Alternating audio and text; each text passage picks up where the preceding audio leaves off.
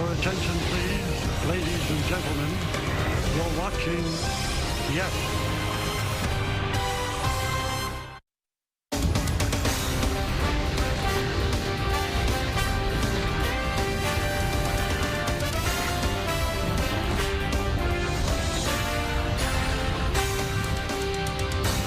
If people say you can tell how the season's going to go by the first hitter of the year, this could be a blast for Austin Wells and the New York Yankees. It was a homer-happy home opener for the Bombers, who are set to turn things up to the max. It's the pinstripe debut for their new southpaw ace. Fried will try to make a strong first impression as the New York Yankees host the Milwaukee Brewers on a Saturday, sunny afternoon in the Bronx. With that victory on Thursday, the Yankees made it 4 straight opening day wins. It's the first time they've done that since a 4-season stretch from 2005 to 2008. They've won their first 2 games in 2 of the last 3 years, so they'll try to make it 3 of 4 today. Hello, everybody, and welcome to the season debut of Yankees batting practice today, presented by Audi. I'm Nancy Newman. For sure, the Yankees made some important additions over the offseason, bringing in all-stars and former MVPs to join the AL Championship team. How fitting, though, was opening day in the Bronx as a couple of homegrown kids gave the Bombers their first sparks of the brand new year. One came on the Yankees' very first swing. Austin Wells, the first catcher to lead off in franchise history, ripped a home run in his first at-bat. In their illustrious past, the Yankees had never led off a season with a home run, but not to be outdone by his buddy. Anthony Volpe joined the early homer party in the second inning, driving a high fly ball out to right field, a solo shot that gave the Yankees a 2-0 lead. It was Volpe's first homer on a pitch of at least 95 miles per hour since his rookie season. Well done. The 25-year-old Wells and the 23-year-old Volpe became just the third Yankees duo, aged 25 or younger, to homer on opening day. It hadn't happened since 1969, when Jerry Kenny and Bobby Mercer did it. After the game, Wells was asked about leading off, and it's our quote of the day, courtesy of Toyota, the official hybrid vehicle of the New York Yankees. That was awesome. It was a really cool experience for myself, not doing it ever, and it was cool to hear the fans and just kind of be the first batter of the season. Austin, the first catcher in Major League Baseball history to hit a leadoff home run on opening day. I mean, you're in Major League Baseball history books. How does that feel? Yeah, someone just told me that like 10 seconds ago, so it's pretty cool. I mean, obviously not playing to break records, but it's pretty cool to hear that. Austin, when Aaron Boone was talking in the interview room, first thing he mentioned was your work defensively behind the plate. It was also the first thing Carlos Rodon mentioned. You know what all the questions were about you when you were drafted on that side of the ball. How much pride have you taken over the years in your defense? Yeah, definitely. It's been really 100% of my focus since being drafted. So just trying to help the team win in every way that I can. But I know that doing that behind the plate is the most important job for me, and helping our pitching staff get through those games, helping Devin get through those at the end there, that gives me more pride than really like a home run like that. How good was that? On to today's starting lineups with a lefty on the mound. Wells slides down to the 6th spot.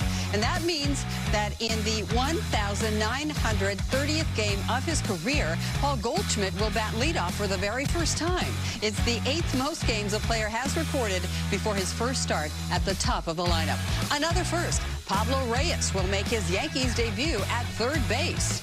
As for the Brewers, Jackson Chourio struck out 5 times in the opener, but he is one of the best young hitters in all of baseball. Just the 3rd all-time to have a 20-homer, 20-stolen base season at age 20 or younger.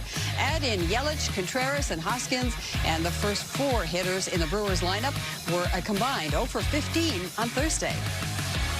That Yankees lineup is completely different from opening day. 1 through 9, no hitter is in the same spot. That includes Trent Grisham getting the start in center field, while Jason Dominguez takes a turn at DH. Earlier, Aaron Boone talked about what went into those decisions. Just once I decided to play Grish today, and with the off day, you know, this would be those times sometimes against the lefty where I'll have Judge DH or I'll have Dominguez DH and just kind of, move that around a little bit. And do you expect Goldschmidt to be there against lefties all the time? No, not necessarily. I mean, it kind of depends. This is, a little unique in who we're facing and how they're aligned and everything. So I actually deliberated a lot on the entire lineup yesterday, most of the day. So it could be, but we'll see. I mean, we could look up in a month or two and somebody else has kind of emerged to become the more natural leadoff spot, but we'll see. You mentioned who you're facing. How would you describe Nestor's time here in New York? Really good. Obviously became very popular for good reason. A great story. I remember him kind of not being that big prospect, kind of that up and down guy, but always impressed us, even in the early days. And then earned his way into the rotation, became an all-star and is turning into having a really good career. But somebody that is beloved by us and certainly our fan base. So hopefully we can make it tough on him today and then he can go off and have a good season. Justin, Brendan. Aaron, in your years when you have an opposing starting pitcher making, a start against his former team, former group, obviously a relatively quick turnaround season to season, who generally has the advantage more often than not? Is it the hitters or the pitcher? Whew. Hopefully it's the hitters. Tough to say. Look, at the end of the day, it comes down to execution. He's a really good pitcher. If he's executing, he's going to make it tough. As hitters, you're trying to capitalize on mistakes and take advantage when you do have a situation. I know when you're facing somebody, the more a hitter faces a pitcher, maybe that helps them a little bit. I don't know, but at the end of the day, it really comes down to execution. Brendan. What was your general feel on Jason's time in left field this spring? Good. I feel like he keeps getting better. I thought his work in spring training was excellent. I thought as the spring unfolded, we really started to see his athleticism, his speed come into play. His routes, I feel like, continue to evolve and get better and better. So my expectation that he's going to be really good out there. We are just getting started on the season debut of Yankees batting practice today, presented by Audi. Up next, a very special guest. Joe Girardi joins the show. We'll get his thoughts on Yankees opening day. Stay with us on Yes and the Gotham Sports app. Yankees batting practice today is presented by Audi, the official luxury vehicle of the New York Yankees. Visit your tri-state Audi dealer today.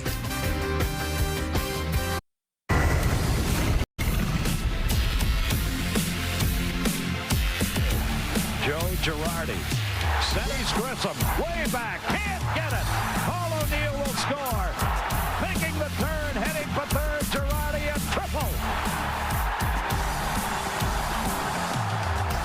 Yes, talk about a moment. Welcome back to the season debut of Yankees batting practice today, presented by Audi. As promised, our Joe Girardi joins us now. And Joe, you have experienced opening day in so many ways. You were in the national broadcast booth on Thursday to call the game, a Yankees win. What are some of your first impressions of the 2025 New York Yankees? Well, I think they're exciting, and I think watching Carlos Rodon pitch, it's the best mix that I've seen him have so far. I thought his curveball was excellent. I thought his changeup was excellent, and he's always had that wipeout slider. So I was really impressed with the way he took opening day and ran with it and threw the ball very, very well. It's a familiar face on the mound in opposition today, Nestor Cortes. And for the Yankees, it's the off-season prize acquisition, Max Fried. He's making his Yankees debut. I want to ask you, what intrigues you most about this matchup? Well, I want to see how Max Fried responds to, coming here to New York. He's been in Atlanta, the last 6 or 7 years. He seems a guy that won't get caught up in the emotions, but sometimes it's not easy. You want to prove your worth, prove why you signed such a big contract. So I hope he can just relax and do what he does, because he's done it at a very high level for a long time. A 3.07 career ERA, and that's really good in the NL East. Meanwhile, how about Austin Wells, Joe? He continues to impress. He bleeds Yankees blue. The Yankees were so hot on him. We remember they drafted him twice. So from a catcher's eye, what are you seeing in Austin Wells? Well, I just think the improvement every year has been impressive, and I think you'll see him have a big offensive year. If you remember last year, he started off very, very slow. He hit about 080 his first 15 games, and he had to play catch-up. But then the next 85, he was fantastic. He was hitting number 4 in the lineup, and I like him in the leadoff position because he'll see a lot of pitches. He does not chase, and he has the ability to hit the ball out of the ballpark, especially in the short right field porch. So, and you're not going to run in front of Aaron Judge very much because you don't want to create an open base for them to pitch around him. So I actually love him leading off. Sounds great. And before we let you go, I want to get your early thoughts about the respective leagues and what is an under-the-radar team that we should be looking out for, first in the American League. Well, I think you're going to have to worry a little bit about Tampa because they're going to get the big 3 back, hopefully, for the whole year. I know McClanahan went down at the end of spring training, but you got Boz is back for the whole season and Rasmussen as well. They only made 18 starts between the 3 of them, and McClanahan didn't make any. The big thing for them is that they're going to be able to score enough runs, and I think they'll find a way to create runs as they've done so often in the past, and I think they'll be in the race till the end. Great stuff. From one of our catchers, we're going to continue with the backstop theme, but we thank you, Joe, so much. We look forward to your call alongside Michael and Paul. Thanks, Nancy. When we come back, it's all about J.C. Escara. As said, we are keeping with the backstop theme. This is a great story. Stay with us.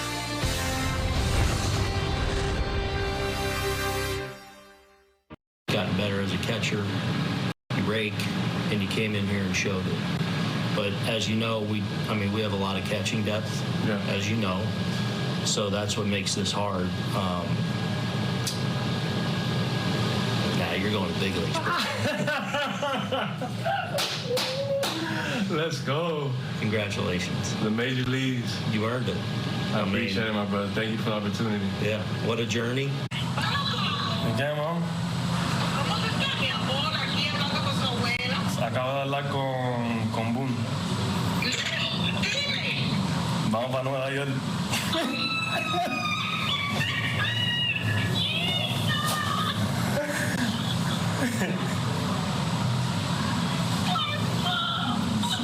Se cumplió el sueño.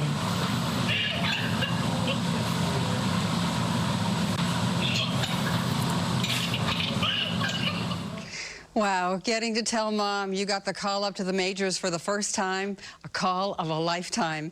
J.C. Escara's story is one of perseverance, a long and winding road for him and his family that has led the 29-year-old to the Bronx. Earlier, Meredith Morakovitz caught up with Escara and asked him about all the attention that comes with the big league life. Yeah, of course. I've, just people are asking me questions everywhere. Yesterday I went on the Today Show. But, it's all part of it. I want my story to get out there. I want to be inspiration to all the kids and everyone out there chasing their dreams. So a part of me, wants that, and, it's happening. You mentioned the Today Show. You were on it with your mother. How cool was that to share that moment with her? Super cool. Just from, the video that went viral with my mom. Just so everyone could see it and see how special that moment was for me and my family. As far as today is concerned, a former teammate, friend of yours, Nestor Cortez, is going to be on the mound for the Brewers. How is that bond between the two of you? We're from the same hometown, Hialeah, Florida. both our parents, both immigrants that came to this country for a better life. So it's special for them to see us both in the big league stage, competing against each other.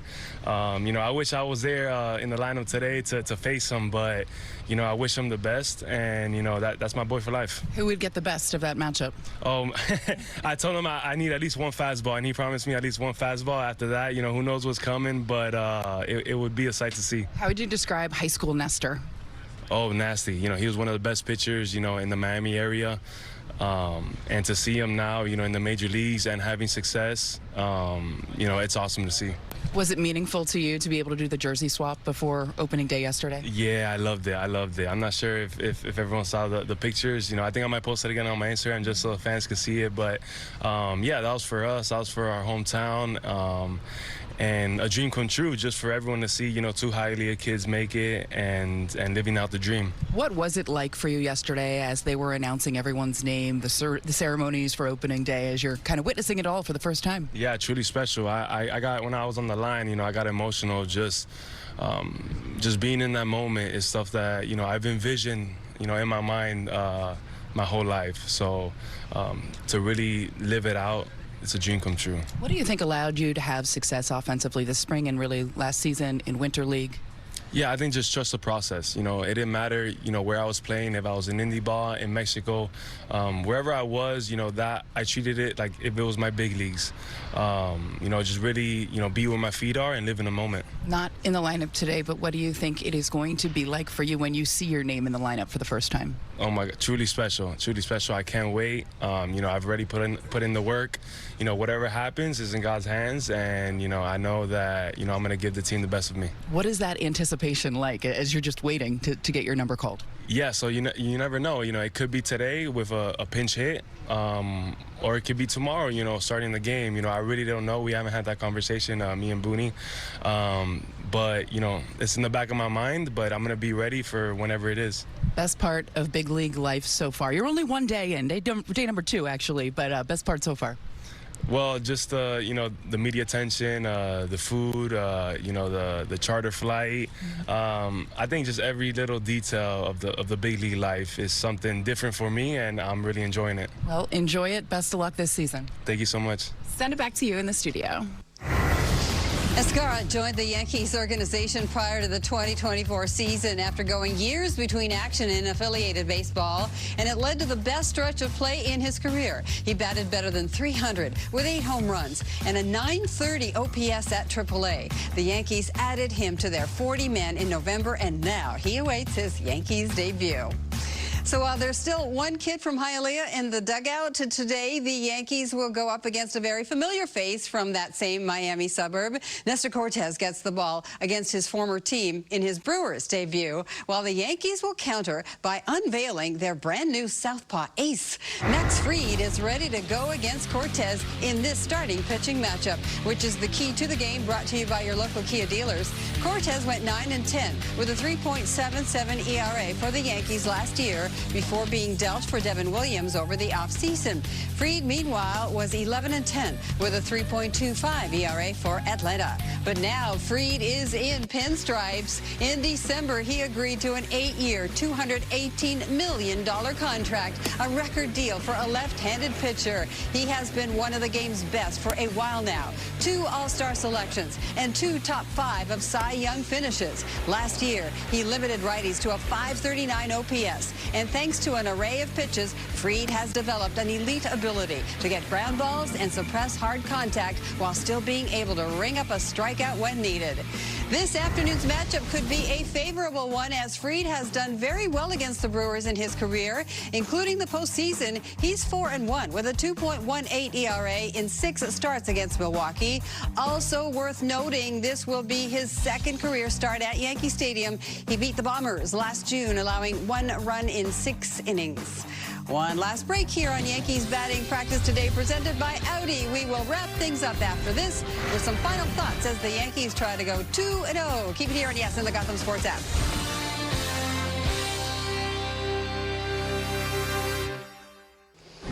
Welcome Welcome back. Time for the injury report brought to you by Montefiore Einstein, the official hospital of the New York Yankees. A couple of notable injuries in the AL East. Orioles shortstop Gunnar Henderson began a rehab assignment last night, but the Rays will have to wait a little longer for Shane McClanahan.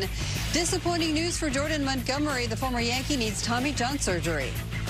Earlier, we mentioned Paul Goldschmidt will bat leadoff for the Yankees this afternoon, including the postseason. He has 31 home runs against the Brewers in his career, second to only Andrew McCutchen among active players. If Goldschmidt can homer today, it would be the Bombers' first by a first baseman since July 31st of last season. Some other things to look out for. Bryce Terang won the National League's Platinum Glove last season after leading the league with 22 defensive runs saved at second base. William Contreras did well against the AL East last year, but the Yankees have also had success against the Brewers recently, outscoring them by 24 runs over their last 3 meetings, all wins, including Thursday's, where Austin Wells became the first catcher in history to hit an opening day leadoff home run.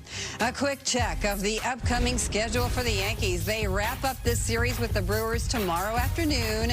Coverage beginning at 12:30. The Arizona Diamondbacks, visit the Bronx for 3 games to finish out the first homestand of the season. Then it's the first road trip. 3 games in Pittsburgh, 3 in Detroit. That does it for the season debut of Yankees batting practice today, presented by Audi. Our next BPTV comes your way tomorrow at 12:30 p.m., and I will see you then. Right now, our game day coverage rolls on. It's game 2 of a 3-game season opening series in the Bronx. Nestor Cortez for the visitors, Max Fried for the home team. We set the scene. It is that time. Oh, yes, time to hand off to the very best pregame in the business. Next on Yes.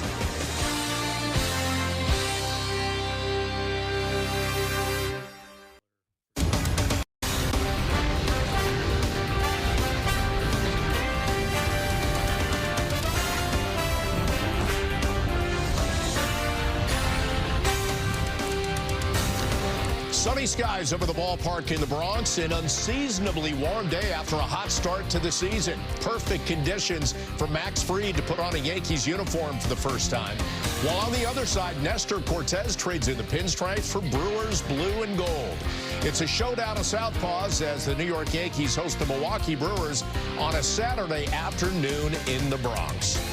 And it is great to have you with us on the FanDuel Yankees pregame. Bob Lorenz, John Flaherty, Jack Curry with you. Game 2 of the season. We've got a great pitching matchup right out of the chute here. We got the battle of the 2 lefties coming up. Let's get our Hyundai opening comments. Yeah, Bob, I'm glad you mentioned left-handers because there's going to be a lot of left-handed conversations this afternoon. You have Max Fried making his first start as a New York Yankee at Yankee Stadium. Nestor Cortez, the left-hander, coming back to face the Yankees offensively. And there's also going to be a lot of conversations early this year. How will the Yankee lineup do against left-handed pitching? We saw in Game 1 the Brewers really deploying their left-handed relievers, trying to negate all the left-handed hitters in that lineup for the Yankees. So until the Yankees figure out a right-handed bat, maybe that they're going to bring in, left-handed pitching is going to be trying to dominate against this lineup. It's something that the offense has to solve, but from the pitching side, I want to go back to Max Fried because the Yankees invested $218 million in him. It's the most that any team has ever paid a left-handed pitcher, and now the Yankees start to get the dividends from that. When a pitcher goes out there and makes everything look smooth, they call it free and easy. The Yankees want today to be freed and easy. They want that pitchability that he exhibits. When to throw a pitch, knowing what pitch to throw, those are the things that Fried excels at. I think the Yankees are really excited to have him at the top of the rotation. All right, let's find out what's happening at the stadium right now. Meredith Marakovich standing by with the Clubhouse Report, brought to you by your local Ford stores. Meredith, let's stick with the pitching matchup. And then for today, it's Nestor Cortez showing up to his old home, but going into that other clubhouse. Bob, I saw him yesterday, and I have to admit, he looked a little different in that Brewers uniform. It just didn't look right. He called Yankee Stadium his home for parts of 5 seasons, and as we know, he had an unbelievable year in 2022, was an all-star that year. He really was loved by his teammates in that clubhouse, and it was also a little odd, Bob, when I walked into the traveling secretary's office, Ben Tulibitz, there used to be a Cuban flag and a little Cuban coffee station. Well, no more Nestor Cortez, no more coffee station, so that change has been made as well. As far as Nestor is concerned, I did catch up with him yesterday and asked him just how bizarre it was to walk into this stadium and have to go into the visiting clubhouse.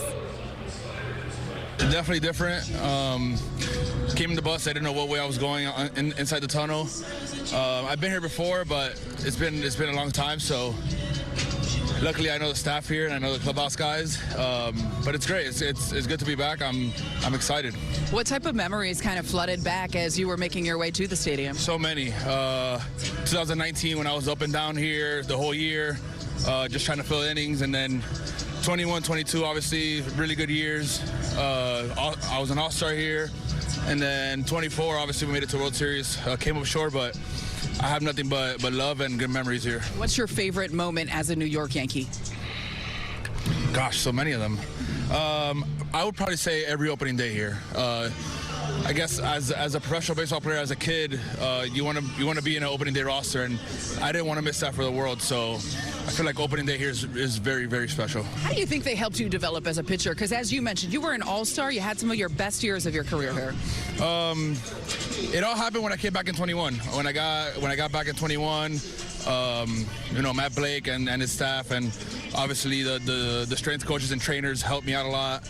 I just found myself. I started to throw harder. I developed the cutter better, and I learned the sweeper. So a combination of a lot of things, and just having fun out there and trying to compete is what really made me. You're getting the ball in game 2. You know that lineup over there, even though there are some new additions, very, very well. How much have you been thinking about how you are going to navigate through that lineup?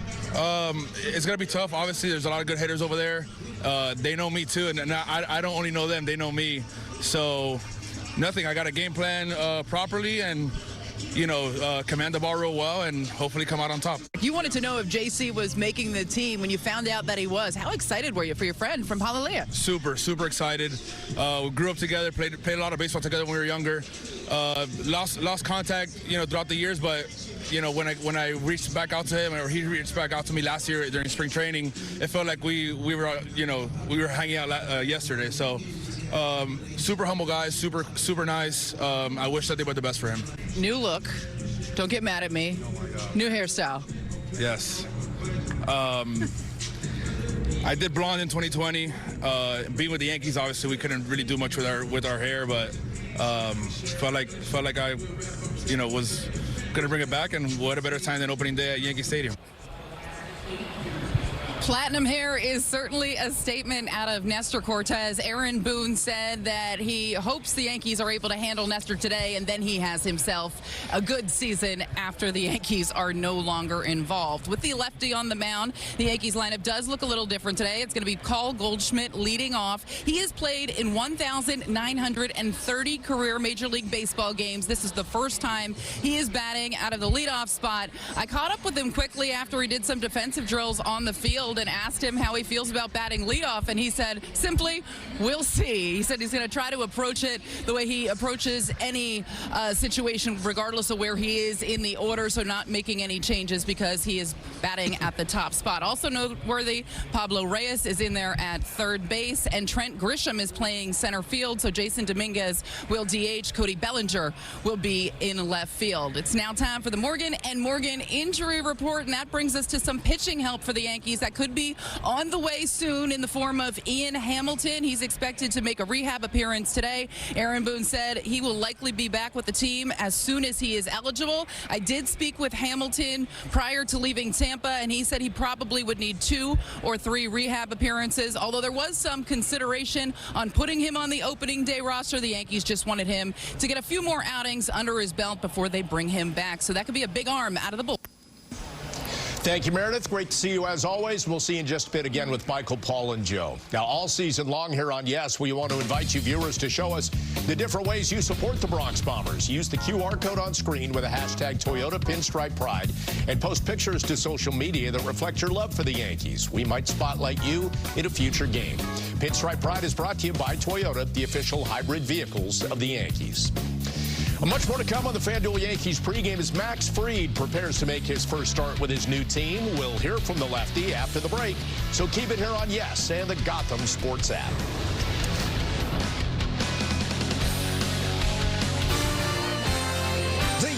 pregame show on Yes is presented by FanDuel. All FanDuel customers can win a share of $500,000 in bonus bets if your player hits a home run this opening weekend. The Yankees pregame show on Yes is brought to you in part by the Hyundai Getaway Sales Event. Deals so right, it almost feels wrong. Only at your local Hyundai dealer. It's time for the pregame odds segment, presented by FanDuel. It's game 2 in the Bronx, and the Bombers will try to make it back-to-back wins out of the gate. For a same-game parlay today, let's go with Aaron Judge and Cody Bellinger to each drive in a run, and over 5.5 strikeouts for Max Fried in his Yankees debut. That parlay would hit at a plus 895. All FanDuel customers can win a share of $500,000 in bonus bets if your player hits a home run this opening weekend. Back on the FanDuel Yankees pregame, where it will be Max Fried's Yankees debut. He's a 2-time All-Star and a 3-time Gold Glove winner, one of the best ground ball specialists in the game, and he leads baseball with a 2.81 ERA since 2020. Meredith Marakovitz had a chance to sit down with the newest Yankees southpaw. Max, how much are you looking forward to making your pinstripe debut in the Bronx? I'm really excited. Being able to put the pinstripes on in Yankee Stadium. I mean, the Yankees are a storied franchise. It's the same uniforms that have been worn from the beginning, so they're iconic, and I'm excited to be able to put them on. You talk about it being a storied franchise. We've had a lot of players here at spring training coming back to talk to you guys. You're able to pick their brains, like a Roger Clemens, Andy Pettitte. How valuable has that been for you so far? It's been incredible, just being able to pick those guys' brains. They did it for so long, and it's not a coincidence that they had the success that they did. So to be able to take in as much information as I possibly can, it's been a blast, and I'm excited to just get into the weeds more, and I feel like it's only scratching the surface. Anything they've said to you so far that's really clicked? I think it's just more base level stuff, getting to know each other, what they thought about going into a start, how they went about things, and just trying to pick their brains as much as I can and see if I can take a thing or two just to implement into my game. You've had success elsewhere, obviously, but what are your expectations personally this year? Go out and win as many games as I possibly can. Just if I take the ball, that I want to be able to make sure that we have a really good chance to win that day, and I'm keeping the team in it. Just be able to, string together a few hits, get some runs, and at the end of the day, if we win, I did my job. You look at this rotation as a whole, it has obviously taken some major hits. No Garrett Cole for the season. Luis Heel out for the foreseeable future. How do the rest of you guys go about trying to pick up that slack? Just handle your business. At the end of the day, you can only control the day that you pitch, and every time you take the ball, it's about keeping us close. So, we've got some really talented guys, and some young and some older and with some more experience that know what to do in those situations to be able to be best prepared to go out there and win that ball game. Do you have any game day, start day superstitions? I would call them a little bit more routines than superstitions. I think early in my career there were probably superstitions where if I didn't do it, I would think that the whole start was going to fall apart. But now it's just more things that I like to do just to create some sort of routine. But if I don't get to them, or if I got to make an adjustment, I'm not sitting there freaking out about it. When you first signed with the Yankees, you were excited about working with Matt Blake and kind of diving in even deeper to your repertoire. Have you tweaked anything already this spring that you think is going to help you in this upcoming season? There have been some adjustments that we've been making, some things that I've been working on. Hopefully it turns into good results, but I'm excited to kind of see how things go. Where do you think the ceiling is? Because you've had a ton of success, and the fact that you believe there's still more there, where is that ceiling for you? I don't know.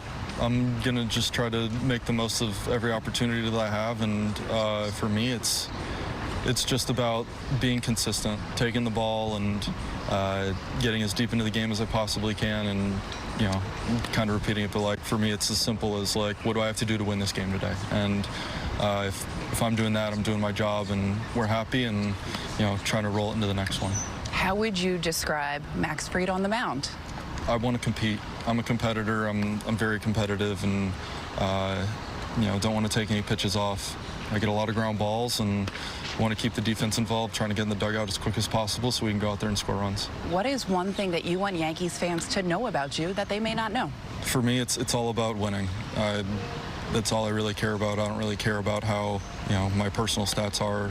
At the end of the day, it's a team game. I've got a lot of people that help me have success because, you know, I just throw the ball and then the ball goes in play, and I've got a lot of teammates behind me that make the plays. But I hate to lose, and I want to go out there and I'll leave everything out there, just try to win the game.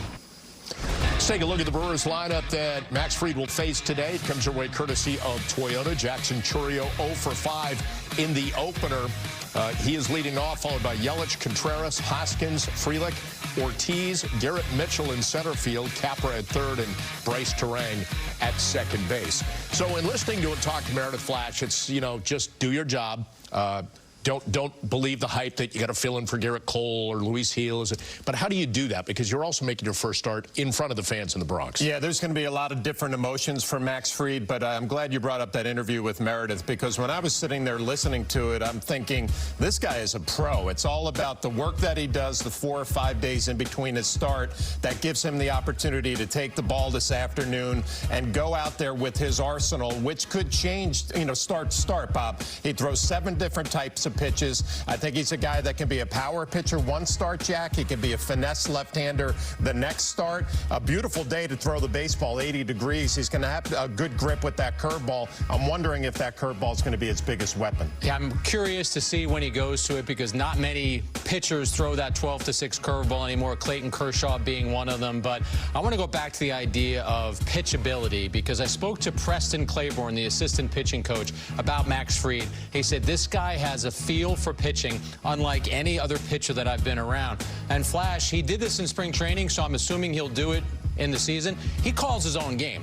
He's got the pitch comm on his hip. He's pressing the buttons. He might look into Wells for location, but that's how much he's in command, Bob. He wants to call each pitch. All right, so Flash, take us in the batter's box, because you mentioned the curveball. It's so unlike a lot of other guys, and it's going to start top of the zone and then drop on you. What are you seeing there from Max Fried that's so different from a lot of pitchers? Well, Bob, I think the first thing that you mentioned is that as a hitter who walks up to the plate, you always have it in the back of your mind that 12-6 curveball is coming at some point, and that is a huge advantage for Max Fried and Austin Wells behind the plate, because you can find some opportunities where you're expecting a curveball, a 2-strike count for a strikeout, and he has enough velocity you can sneak the fastball by a hitter. So I think just knowing that he has that pitch is going to work to his advantage. Again, I'm curious to see what the mix is going to be. It's going to be fastball, curveball, changeup, fastball, sweeper. He's got a cutter. He's got a sinker, Jack. He's got it all, but I think at some point you got to recognize in the bullpen, what do I have today, this afternoon, that's going to help me win this game? You know better than anyone. You want to get hitters out, you have to figure out a way to deceive them. Max Fried knows the art of deception.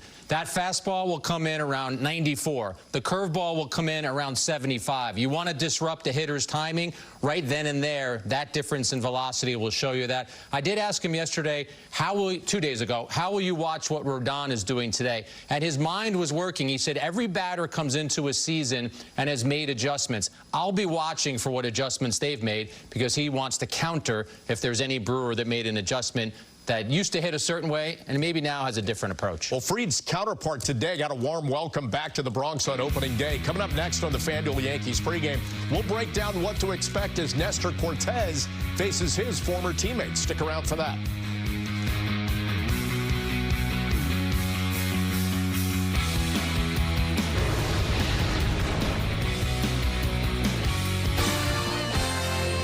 The Yankees pregame show on Yes is brought to you in part by Cadillac. Spring is the season for new beginnings, and it's the best time to get behind the wheel of a sophisticated new Cadillac SUV. Visit your tri-state Cadillac dealer today. The Yankees pregame show on Yes is brought to you in part by Memorial Sloan Kettering Cancer Center.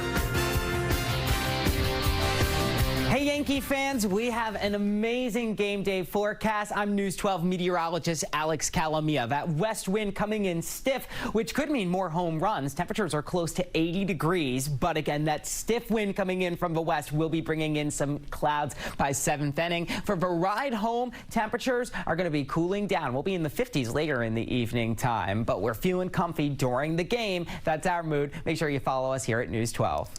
Alex, thank you. Let's check out the Yankees lineup brought to you by Toyota. And again, Meredith alluded to this. Paul Goldschmidt leading off today, followed by Bellinger, Judge, Jazz, Volpe, Austin Wells catching. He's in the 6th spot now. Pablo Reyes getting his first start at 3rd. Dominguez, the DH, and then Trent Grisham will patrol center field. So Flash alluded to this earlier, the fact that the lineup does look very different against a lefty with Goldschmidt leading off for the first time ever. Goldschmidt in the leadoff spot, Bob, and a quick lesson for all you young reporters out there. Sometimes the obvious question gets you the best answer. I was interviewing Aaron Boone on my podcast, Yankee News and Views, and I referred to Goldschmidt as a middle-of-the-order hitter. And he said, hold on, wait a second.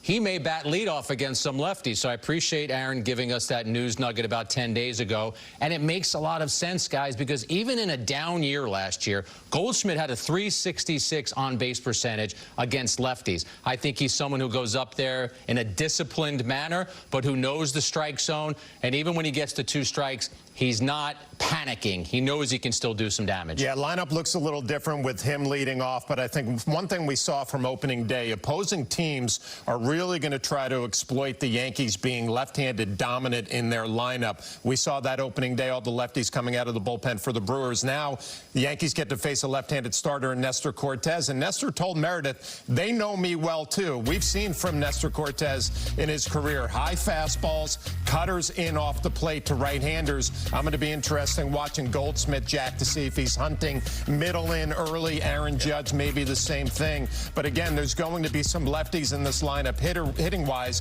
you know, you have Bellinger, who will give you a good at-bat against the left-handed pitcher, Nestor Cortes. So something that everybody's going to be talking about early on. Can you exploit the Yankees with left-handed pitching? We'll see today. All right, we'll find out in just a few minutes. One last break on the FanDuel Yankees pregame. We're going to wrap things up with some keys to the game and final thoughts. So don't go anywhere.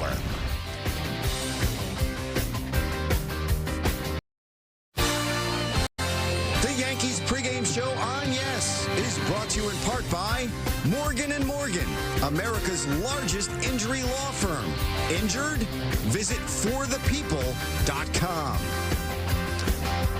Hall of Famer CC Sabathia throwing out the first pitch, connected to both the Yanks and the Brewers. And Jack, let's make sure he goes to the top of the mountain because he made you do that once. Yeah, he did, and he made David Cohn and I laugh before we did that. But you know CC's going to follow up what Pettit did yesterday and just throw a nice, easy strike. Both of those pitchers with more than 250 career wins, and we were fortunate enough to have CC on the night that he got into the Hall of Fame. Congrats again. Yeah, no doubt about that. All right, so we're getting ready for the keys to the game as we get it ready to go out to the stadium. What do you got? Yeah, my key to the game is that a lot of the Yankee hitters are going to be in this dugout, and they're going to be saying, we got to find a way to get some good swings against the lefty Cortes. So you're probably going to be looking at Goldschmidt and Aaron Judge, the 2 big right-handed hitters in the lineup for the Yankees this afternoon. Can they get an at-bat in a big situation to drive the ball really to make a difference in this game? And I'm going back to Max Fried. I think he needs to max out today. And by that, I mean at least 6 innings. The Yankees need 18 outs from their starter. They're going to win a lot of games with their bullpen this season, but in a conversation I had with Aaron Boone a couple of weeks ago, he said, yes, I'm going to go to the bullpen often, but you can't wear your relievers out. You need some durability from your starters. Fried is one of those guys who can give them length. Thank you for joining us on the pregame show. After a break, it's Michael, Joe, Paul, and Meredith with a call. We'll see you on the postgame. Enjoy the ball game, folks.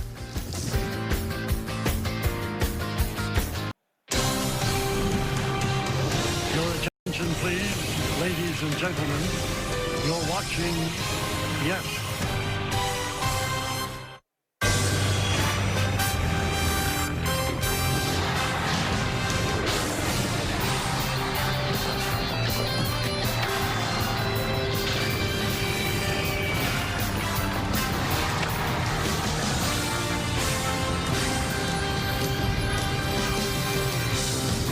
It is a summer-like day here at Yankee Stadium, a gorgeous day for a ball game, and a great day for Max Fried to make his Yankee debut. First time he dons the pinstripes here in the Bronx, and he'll get the start against Milwaukee.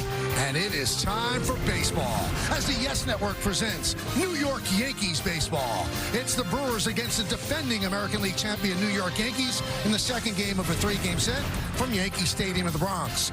Opening week, presented by PNC Bank. Hi, everybody, and welcome to Yankees Baseball, along with Paul O'Neill and Joe Girardi.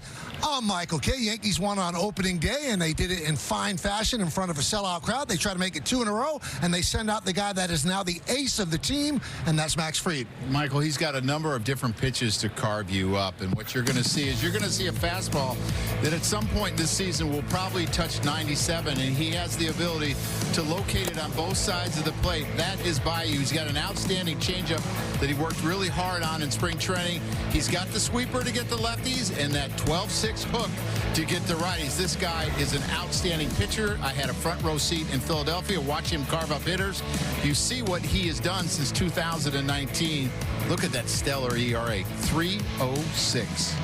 Well, in the first game on Thursday on opening day, the Yankees got just enough offense to win, and right in the middle of it, 2 youngsters who are really good friends, and they contributed home runs. Well, you always want to get off to a good start, and you're going to wonder who is going to be part of this offense. Well, you got a catcher leading off. Why? Well, because he goes deep. First time in Major League history out in the stands. Got their fans going, and Anthony Volpe, you just hope that he continues to progress and become the player that the Yankees think he is. I mean, these are 2 guys that can add a lot to this Yankee offense. Well, for Wells' first opening day leadoff home run in Yankees history, and for Volpe, second youngest shortstop behind Derek Jeter with an opening day home run. So good company for Anthony Volpe. You know, Aaron Judge used to be a young Yankee. Now he's a veteran. He's the captain. And he had a big hit on Thursday. He's got big aspirations for the upcoming season. Meredith Marakovich talks with the captain next.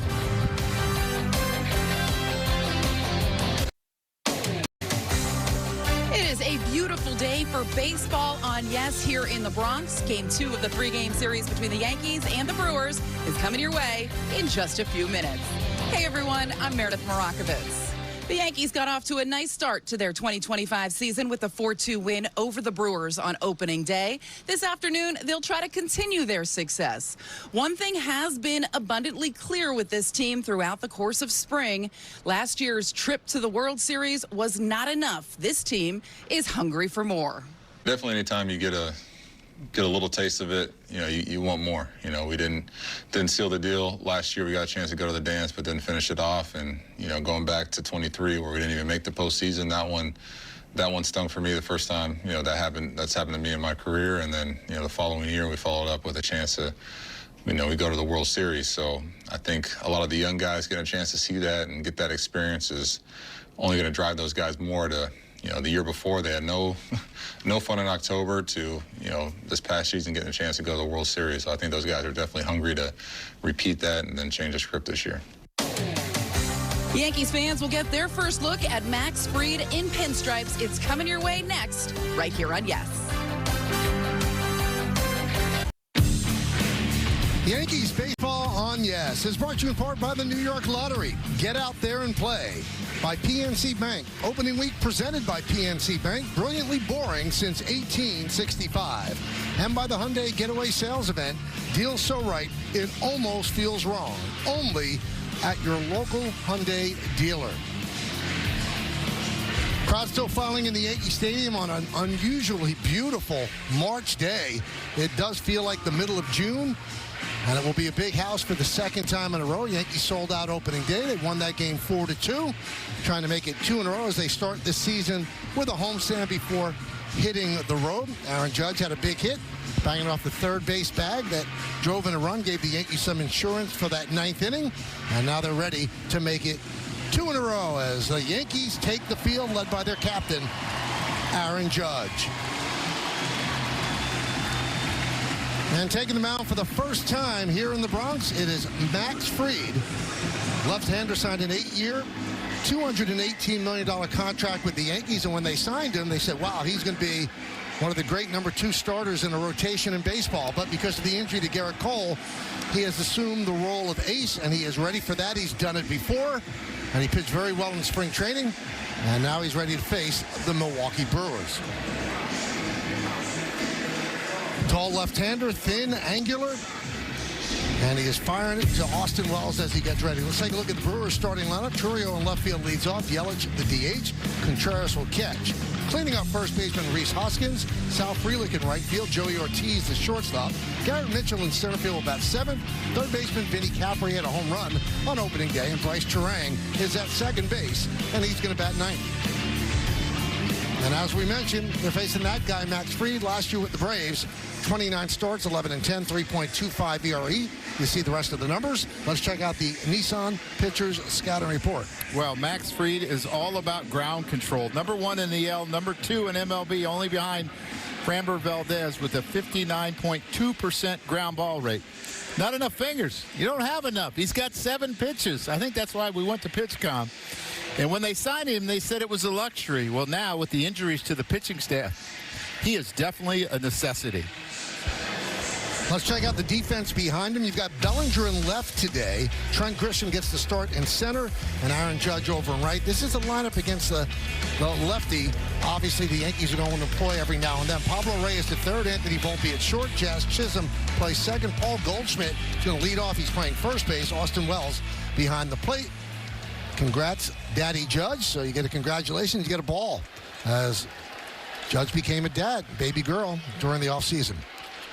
Churio's ready. Fried is ready. Let's do it here in the Bronx. First pitch is grounded back to Fried, an outstanding fielder. 1 pitch, 1 out.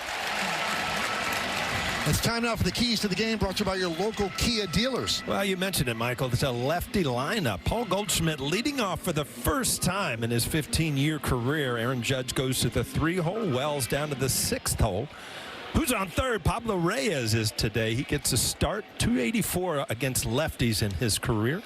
And getting to know you, new faces, different team, which is always fun to see how this Yankee team is going to come together and mesh and what type of year it's going to be. 1-0 count on Christian Yelich.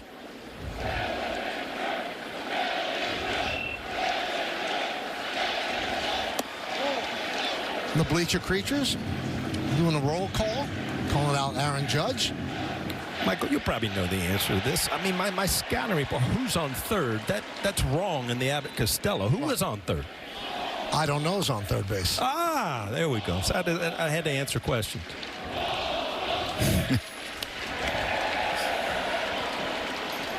One of the reasons the Yankees shut down Milwaukee opening day, as you look at their top 3 hitters, they were 0 for 13 with 7 Ks.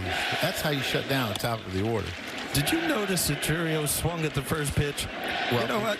You strike out 5 times. You want to see something hit the bat early just to get it out of the way. Home plate umpire is Tripp Gibson. Let's see what he's about. He's pitcher friendly. Calls more inside strikes on lefties, more outside strikes on righties. Tripp in his 13th big league season. Here's Contreras. Considered by many to be the best catcher in the majors. That's how good Contreras is.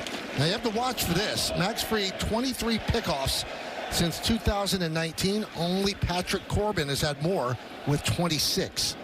Yeah, Milwaukee was second in baseball with stolen bases, 217 last year and 259 attempts, almost 84%. So they're very efficient as well as very aggressive. It's nice having those left-handers on the mound, though, that can control that running game a little bit. And you have one with a really good move as well. It's hard to run on him. I mean, there had to be days when you felt like he had a day off as a catcher with Andy Pettitte out there. He had an unbelievable pickoff move. You just knew you weren't going to be challenged a lot running. 0-2 on Contreras. He was 0 for 4 on opening day. Contreras finished 5th in the National League MVP voting last year. 2-time All-Star, 2-time Silver Slugger winner.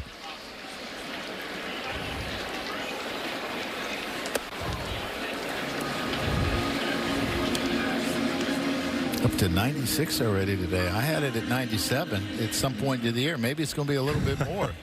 Might be opening day, huh?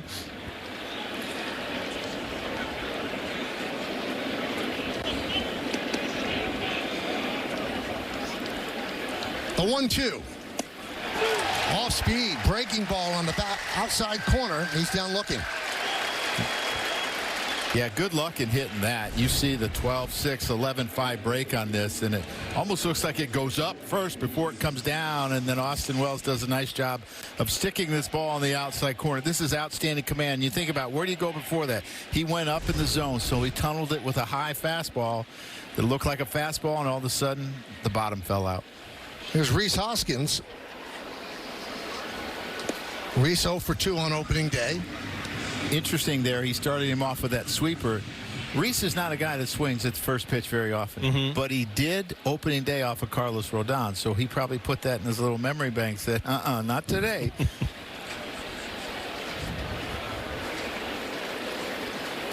Line drive right at Volpe, and that'll do it here in the top of the first. No runs, no hits, no errors, and one man left. Milwaukee nothing, and the New York Yankees coming to bat. Well, a little bit of a different Yankee starting lineup today, and different for Paul Goldschmidt. First time in his career he will ever lead off. So he's leading off. Bellinger bats second, Judge third. Chisholm's cleaning up. Then it's Volpe, Wells, the newest Yankee Pablo Reyes. Jason Dominguez will DH and hit eighth. And batting ninth and playing center field, it is Trent Grisham. Now, you know the guy on the mound that they're going to face. If you're a Yankee fan, you're very familiar with Nestor Cortez. 31 games last year for the Yankees, 30 starts, 9-10, 3.77 ERA. Well, let's check out the Nissan Pitchers scouting report.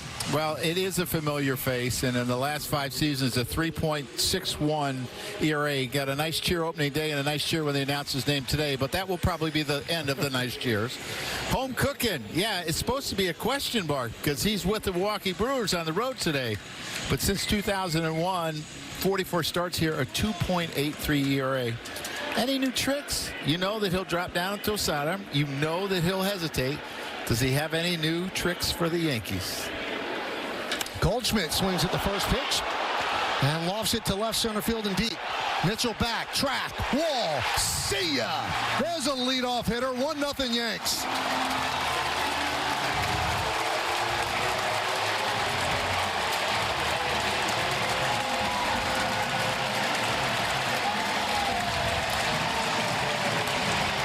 Paul Goldschmidt, first of the year. I mean, you look at opening day, Austin Wells right out of the chute. Kind of a awkward leadoff hitters for both of them. Home runs right off the bat. I know one thing. If I don't have a hit yet, I'm going into Aaron Boone's office tomorrow morning early. Wow.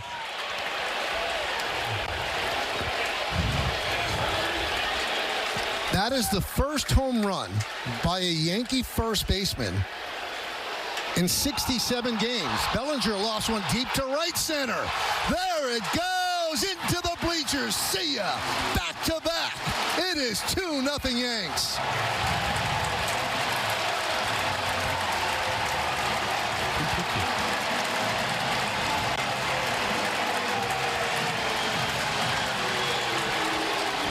Clay Bellinger, he checked one of the boxes. Always want to get that first home run out of the way. I mean to tell you, 2 pitches, 2 home runs. So much for working the count. I got to believe I might be throwing a ball here. Just you might want to put a wrinkle in one of them. The fastball's not getting by him. That one's driven deep to left field. There it goes. See ya. Back to back to back. 3-0 Yankees.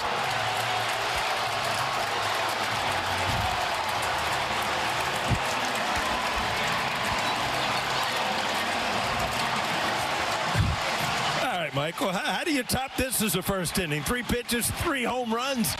The Yankees on fire here early.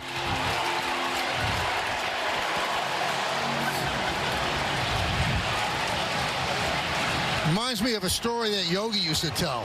Whitey Ford was on the mound, and he gave up like 6 straight hits on first pitches, and Casey Stengel came out. He said, what kind of stuff he has? I haven't caught it. I don't know. Well, there's Goldschmidt. Fastball out over the plate, and Nestor does like his fastball, but up in the strike zone, you're going to get a lot of 5 balls. Warm day, the ball's carrying. And here's another one. Clay Bellinger, he catches up to 1-2. And this next fellow, Michael, we've been seeing this now for 10 years. Aaron Judge just crushes one. It's got to be so hard. And Joe, you've caught guys that have been parts of organizations, and then they get traded or end up somewhere else, and you end up pitching against your former team, your friends. It's just got to be hard. Yeah, they have taken his aggressiveness with the hard stuff. I mean, he threw a cut fastball to Aaron Judge, but they were ready to hit from pitch 1, and it's back to back or belly to belly, to back. First time in Yankee history leading off a game with 3 straight home runs on 3 pitches.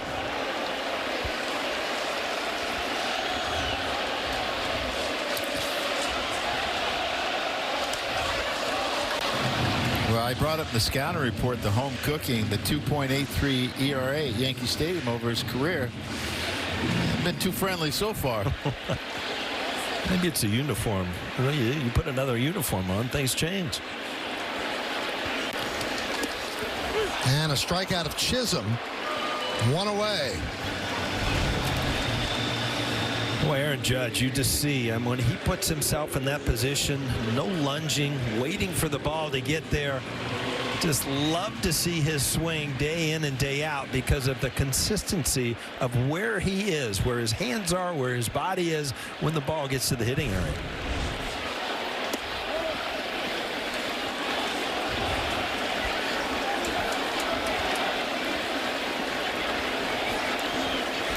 Want to know on Volpe? You know, talking to Boone in spring training, he was talking about Nestor getting the start. He said it's going to be interesting to see if Nestor can control his emotions and his command right out of the box because he's going to be so jacked up about being back at the stadium. Yeah, I always think it's difficult coming back to face your old team, or whether you're a hitter, pitcher, whatever you want, because you want to do well so bad that you end up trying too hard. Right.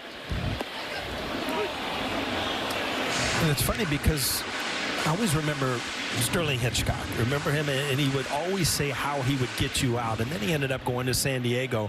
And you remember this. I mean, he as a pitcher, you watch teammates and you think you know how to get him out. Right back to Nestor. 2 away. Well, there's one of the better home run hitters that this game has ever seen. The first one of the year. Yeah, and you remember the March and April that he had last year where he struggled so mightily. He's got a double opening day with an RBI and now a home run. I think it's really important that he gets off to a good start. Just with the changes that have been made, relying on some of the younger kids, some pitching issues that they're going through, he needs to be big this first month of the year until they start to get some people back.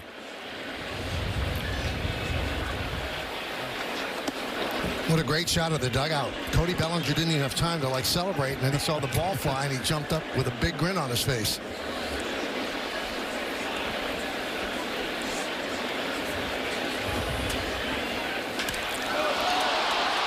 Fly ball left field. Churio back on the track at the wall. They've done it again. 4 first-inning home runs, and the Yankees lead 4-0.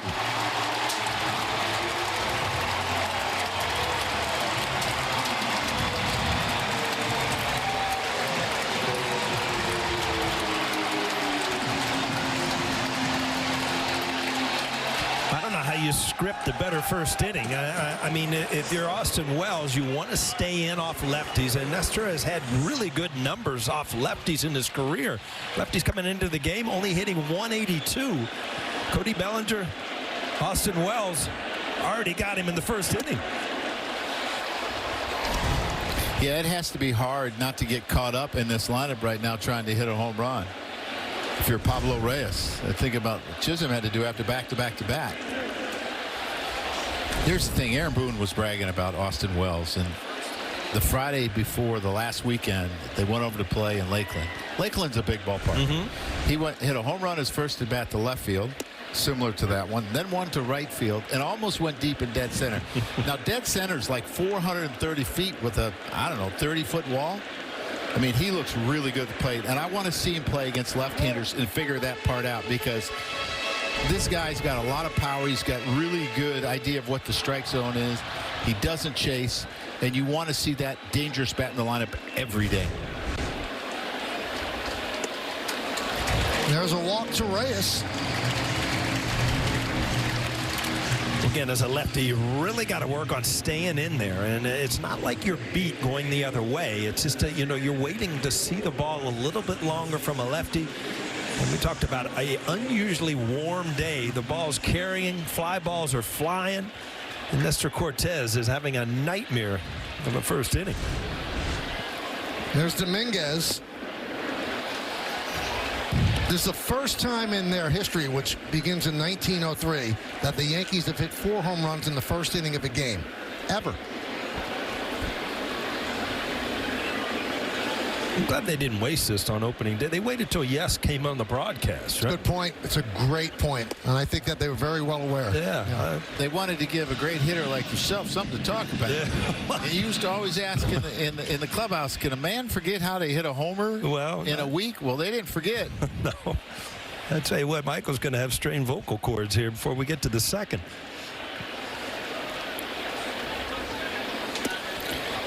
You never know what to make of spring training numbers, right? The Yankees played 33 games. They led all of baseball in home runs with 59. Aaron Judge only hit 1, so there are a lot of other people doing a lot of damage. Well, we've seen that so far in the first 2 games. Well, Nestor is really laboring. He walks Dominguez. So 4 home runs, 2 walks, and Grisham will come to the plate. There's no action in Milwaukee's bullpen. Oh, you're already looking at his 26th pitch coming up. He's given up 4 home runs. I mean, this is where you've got to step off the mound, and you really haven't even seen a mound visit.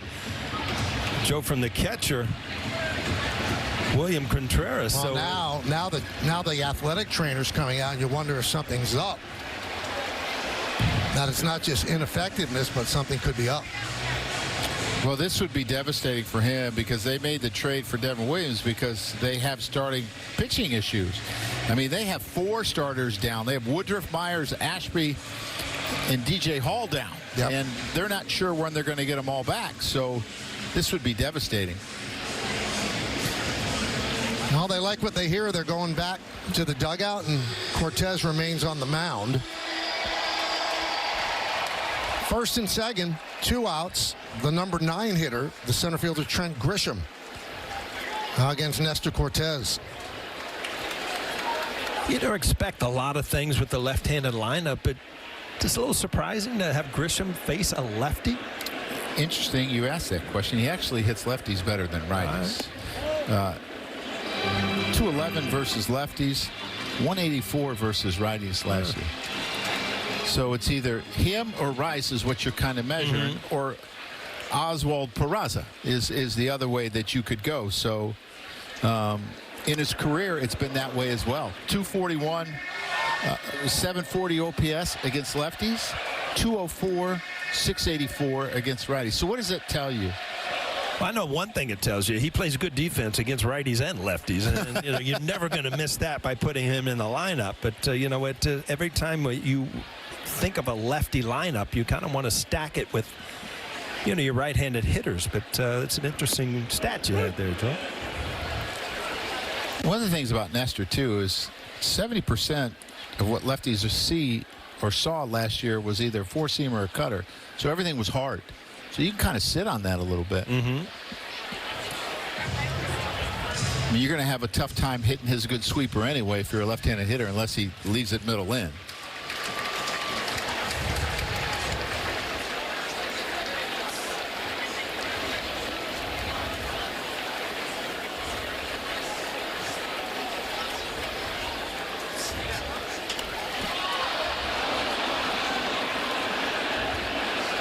Still 1-2. Game time weather presented by Bigelow, the official hot tea of the Yankees. They're hot.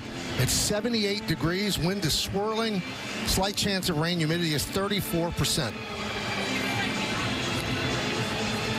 How'd you dial this up, this 75-degree day? I brought it on the plane yesterday from Florida. You kind of like it. I see.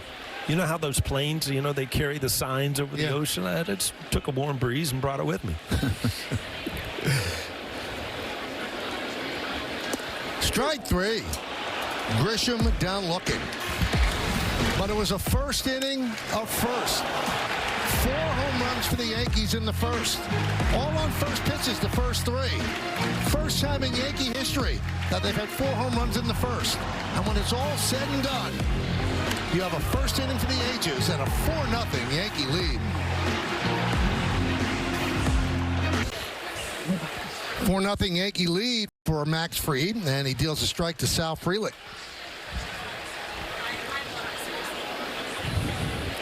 Kind of hard to digest what just happened. Wow, I'm kind of scratching my head up here, and it was like Nestor was not going to get away from his fastball, which he does use it a lot. This is a little jam shot that kind of find the right spot. Milwaukee, they do run well, so it does put pressure on any kind of play like this. Anything on the defensive end of the ball, it's got to happen quick. He goes for the bare hand. So it just go off the palm of your hand. Looks easy in slow motion, doesn't it? Well, Max Fried was having to determine could he get to it. He was hoping that he would get to it. That was really the only chance that they had. And he had to change course a little bit. By that time, it's too late. Joey Ortiz came over from the Orioles in the deal for Corbin Burns. And he's the shortstop now, with Willie Adames having signed a free agent contract with San Francisco.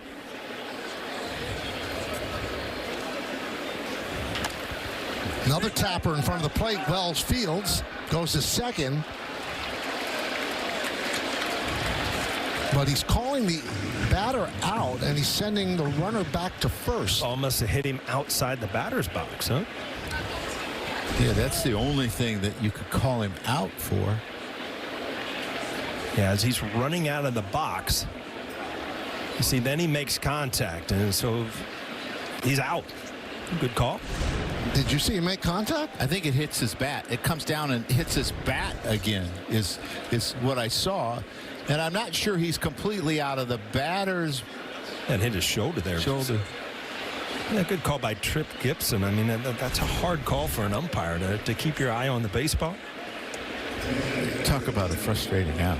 Yeah. Oh, Lord.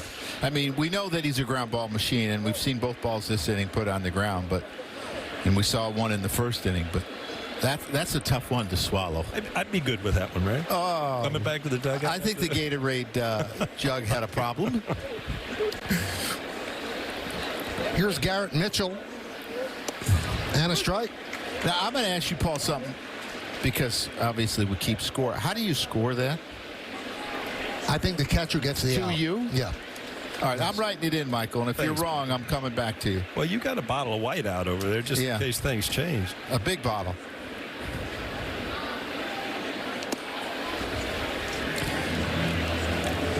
Well, the book on Max Fried is he gets soft contact, and you need people that are going to field the ball behind him, and he's gotten soft contact so far today. The only hard hit ball by Rhys Hoskins, the line drive to Volpe. He's going to get ground balls. He gets weak contact, a lot of top balls, so a lot of times you want, maybe your third baseman to shorten up a little bit when a right-handed hitter's up because of that.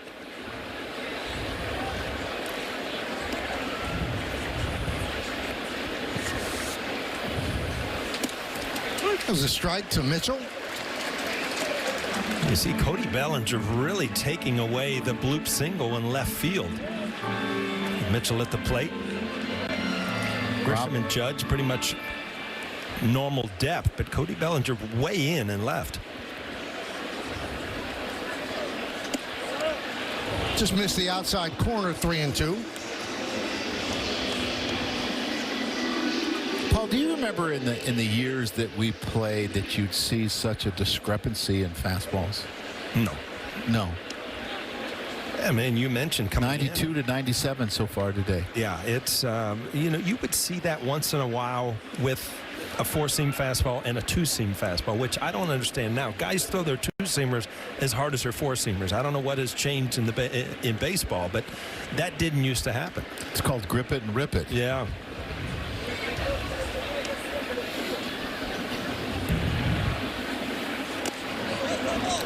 Did he get his hand or the bat? And they're saying he got his hand.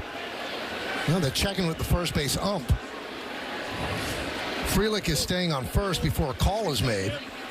Yeah, this looks like Aaron Boone thinking this is a possible swing. And, if the bat gets through the hitting zone, whether it hits you or not. We'll have to watch a replay here. Now he is going to take first base.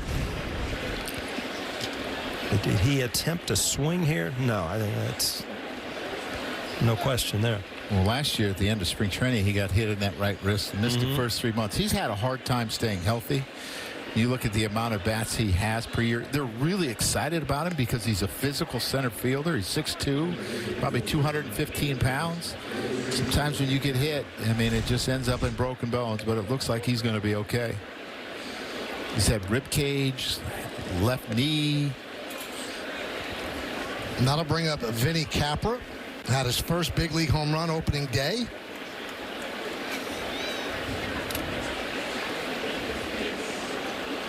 And despite the home run being hit in the visiting ballpark, the Yankee fan that caught it gave him the ball and was rewarded with a signed baseball and a signed bat.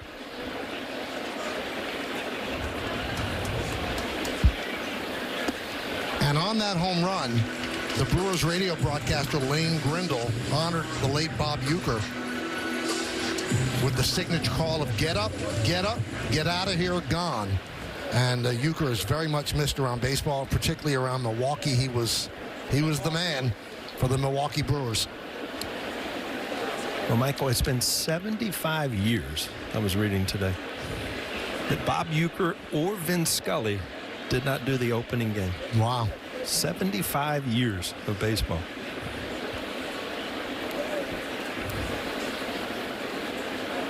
One. Capra lines it the other way, foul.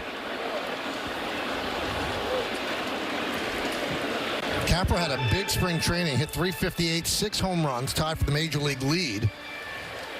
And then said, you know, it's not a fluke when he did this on Thursday. Yeah, high fastball. Rodon got the ball up in the strike zone. And again, he earned a job. He's a hope that, you know, as a manager, Joe, you've seen this. You know, you have a great spring training. Sometimes it doesn't correlate into a great year, but got off to a good start with a home run on opening day. Up the middle and through for a base hit. Frelick rounds third. He's coming home. Grisham flips the ball into Volpe. It's an RBI single for Capra, and it's 4-1 Yanks. Well, it's an important inning for the Milwaukee. Obviously, 4 home runs in the first inning to try to bounce back. This is a breaking ball that does not have a lot of bite on it and just kind of stays up in the strike zone, lined right back up the middle. Milwaukee gets their first run.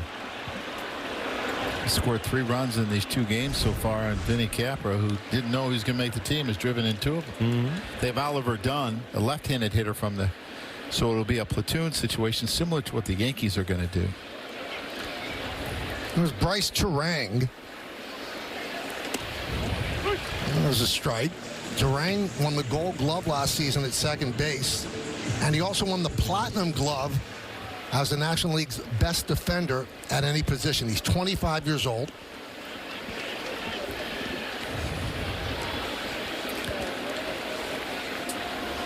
You like some of these names, Paul. So Sal Frelick won a Gold Glove in right. So Frelick and Turang became the first Brewer teammates to win Gold Gloves since 1979. Cecil Cooper and Sixto Lescano. I remember them both.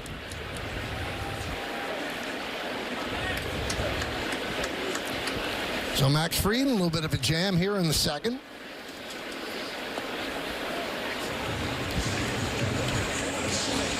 Max Fried, to me, was a little bit different in spring training from what we've seen in the past to left-handed hitters. He was a guy that never threw his changeup much to lefties. He threw a ton of it in spring training and had a lot of success. Lefties hit him last year, which is really unusual, so he's trying to change some things up. Haven't seen a whole lot today, though.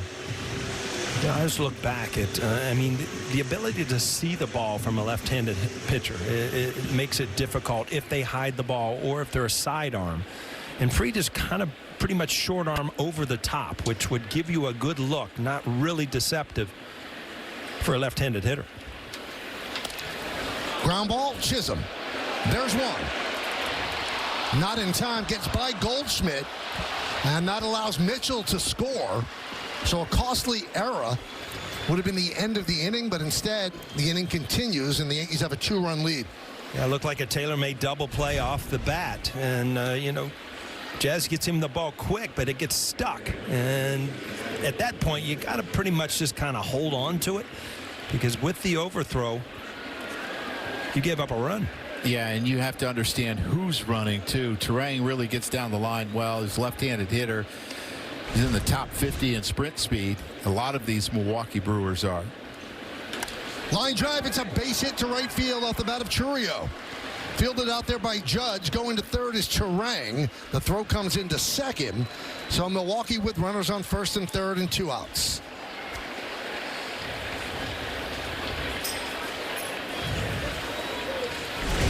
Well, you've had some soft contact, but then you've had some hanging breaking balls that are getting hit hard. This ball, again, another breaking ball that just kind of hangs up in the strike zone. And a good job to line it the other way. You know, as a catcher and a manager, I always loved when our teams had big innings. Mm-hmm. But you worry when pitchers sit for a long time. Right. Do they come back and just, because they want to get in a rhythm where they're out there every 12, 14 minutes, and all of a sudden you sit for a while. Somewhat of a long first inning, even though there were a lot of first pitch home runs. A lot of times they don't come back as sharp. You know, it's funny because you have so much emotion coming into the game. Obviously, it's opening day. You're a new pitcher to a new organization, and then you have that bottom of the first that just you just kind of lose it for a minute. And remember, you know, now it's 4-2, and you've got some big pitches here with 2 outs. Well, it would be hard not to get caught up in the offense. Yeah, right. Where you want to stay focused on what your job is. Christian Yelich takes a strike. He walked in the first inning. He was 0 for 4 on opening day. Was having a good year last year until a back injury in late July. Had to have season-ending surgery. 33 years old. 13th big league season. What about left-handers that could do what he just did there, run the ball in on you? I just was shaking my head because that's a pitch as a lefty you just cannot handle because it just keeps running in on your hands. The only thing you can do is open up and pull it foul, and you don't want to get a habit of do that. See, that ball just chases you inside, and you're just beat. There's nothing you can do.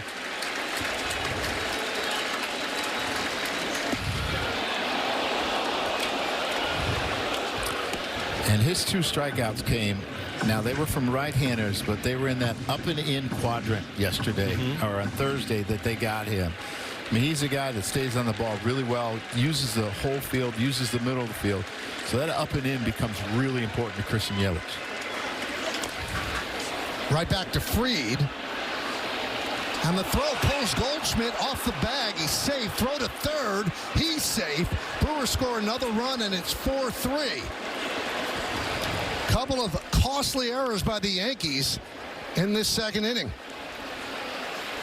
Yeah, inning is turning into not what the Yankees wanted. Another jam shot and then a throw off the base. Goldschmidt had to leave the base, not able to get back. So he had more time than I think he thought he had when he hit that. And obviously so many of these Brewers run well, but he rushed his throw, and you can see how he's upset with himself. You got to understand who's running, gather yourself, and make a good throw. And he's an outstanding fielder. There's William Contreras, struck out looking in the first, so the Brewers quickly get back 3 runs. Fried, a winner of 3 Gold Gloves. And against the E1 there's no RBI in the play, obviously.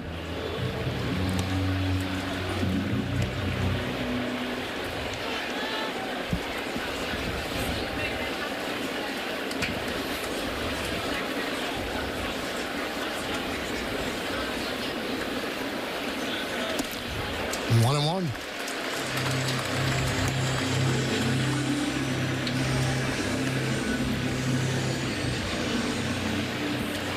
.38 pitches for Fried, 2 outs into the second.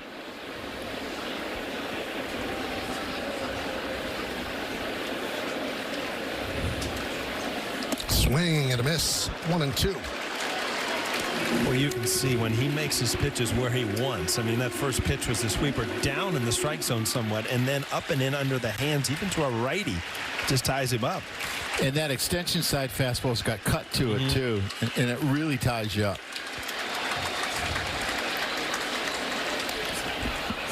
Still 1-2.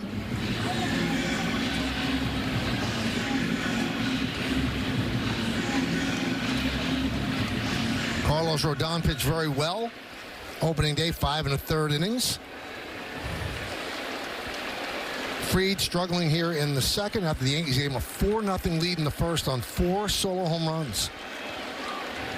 Churio dancing off third. Runner goes from first. In the dirt, it's a stolen base for Yelich. Yeah, I know that as a third baseman, you're playing back there. But that used to drive me crazy as a manager because he gets a big lead. And you know you can't throw through, so you might as well run. I think at that time, that's probably when you try a pickoff, maybe 2 in a row to see if you can get Christian. It used to drive me crazy. Swing and a miss, got him. Strange inning, though. Brewers score 3. Yankees make 2 errors. Milwaukee leads 2. It's time for Pinstripe Pride, brought to you by Toyota, the official hybrid vehicles of the Yankees. Today's submission, the first of the year, is of Jack and Avery. Jack celebrated his first opening day on Thursday, and Avery celebrated her 4th. What a way to celebrate a birthday with a Yankee win on a beautiful day at Yankee Stadium.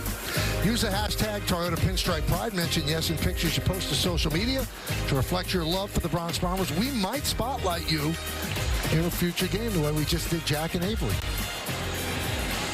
Close friends of yours, Jack and Avery? Very good kids. Here's Paul Goldschmidt again, leading off the second.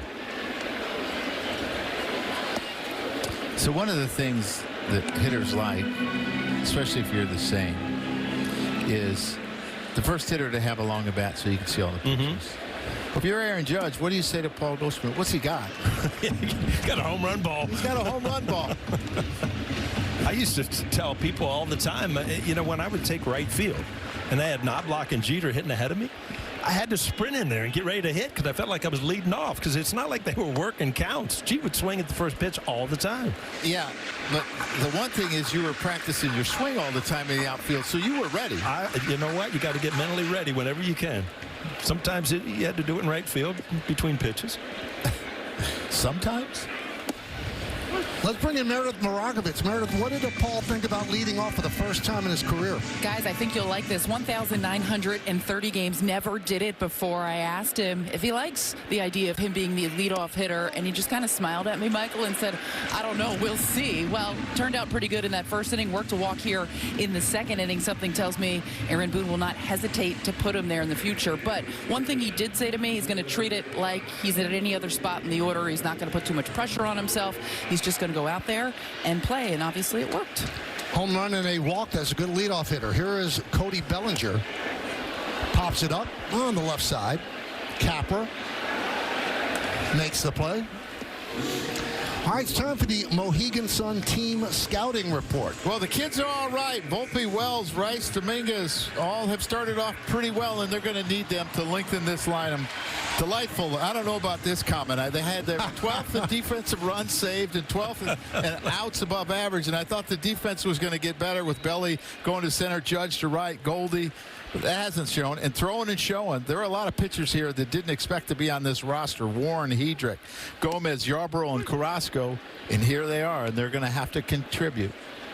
Now, Joe's last scouting report there was an homage to the great Walt Frazier, throwing and showing. And the reason we did that today, it's Walt's 80th birthday. So happy birthday, Clyde. Wow.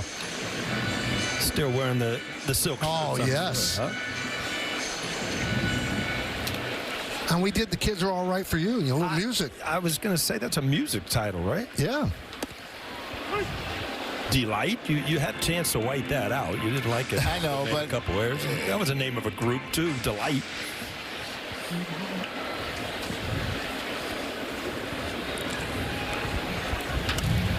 Ground ball to third. 1. And it gets by Hoskins. But Judge will stay at first.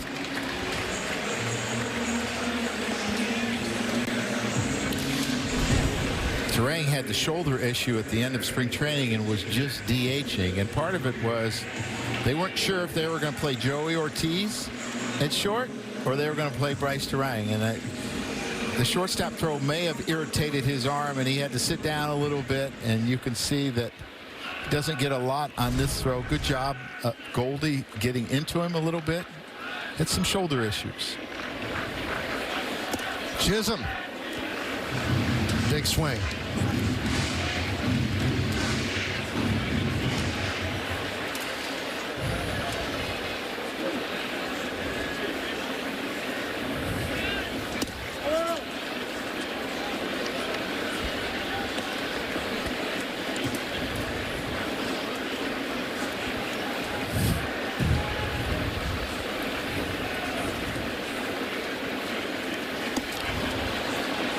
One and two. Really good sweeper there, and you can see why Nestor can be so tough on left-handers. Left-handers really struggled with 204, 530 OPS. I mean, he dominated. And you always got to realize he can change that arm angle, too, to a lefty. Good piece of hitting by Chisholm. Drops it into left center field. Aaron Judge off to the races. Will get into third. And Chisholm will just cruise into second. Again, I mean, defensively, you see a few things that shouldn't happen. Obviously, the Yankees' last inning. And this play right here, I mean, this is just a little dunker to left field, 2 outs. Aaron Judge is in motion, so he's pretty much going to cruise into third base. This ball has to go to second and keep Chisholm at first base. Yeah, Aaron Judge just knows that he's going to go to third right from the get-go, never slows down. And even a better job by Chaz Chisholm to recognize how high the throw. He missed the cutoff, and I could get into second.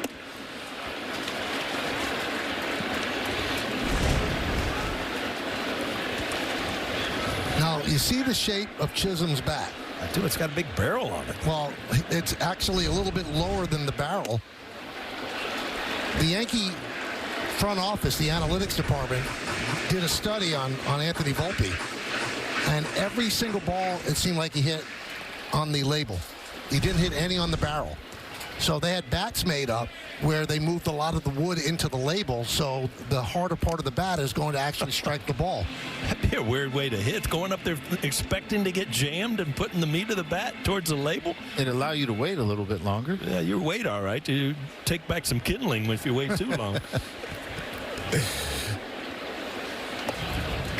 But it is amazing what they could find out. I mean, they just, every single, if you looked at all of his bats, all the marks from baseballs were right above the label, not on the barrel.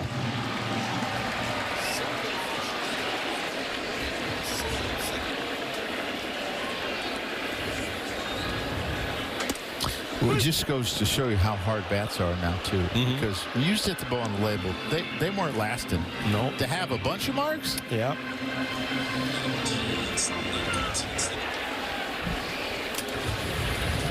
Chisholm given a single. He moves to second on the throw to third. 3-2.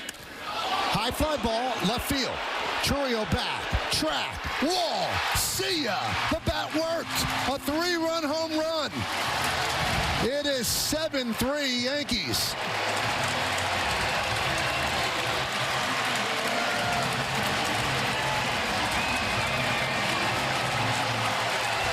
Anthony Volpe, he went to right field the other day, left field today. Again, you just hope, if you're Aaron Boone, that some of your younger players get off to great starts to set up for a really, really solid year.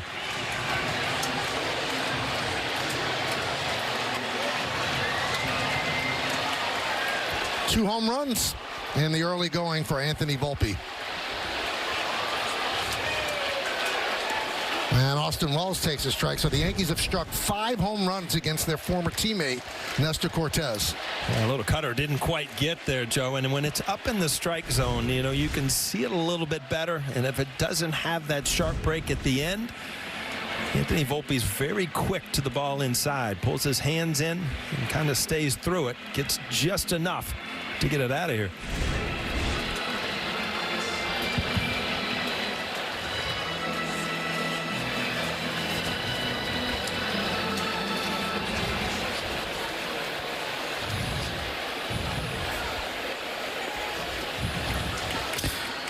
Yeah, so he had thrown him a number of fastballs and cutters in. And as a hitter, you talk about when you throw fastballs in, you speed it up, speed him up. Well, now you throw the cutter in the same spot, and you got him sped up, and all of a sudden it's on his barrel, and it's dangerous. You often wonder why you don't try to backdoor something, because that front hip is probably leaking a little bit, and you run the cutter right into his barrel.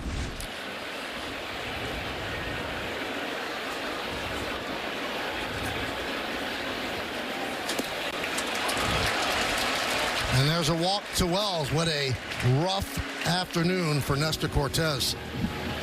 Yeah, this has just been nothing but an unbelievable nightmarish start for Cortes since pitch 1. Finally, the bullpen up. Another lefty.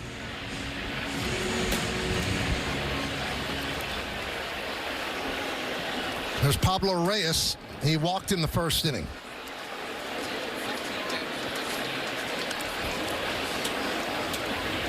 So 4 walks and 5 home runs against Nestor Cortes. You know, early season numbers can almost be hilarious at times. You know, you have a couple bad innings as Nestor has, and you look up at his ERA right now, it's 37.8. So you got a little ways to get it back down to respectability, huh? Oh, quite a beginning for the Yankees. The Bronx Bombers on this Saturday afternoon. Anthony Volpe, the Yankees' 5th home run of the game. It's only 2 innings long.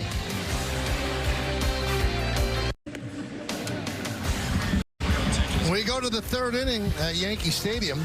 The Yankees lead 7-3 over Milwaukee. It's a day you could actually go swimming today. Yeah, until you get in the river and it's freezing. And then you tell me how. You're going to swim in the river? There's people swimming in the river. They just might not be swimming much. Here's Reese Hoskins. There's a strike, 0-1. Maybe off the air, I'll ask you to expand on that a little bit. I better leave it right there. Oh, you'll be next. 0-2. Did you notice up here how much elbow room is up here now? You know, every year you go to school and you wonder, you know, how people's off season went, how their summer went. Michael walked in to skin and bones today, dropped all kinds of weight. We got room to spare up here now, Michael. So it was my extra 30 pounds that was crowding you out. Yeah. Oh, wow. Audrey's actually back in the booth. She was out in the hall last year. I'm glad I could help. You did well. That's the first one of the year. One of many. Swing and a miss. Hoskins down on strikes. Let's check out FanDuel's live same-game parlay. Well, he's halfway there. Aaron Judge on top there with 2 home runs. So is Max Fried. Yeah. Here's Sal Frelick. And he gets plunked. Second batter hit by Max Fried. You know, all of a sudden, Joe, that sweeper has not been really sharp today. He leaves this one out, too. See, it's supposed to break over, and it's just kind of hanging. Sweepy, no sweepy. Yeah.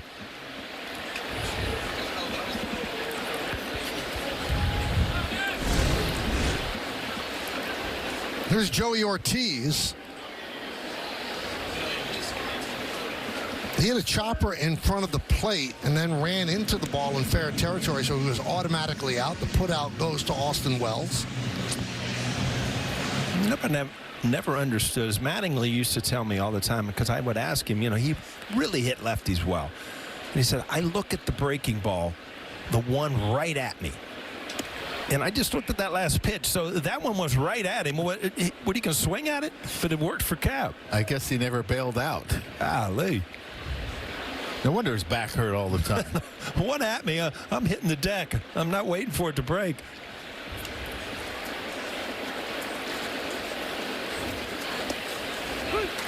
Two and one on Joey Ortiz.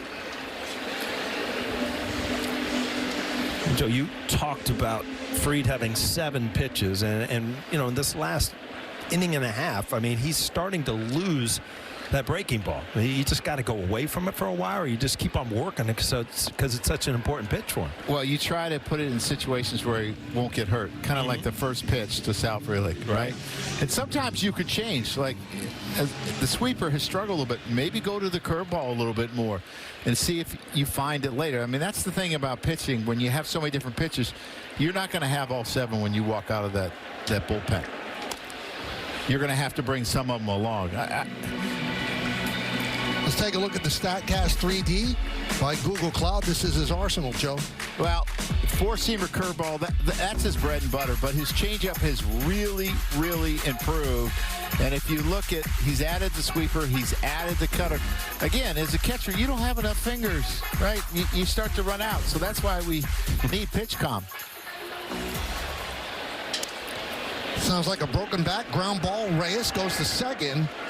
They just get the force. Tell you what, I thought he was going to be safe there. It looked like he jammed himself a little bit the way he's limping off the field. He kind of slowed up when he slid. It kind of reminded me of Paul O'Neill when he used to slide. He wasn't very good at it. There's some things you're not good at. This is a jam shot. Reyes takes a chance to get rid of it. Strong throw across the diamond, but does get the out. And again, I think you're right, Joey. Kind of jammed that back ankle as he. How do you do that? Either sometimes you can actually scrape, that ankle bone when you slide. Just doesn't feel good. Wow, we talked about Fried's move, and there it was. Almost got Mitchell at first base. Also on that slide, it looked like he caught his knee under him as well.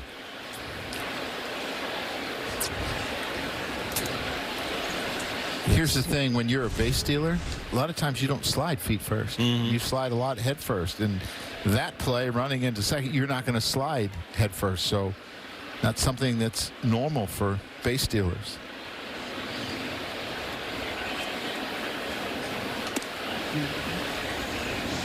Yeah, we're going to watch this slide and see what Paul's talking about, how he kind of jams that right knee.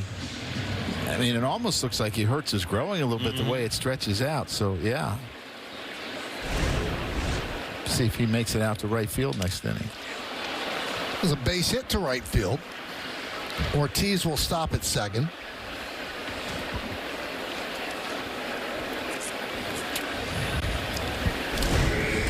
A little fastball right here, but this is at 91. Had a little movement away, but something that you can catch up to, especially up in the strike zone a little bit. Yeah, it could have been one of those cutters that don't cut. Take a little bit off, try to get it off the barrel, and if it doesn't cut, then not so good. It was Vinny Capra.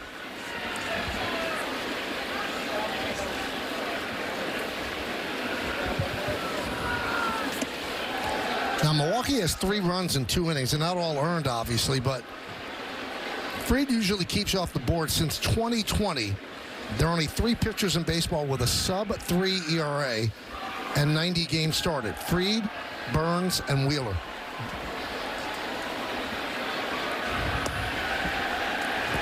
Two and 0. Yeah, he's just struggling to find his off-speed stuff. And he had it the first inning, and all of a sudden it's kind of left him. And you got to find it, because you can't just throw heaters for strikes to big league hitters. They're going to hurt you. That was really, I think, the first changeup that I've seen. He really tried to turn it over to keep the ball down. It seems like everything he's throwing now is kind of waist high, and that's not where he wants to be.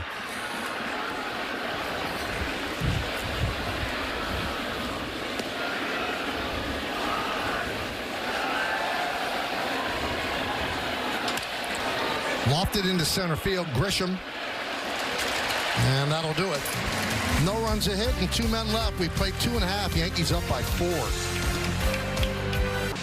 Well, I'm excited to announce that the Legends of Baseball will be having their 3rd annual cruise on the Celebrity Cruises Silhouette. It's May 17, 2026 out of Port Liberty, New Jersey to the beautiful island of Bermuda. The Legends will include Chuck Knobloch, Mickey Rivers, Jesse Barfield, Ron Bloomberg, Charlie Hayes, Homer Bush, and many more. Staterooms are going fast for this exclusive and all-inclusive cruise. So be sure to visit legendsofbaseballcruise.com to get all the details. You went on that once. Yeah, it was really good.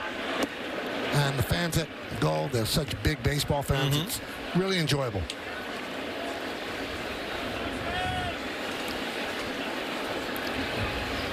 So if you turn on the game late, you have a lot. Yeah, you missed a lot.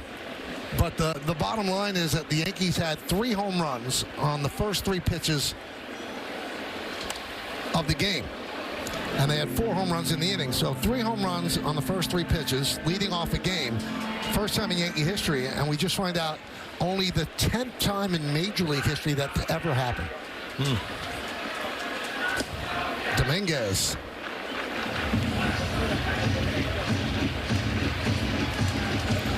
And the one that you saw today, it's the first time ever that it was the first 3 pitches of a game.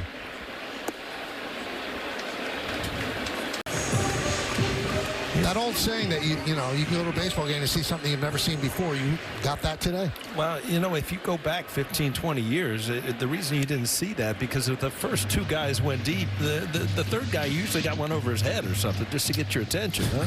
And a lot of times the first 2 guys weren't home run hitters either. Yeah, I mean, you had little, leadoff hitters just trying to start it off, unlike today. Second walk to Dominguez. Audi Electric Moment. Experience a fully electric Audi vehicle at your local Tri-State Audi dealer today, and this is what we're talking about. Yeah, that's 1. Boom, that's 2. The lefty Bellinger, and then Aaron Judge. Wow. People come to see Aaron Judge swing. Austin Wells going the other way, which is impressive against a lefty. Well, Pat Murphy, the second-year manager of the Brewers, he has seen enough. Nestor Cortez really laboring out there. Has a rough outing against his former team. He gives the ball to his manager. He'll depart. The Brewers will go to the bullpen. Yankees up. Yankees Baseball on Yes is brought to you in part by Optimum Fiber. Get Optimum, the fastest fiber internet. Don't take slow for an answer. By Memorial Sloan Kettering Cancer Center. And by Mohegan Sun. Something's always happening at Mohegan.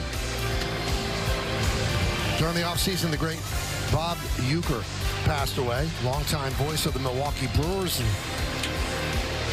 was an actor, had a hit comedy show, constantly on The Tonight Show with Johnny Carson.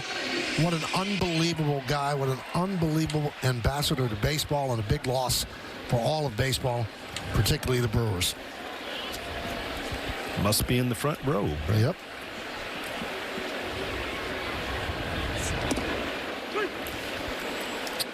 They like all the different angles. They have 4 lefties in their bullpen.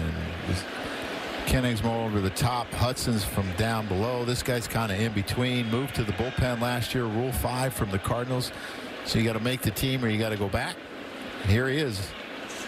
His first game in the big leagues. And there's been 5 homers in 3 innings on the opponents. A little gunshot. You want to bring me in here?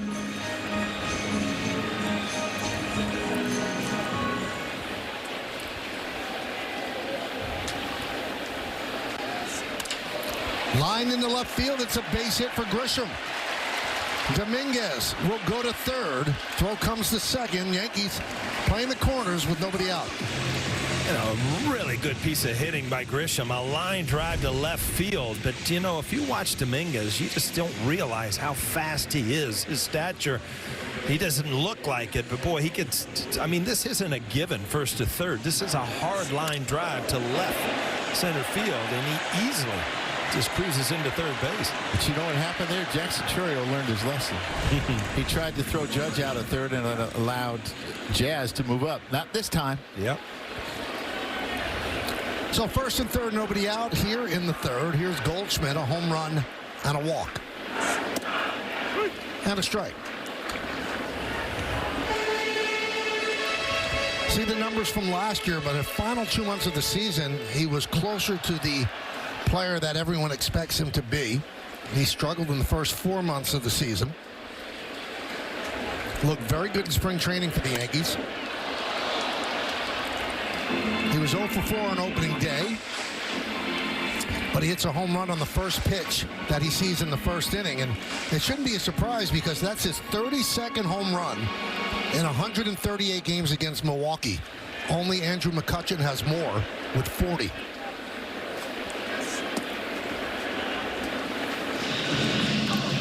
I know a lot of people in Milwaukee were happy to see him move out of the National League Central. There's certain players that just kill you. Yeah, they just beat up on certain teams, and that was one of them. Ouch. That doesn't sound good. Bases loaded as Goldschmidt gets hit.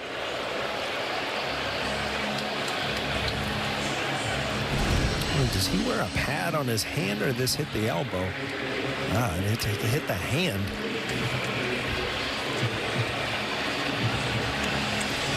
Just had like a little wrist guard there or something, and you see it almost ripped it off. But looking like it hit the forearm more than the hand, which is always a good thing. So would you want to be on a team where the pitching coach's last name was Hook? Like when he's on his way out there, you just walk off the mound. The good thing is, though, the pitching coach usually doesn't take you out, but yeah. I just think it's such an appropriate name. He's done a really good job in Milwaukee, especially turning so many of their players that had marginal careers as relievers into really good relievers and getting the most out of them. Their bullpen was second in baseball last year. Outstanding bullpen. Felt so good about it, they allowed Devin Williams to be traded.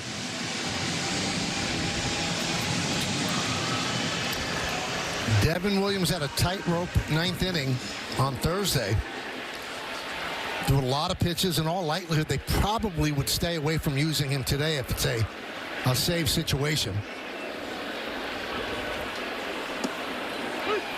So I was talking to the Milwaukee broadcasters, and Devin struggled in the ninth inning, and the crowd started booing after a 17th pitch. And they told me 5 years in Milwaukee, he never got booed. So he's got to learn to have a thick skin playing in New York. You did hear the final cheer when you got the last out, and that's what you go home with. But, I talked to him today in the locker room. He was so glad to get that first one under his belt. And it's odd throwing, again, like Nestor today, it's odd throwing against your ex-teammates. Grounded. Foul ball. First base umpire, Ryan Blakeney, said foul ball. Right down the line, just missed going over the bag. Well, if you watch Cody Bellinger, he kind of sways and starts to open that front hip. And, it's all a timing thing. But by opening up a little bit, it allows him to really get to the inside pitch really easy. That's off of Thomas. Karam's out to the first baseman. It's a base hit for Bellinger. Scoring Dominguez. And the Yankees lead 8-3, and the bases remain loaded. A lot of times, though, Paul, that will leave you susceptible to the ball, but he's got great plate coverage. He can keep his hands back and just kind of fillet the ball up the middle and the other way. It's exactly what he does here. I mean, I've been so impressed with his ability to change his approach to where he does not strike out now. I mean, it's in the teens. It used to be in the high 20s. He has made himself a contact hitter. Yes, he's taken away some of the power, but he's gotten a lot more base hits, and he's been productive. You talk about a timing, and if you're going to sway and kind of open up, you have to do it at the proper time. If you do it early, then, you've given away that outside part of the plate where, he really stays in there with his hands in his shoulder, but the front hip kind of leaves, which, really opens him up for the inside pitch. But you saw on that swing right there, still able to cover the outside pitch. Bases loaded for Aaron Judge. Home run in the first, reached on the fielder's choice and scored in the second. The athletic trainer of the Brewers came out to check on Thomas, see if he was okay after being hit by the comebacker. He remains in the game. I know a lot has happened here, but you're looking really for a knockout punch here. I mean, you've got a 5-run lead, bases loaded, nobody out with the meat of your order up. So this is an opportunity for the Yankees to really, really take big command of this game.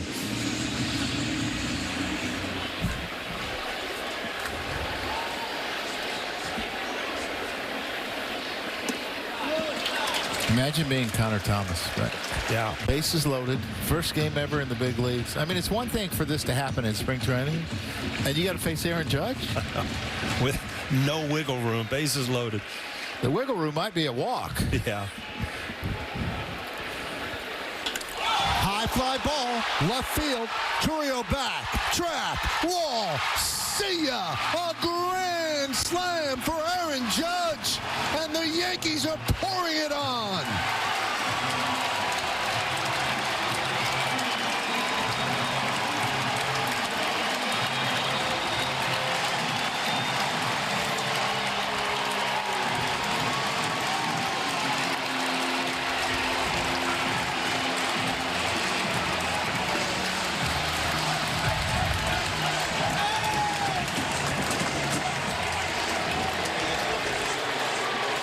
Judge. He is so much fun, and you put him in big situations, like you said, Joe. The wiggle room might have been giving up one with a walk instead of 4, and one swing of the bat.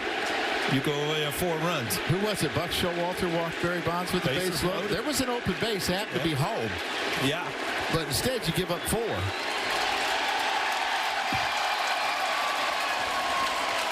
See some of these swings by Jazz. He's trying to get in on this party.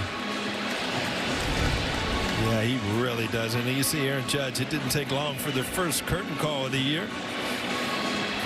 That's why you could never make anything in spring training. He had a tough spring training. And then you look at Jackson Cherio, almost hit 550 at bats, struck out 5 times opening day.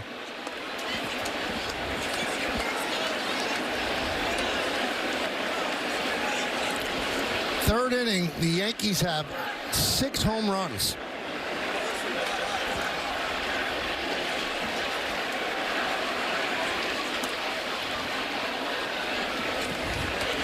Still 1-2 on Chisholm. Ball, you've seen a lot of balls up in the strike zone that these hitters are ready and beating them to the punch. And this ball will obviously, Aaron Judge, when he elevates it and hits it hard, it's gone. Well, Judge won the MVP last year, finished with 58 home runs, and he had a very un-Judge-like March and April. Really got off to a terrible start, and here he is, the second game of the season. He has 2 home runs and 5 ribbies in this game alone. High drive, right field. There it goes. They keep on doing it. See ya. A home run for Chisholm. The 7th home run for the Yankees. A 13-3 lead.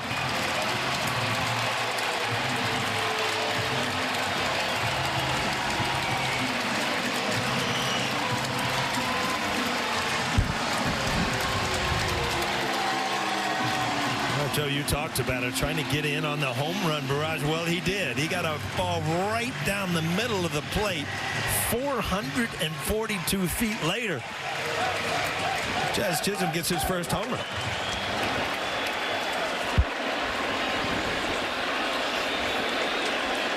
Connor Thomas, welcome to the Major League moment. And no one warming in Milwaukee's bullpen. I don't know if I've ever seen anything like this in a game. Yeah, back in Little League. Well, yeah. There was 10-run rule in that game. Well, we got to get through the 5th. I mean, I remember one time I was having what I thought was a poor day behind home plate. The pitchers were giving up a lot of runs. And I went to Mel Stoudemire, and he kept walking out to the mound. I went to Mel Stoudemire in the dugout, and I said, why don't you change my fingers? You're talking about the pitcher. Maybe it's me.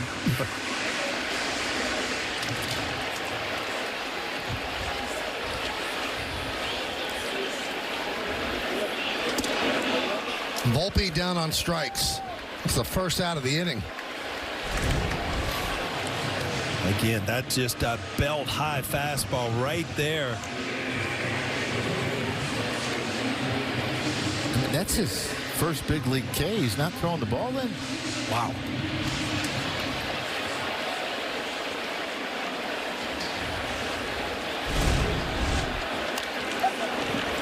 You know, to amplify what a difference a year makes. We told you about the struggles that Judge had early last year.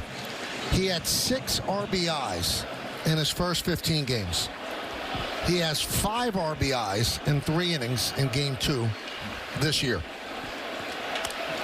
Now, if he had a normal April, Paul, he probably breaks his home run record. Believe me, as a player, you can remember, you know, I got off to a bad start last year, you know, and it wears on you because you're fighting out of a hole all year. And sometimes, you know, you bring that into the next year, and you don't want to get in that same spot again. And obviously, big double on opening day, and then a huge day so far today for Aaron Judge. The 0-2 fouled away by Wells. You have players that I believe can talk themselves into being, oh, I'm not a good hitter in April. I'm not a good hitter, you know, the first 2 weeks of this season. Managing Aaron Judge the short time I did, he had so much belief in himself, even when other people didn't. Yeah. Necessarily was his swing going to work at this level? He struggled when he first came up, and then he ended up being Rookie of the Year after not playing very much in 16 because he hurt his rib cage. But he has such a strong belief in himself. I don't think he'd ever talk himself into it. Right field, Frelick coming on, makes the play to retire Wells. 2 outs. Second time the Yankees will have batted around in the order in 3 innings. Max Fried's probably thinking they do this all the time. Yeah, this is kind of nice. You take the mound and you look up and you got 13 runs on the board. I could win a lot of games here. I say. Elvis Peguero warming up.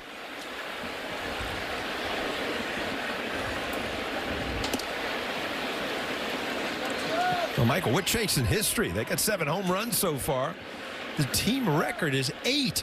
And when did that happen, Michael? They did it twice. June of 1939 at Philadelphia, and then July of 2007 against the White Sox at the stadium.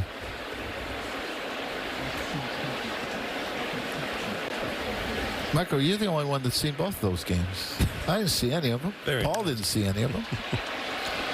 I guess one, Michael, excuse me. Yeah, I'm thinking 1939, Joe. Yeah.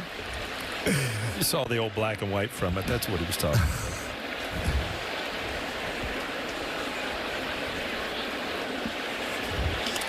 Up the middle, Turang is there, and he will get Reyes, and that'll do it.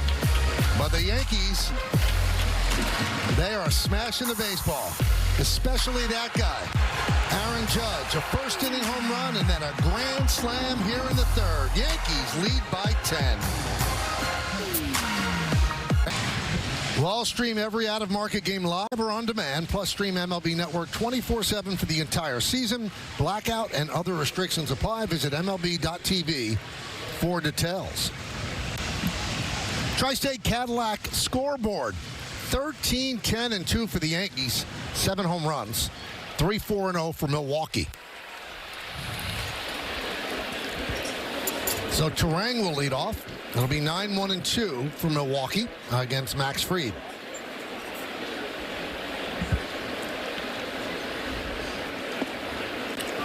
Milwaukee's one of just 5 teams of the 30 teams in Major League Baseball that has never won a World Series. Turang lost one to Bellinger. 1 away. I get 3 of those. All right, give me them. Seattle. Yep. Seattle's the only team to never beat a World Series. Tampa. Yep. The Rockies. Yep. No, I'm running out. I got Milwaukee. Milwaukee's there's one more. Yeah. You guys should be very familiar with this team. Oh, yeah. They would have won it in 1998 till we boat raced them. That's right, you boat raced them. The Padres are the 5th team.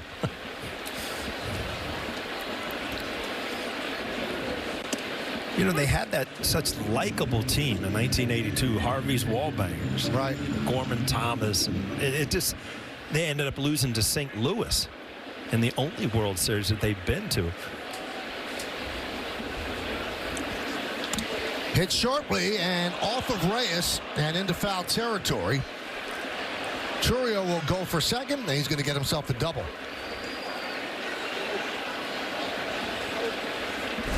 Not much of a play on this. I mean, this ball was just hammered, kind of a short hop.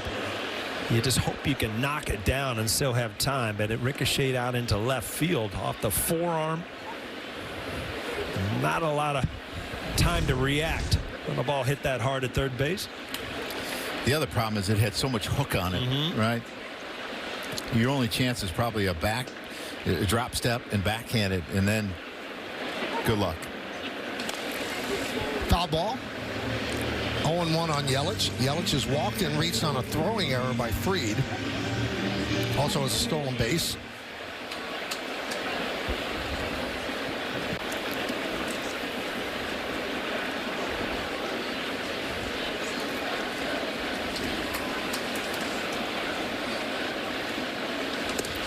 He he is so important to this lineup with Willie Adames going to San Francisco. I mean, it's hard to replace 112 RBIs. Clutch guy, but Christian was having closer to his MVP season last year than some of these other seasons before he got hurt. So they need him to stay healthy and be extremely productive. And he swings and misses through a 95-mile-an-hour fastball. Yeah, it's just an outstanding pitch. The pitches that have beat him have been up. This one's up middle. There's been some up and in that have beat him. He has not been able to catch up to him. He's a really good low ball hitter. It's just an outstanding executed pitch. And I think you're seeing that, even late in the count, trying to get a strikeout, you're going to different pitchers. That's usually a curveball count or something breaking. I mean, that's Sweeper. a high fastball where he's kind of figured out that, I don't have my best breaking ball today.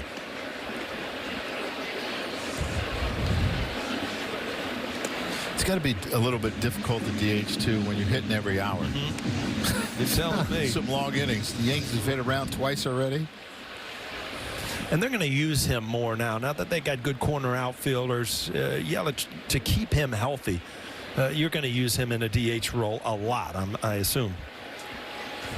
Pat Murphy was talking to us on opening day about how I asked him, I said, well, how much are you going to DH him? And he said, I don't really have a number, but he takes a lot of pride in his left field, and he's actually improved his arm. One of the big knocks on him, he couldn't throw it all. But he said his arm is actually improved over last year, and he wants to play left, so he's going to play some left. Reyes bobbles as Contreras reaches. Moving to third is Chourio. We'll see how that scored. Yeah, it's going to be an error, but that ball just hit on the collar of the grass in the dirt and came up on Reyes. You see him try to read it into an easy hop, and then it kind of came up to him. Well, when you get a lot of weak contact and topped ball, you know that you have to rush because Contreras runs okay, and he gets in between. Exactly what you talked about. He either had to come in a little bit further or stay back a little bit, and it ate him up. Tell you what, third base is such a tough position, and reading the baseball, the hops is so important. Grounded up the middle. Volpe gets off his glove and trickles into center field for a base hit.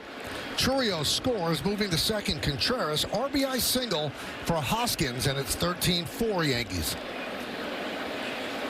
Well, it's a day of the hitters. There's no doubt about it. I mean, everybody coming into the batter's box today seems to have a hot bat. This ball just off the end of the glove of Volpe. Not able to knock it down. Yeah, he has to do that type of slide because if he lays all out, he's probably not going to get Rhys Hoskins at first. So that was his only chance. I think hitters like warm weather. Oh, I mean, this is just you're stealing a day early in the year. I remember even in spring training, it's in the back of your mind. Now, what's that first week in New York going to be like? Opening day was nice, beautiful today.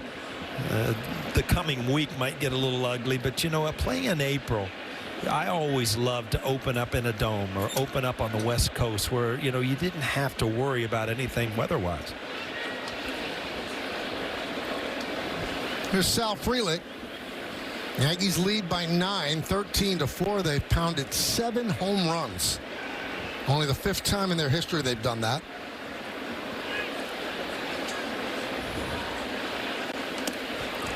Frelick gets out of the way. Doesn't seem like he likes Sal very much. Plunked it. Well, that last one was a curveball, though. Throwing him a sinker in.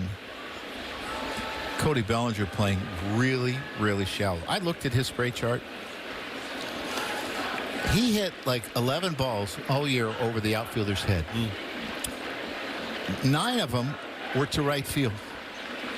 Cody is way in left field.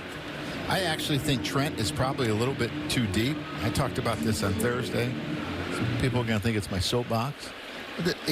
He is like 5 miles an hour below exit velocity than the average hitter. And you have a ground ball pitcher.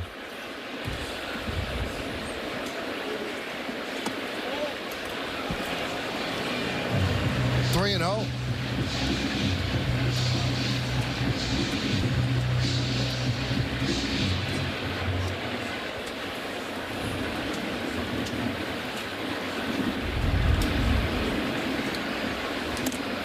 strike.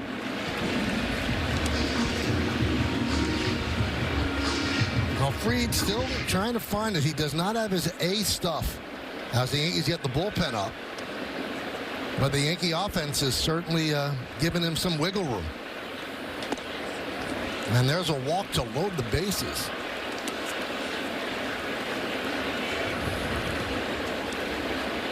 I know that the win stat, not a big deal anymore for teams.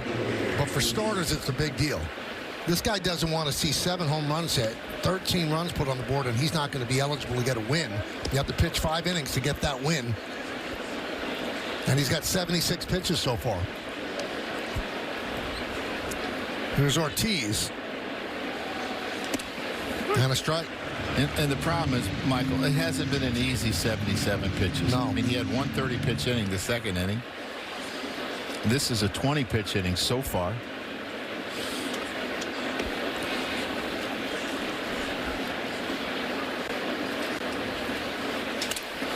Popped up, going back. Chisholm, and an over-the-shoulder play to get out of a jam. Just Chisholm showing a lot of range and hauling it in, taking a base hit away from Ortiz. Smooth, confident, final out. And the Brewers leave the bases loaded. The Yankees baseball on Yes is brought to you in part by Delta, the official airline of the New York Yankees. Delta, keep climbing. Tri-State Cadillac scoreboard. Yankees lead by 9, 13-4. Nice play by Jazz Chisholm to end the top of the inning. Jason Dominguez leads off. He has walked twice today. Count 1-0. That's the one thing people talk about Jazz, that he has great patience and why he would one day translate into leading off. And he will take a walk. For a young player, he will take his walks. Not too anxious at the plate. Yeah, and his right-handed at bats. I know he has struggled in his career at this level, and even to a certain extent in the minor leagues. He only hit 185, but Aaron Boone was impressed with some of the adjustments. He wasn't loading up right-handed, and Jorge Posada was talking about it one day with Aaron. You know, we were all in the clubhouse talking. He's like, "You're exactly right, George," and he's started to load up, which I would think that would make him a better right-handed hitter. He would just go forward. Left-handed, he loads up really well. It's good to see. Yeah, you see that kind of leg kick, and Joe's talking about loading up, is getting that weight on your backside where you can wait to see the ball and then drive it. If you start to drift toward the pitcher, you don't have much left power-wise.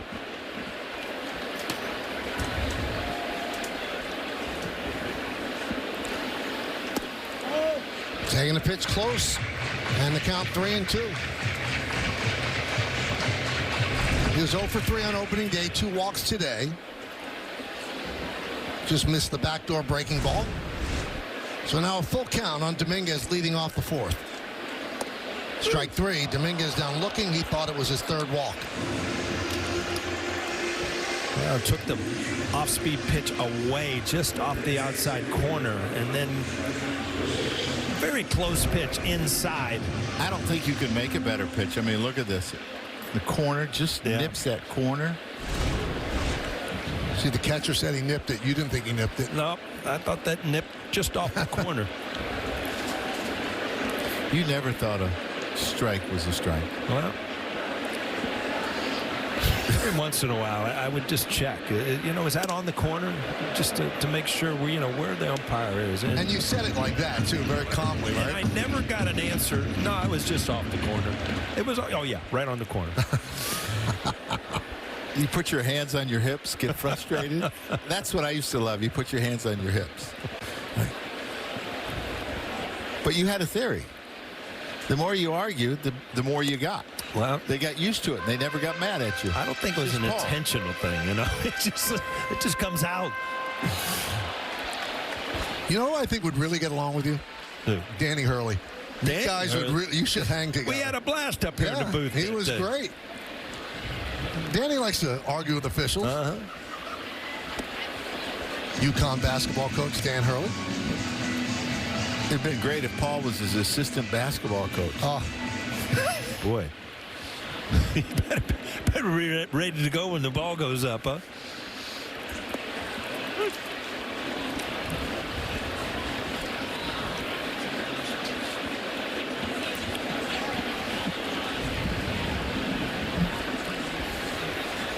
Three and one on Grisham. Struck out looking and singled and scored. I like this timeout there because I think he thought he had ball 4. And you got to kind of gather your thoughts. Yeah. You know, you think you're going to first base. You got to lock in. I think he would get another fastball down. 3 and 2.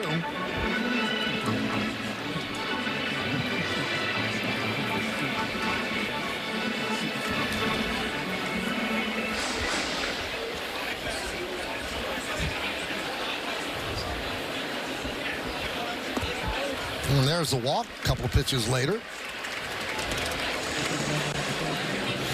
And that'll bring up Goldschmidt, and he kind of set the tone in the first inning. Yeah, first time he's led off a game in his long career. He led it off with a home run, too. Really got things going early. Good catch by one of the lefties in the Milwaukee bullpen. I didn't notice that You live. had a feeling, right? We've seen this too often. Goldschmidt, home run, walk, hit by pitch. 1-0. I mean, he's only hit 30 home runs in like 135 games, 134 games against the Brewers. You get kind of used to it. You know, we mentioned that, you know, first base for the Yankees kind of been a black hole the last couple of years in terms of production. So that home run in the first inning, first time in 67 games a Yankee first baseman had a home run. Last one was DJ LeMahieu, who hit a grand slam on July 31st. Last first baseman home run. Michael, I don't do a lot of games, but I have seen the last 2 home runs. There you go. So it's you. Yeah.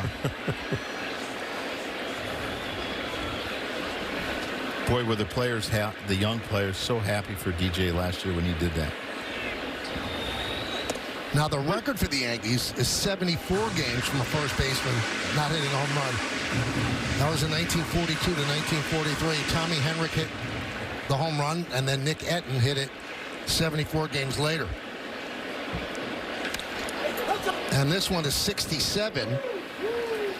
And it's DJ to Goldschmidt. And that's in the live ball era since 1920.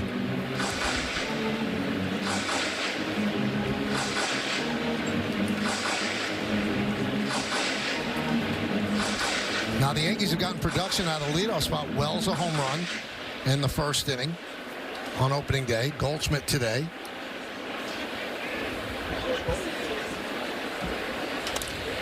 That one is lofted down the right field line. It's a fair ball. It'll go into the corner.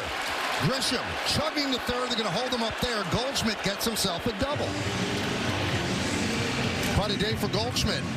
Yeah, the leadoff home run that we just saw before this inning started, and then now turn this ball over, try to get movement down and away.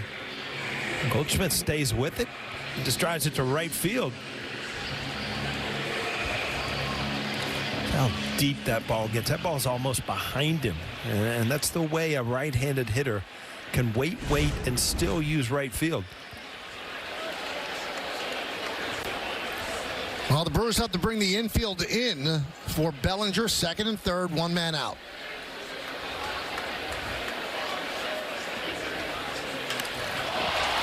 That one's into left center field. That is going to be caught by Churio. Tagging and scoring is Grisham. And the Yankees have 14 runs to the Brewers 4. A sac fly for Bellinger.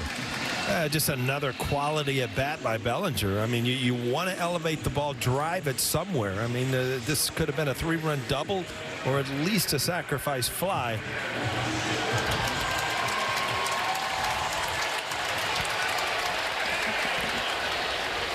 So here's Judge, 2 home runs, 1 a grand slam, the other one solo, 5 ribbies.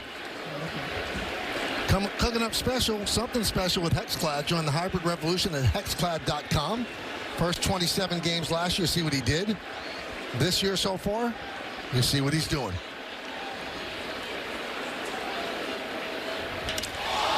High fly ball, center field. Mitchell back on the track, at the wall, see ya! 3 home runs for Aaron Judge. They've done it again. A record 8 home runs in one game by the Yankees, and it's just the 4th inning. Kind of leaves you speechless. Yeah, it seems like we've been through this before. I mean, again, you get first base open, and you give Aaron Judge something that he can just pound again. And he has such a great way of taking walks in that situation, but also being ready for that fastball. 3 home run game. Salute to you, Aaron Judge. What a day. Just the 3rd Yankee team ever to have 8 home runs in a game. They did it back in '39 and in '07. They probably have 4 more at-bat innings to go, and Judge might have 2 more at-bats, 2 more chances, 3 more chances to get that 4th home run. Chisholm. Ortiz will put it away. But the Bronx Bombers are living up to their nickname, especially the reigning American League MVP. Sends another one into orbit. 3 home runs for Judge. Get free MLB.TV with T-Mobile. Redeem today at T-Mobile.com/MLB. 3 home runs for the captain. Pretty unbelievable day. 8 home runs for the Yankees. Audi scoreboard, they lead 16-4. And he's getting love from the right field fans and gives them some love back.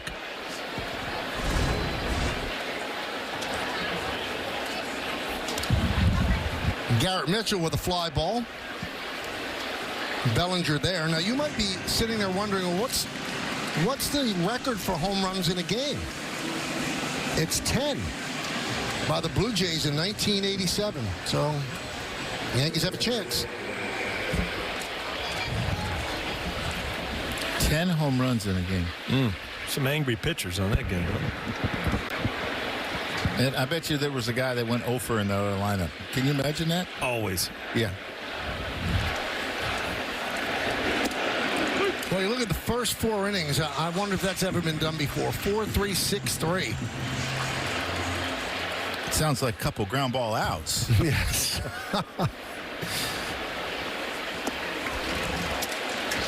That is his 81st pitch. He threw 76 on Sunday. I would think Aaron Boone would let him get close to 90. He's had to work pretty hard. I think Aaron Boone would love to see him end on a positive note. Get some consecutive outs, make some good pitches.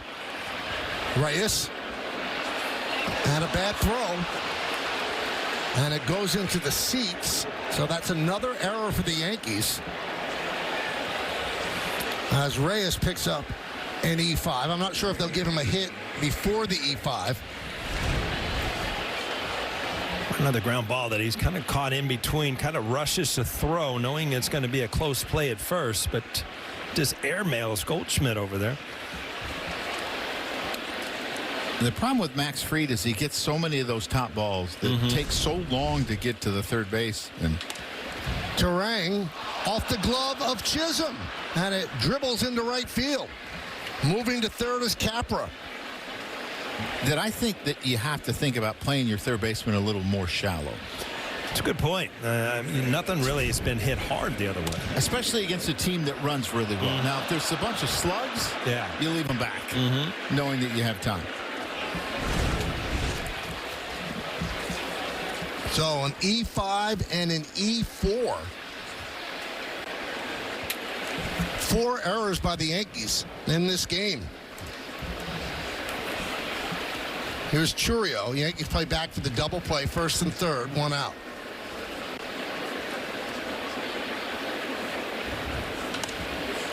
Does show you home runs and runs. They're the great deodorant. You don't smell the 4 errors right now. You know what? I was just thinking that. 5 errors, by the way. But you do realize if this is a close game that, you've probably given it away. 5 errors, extra outs. You can't do this day in and day out.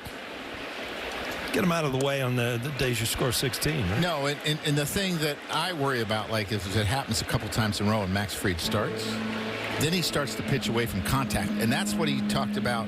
He learned to do it in Atlanta. It's pitch to contact because he could go much deeper into games. He got in trouble when he chased the strikeout. And you don't want him to start doing that.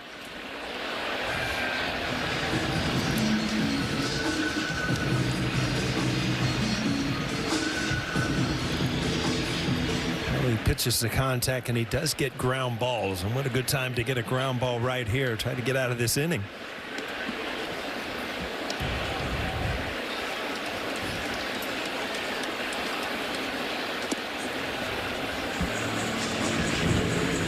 You know, we talk about the 3 home runs for Judge, right?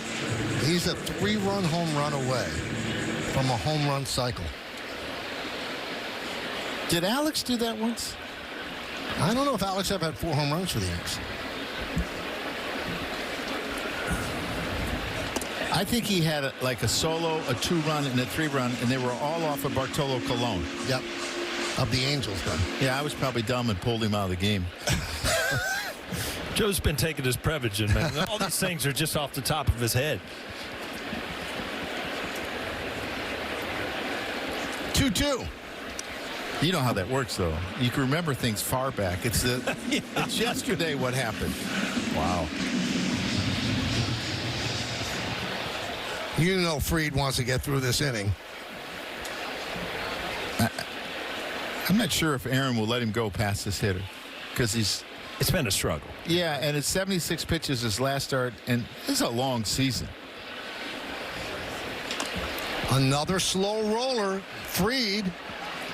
And a nice scoop there by Goldschmidt. A run scores. Capra crosses the plate. An RBI for Churio. And it's 16-5.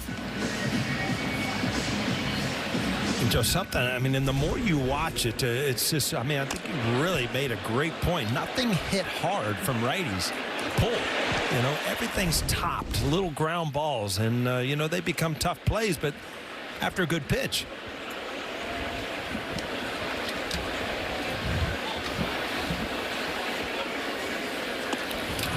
Yelich swings and misses. It becomes really frustrating, right, when you see all these little top balls.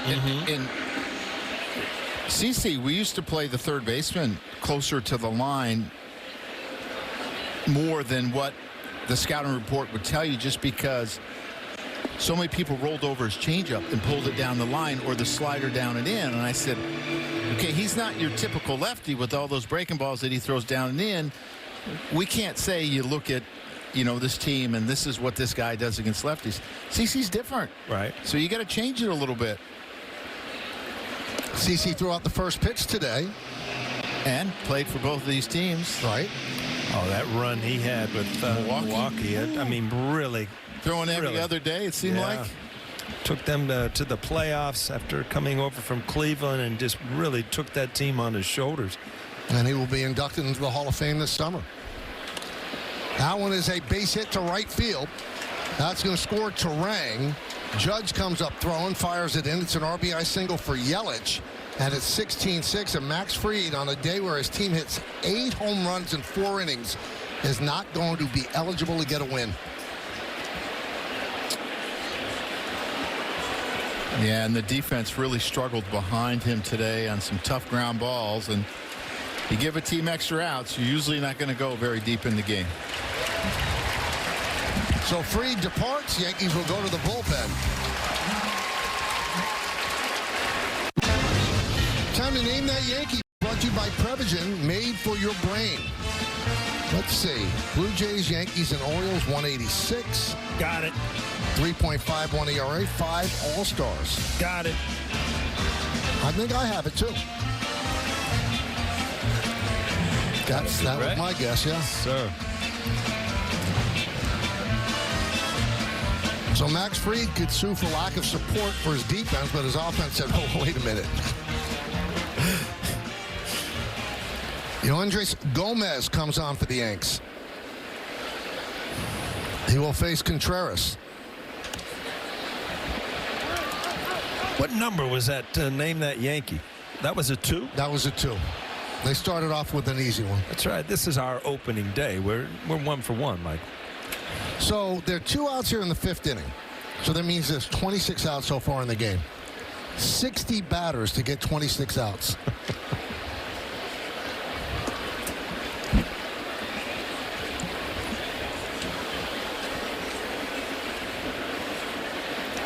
Just 2 of the runs earned because of the bad defense.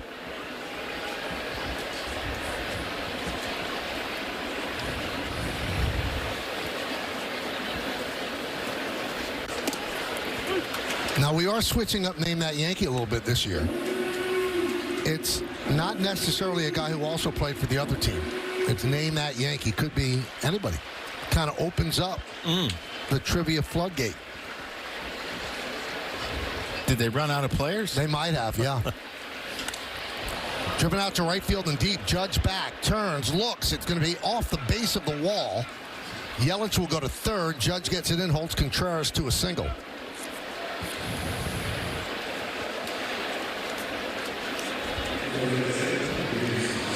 Well, 20 hits so far between the two teams. Again, belt-high fastballs with a little movement are going to get hit hard.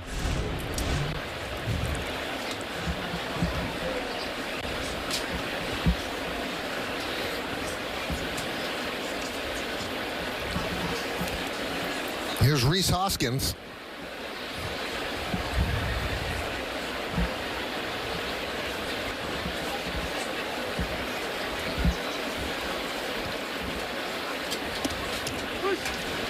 Yoenders must have heard that they like to run. Make sure you hold the ball. I was just going to say, where's the pitch clock out there? It seemed like it was there a minute. Yeah. Get a little longer with a runner on. He took it right down to the wire.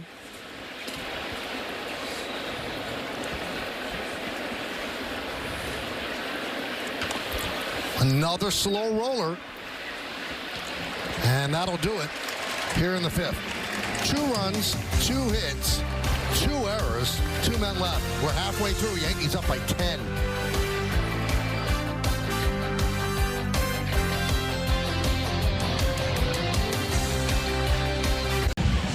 Well, tomorrow, spend your Sunday afternoon with Yes as the Yankees and the Brewers wrap up this opening weekend series here in the Bronx. Coverage begins at 12:30 with Audi batting practice and the pregame. Then first pitch will be just after 1:30 on Yes and the Gotham Sports app.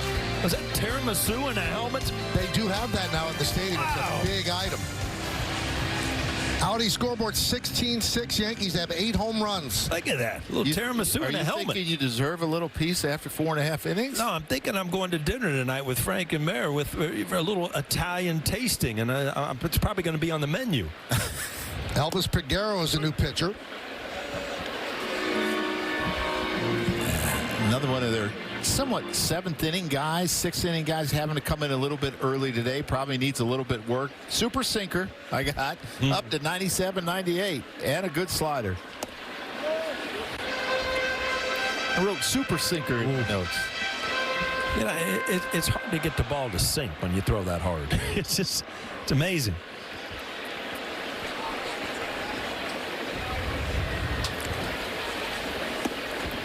Volpe has a home run, his 2nd in as many games. He's 1 for 3. Well, a lot of times where a guy stands on the mound and he's on the far first base tells you what his ball's going to do. Right. It means it's going to run towards third base, and he needs that room to throw it for a strike. Ground ball to third. Capra just gets Volpe. Time for today's injury report, brought to you by Montefiore Einstein, the official hospital of the New York Yankees. Giancarlo Stanton has begun swinging a bat, experiencing steady improvement. No timetable for a return. Right and left elbow tendons. He's had 3 PRP injections, but he is swinging a bat, and he's not just dry swing. He actually has been hitting a little bit under the stadium at the cages, so they expect him to be back at some point. When that is, they're not tipping their cap, but they tipping their hand, but they believe he's going to be back. And Michael, he had those final PRPs. After that, it seemed like that was what really got him moving in the right direction. But with one thing with Giancarlo Stanton, they want to make sure he's 100% right before they bring him back. We know how valuable he is, especially in the postseason. There's also other news on the injury front. Ian Hamilton could be joining the team soon. He's starting a rehab assignment today, probably a couple outings for him. Aaron Boone said he expects him back as soon as he is eligible to come off that IL. Throwing a slider with that kind of depth up to 90, 91. Yeah, with that sinker, you glad you're sitting here now? It's much easier to hit it up here than it is down there, believe me.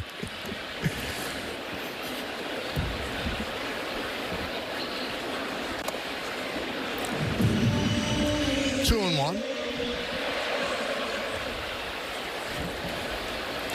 The tone was set in the first inning. Yankees, the first 3 pitches that they saw, all hit out for home runs. Goldschmidt, Bellinger, and Judge. Lofted to left field by Wells. Churrio's there, puts it away.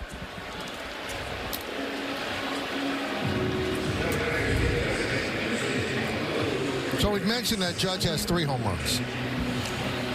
Do you think there have been more 4-home run games in the majors than perfect games? What do you think is more? I think there's more perfect games. You would be correct. 24 perfect games, 18 games with 4 home runs for one batter.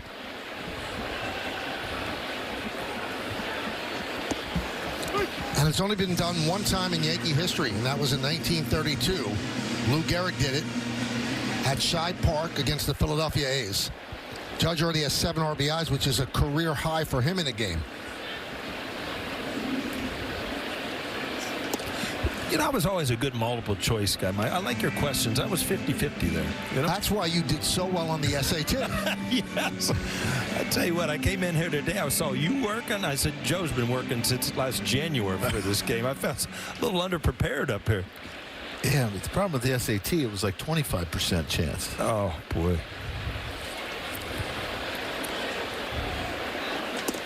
It was good enough to get you into Florida, right? Well, yeah, I remember taking it, but then I remember when they told me that, you know, we want you to play baseball, then I didn't think my SAT score was as important as it could have been, you know? Bet you Neville had a good SAT. Much better than mine. Yeah. I'm not going to brag. She wins at a lot of things in life. You were going to U of F? No, South Florida. South Florida. Yeah, Robin Roberts was coaching down there. Anywhere where it was sunny and warm. Coming from Columbus, Ohio, where you play 12 games a year in the spring and it's freezing. I wanted to go somewhere warm.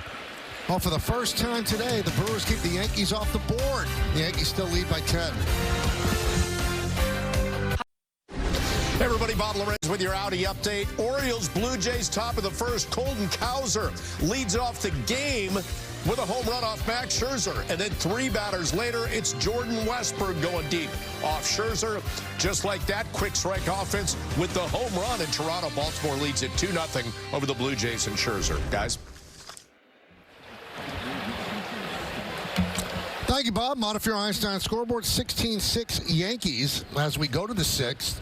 And Gomez with a breaking ball that doesn't break, 1-0. It'll be Frelick, Ortiz, and Mitchell.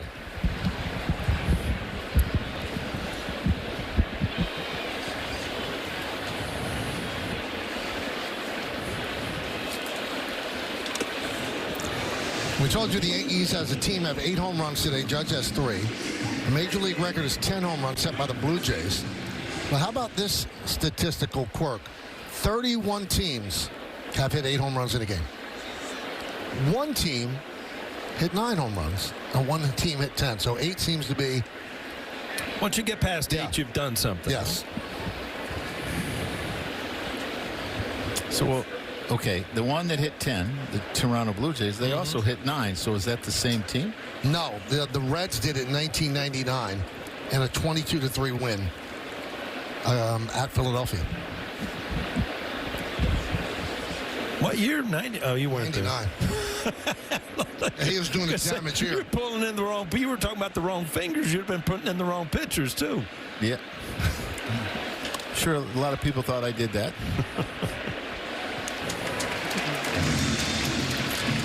Take a little trip around the majors, shall we? Misner with a walk-off home run in the Rays' first game at Steinbrenner Field. Sellout crowd, so Cameron goes yard. Tyler O'Neill home run in 6 straight opening day games. That's a major league record. And Mookie Betts, there was so much fear he had lost so much weight so quickly. They had a walk-off 3-run home run in the 10th against Detroit. That was the second home run of the game. He got really emotional. I mean, he lost 18 pounds. Yeah. He didn't have 18 pounds to lose. No, he's not a huge guy, but boy, can he play.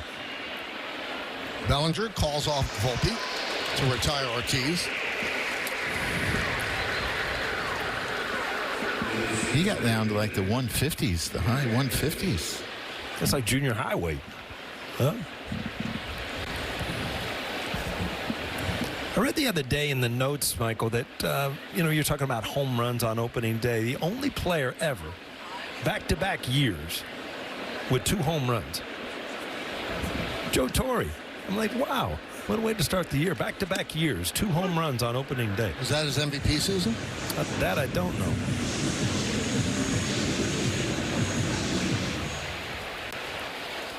Yeah, the question is, where were you reading the notes? I just read notes. I don't know where they came from. Because I wasn't coming to the ballpark. Yeah, I didn't have the official notes.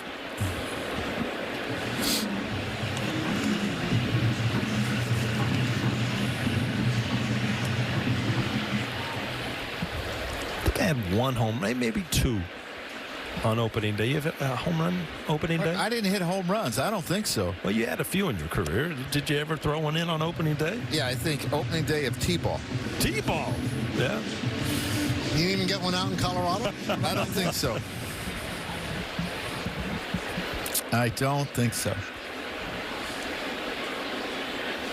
I was happy if I got a hit. Oh, wasn't that important? Opening day? You know what? I used to play mind games, too. It's like, you know what? If I get a hit my first at-bat of the year, I'm going to have a great year. And then, you strike out the first time up. It's like, if I get a hit in this game, I'm going to have a great year. You just start playing games with yourself mentally.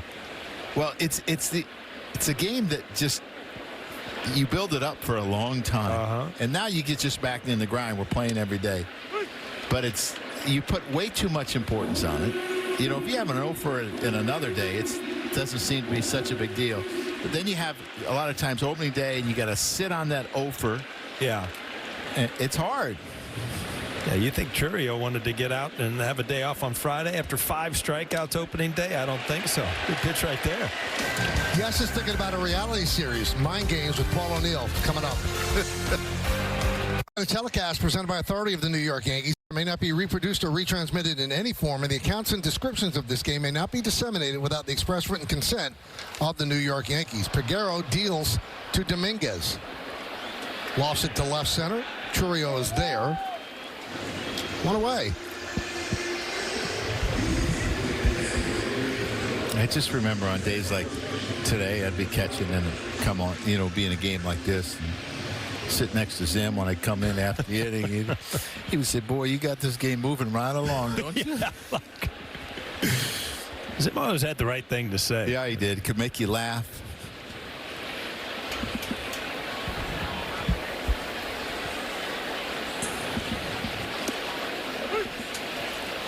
Oh, 0-1 on Grisham. Grisham 1 for 2 with a walk. 2 runs scored.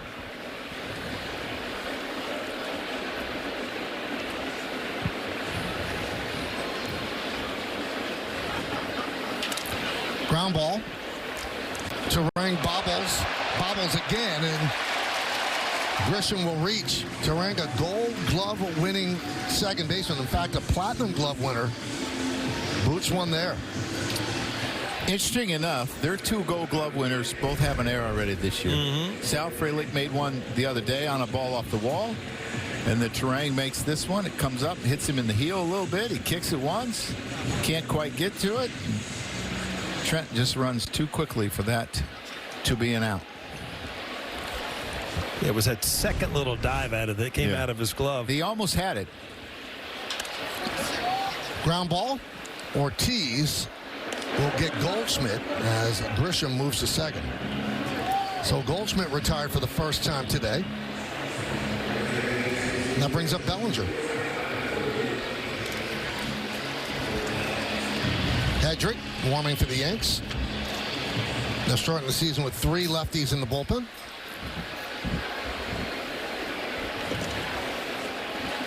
Bellinger 3 ribbies in this game.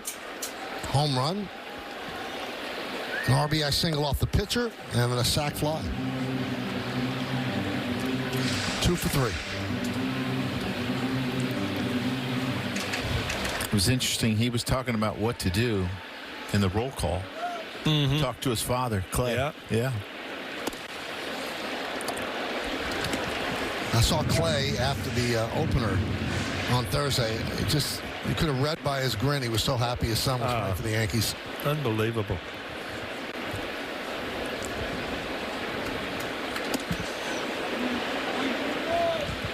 So I went down to the locker room today, and Stevie Donahue says, I've got a present for you. I said, okay. And I've talked numerous times about my kids used to, play in the playroom with Cody Bellinger. And so they've redone the playroom in Yankee Stadium, and they took down some of the pictures. And one of the pictures was me and my son Andy when he was about, 3. And now he's, 35, 36. But I'm going to take that one home. It's a really, really cool thing that the Yankees do. The amazing thing is Andy got older. You look the same. Oh, really? Yeah. Yeah? Yep. 4K says different. This 1K says no. That's quick. I like that.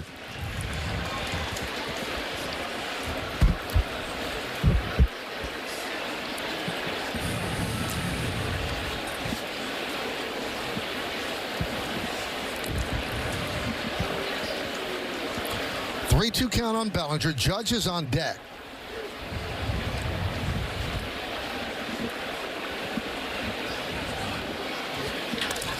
Base hit, right field. Grisham rounds third. He's coming home. The throw is cut off. Going to second is Bellinger. He'll get in. And the Yankees lead 17-6. And that'll bring up Judge. Oh, Cody Bellinger has had tremendous at-bats today. Just another good at-bat, driving in another run, and then a good read on a high cutoff throw. Just cruises into second base.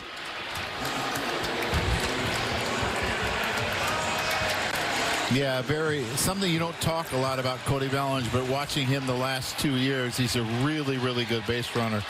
Understands when goes first and third, and here we go. Is this number 4? 3 home runs for Judge, 7 ribbies.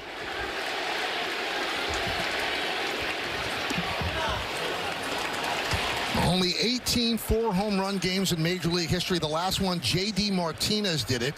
Arizona at the Dodgers. That was in 2017. The only Yankee to do it, Lou Gehrig, in 1932. Do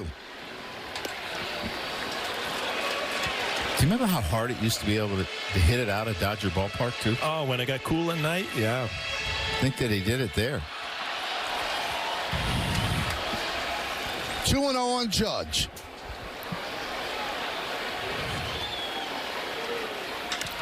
High fly ball, right field. Frelick back. He's on the track, and he's going to be off the wall. Bellinger scores. Judge gets himself an RBI double, and the Yankees lead 18-6. That close to making history. Wow, what a day for Aaron Judge. And, the reason Aaron Judge is getting pitches to hit in this situation, first base open, is because it was 17-6 at the time. Now it's 18-6. Frelick, again, kind of not knowing where he is in a short porch in right field. Not able to get back. But off the bat, anytime the ball is airborne, you see the stands and the fans. Did he get 4? Well, he's got 3 with a double. It's a pretty good day. And betters his career high with 8 runs batted in for the game. 9 on the season in 2 games. Now, these are the little things that used to irritate teams. When you're getting beat 18-6, you hate to see guys kind of over-swinging, landing on their back knee. Don't wake up, people.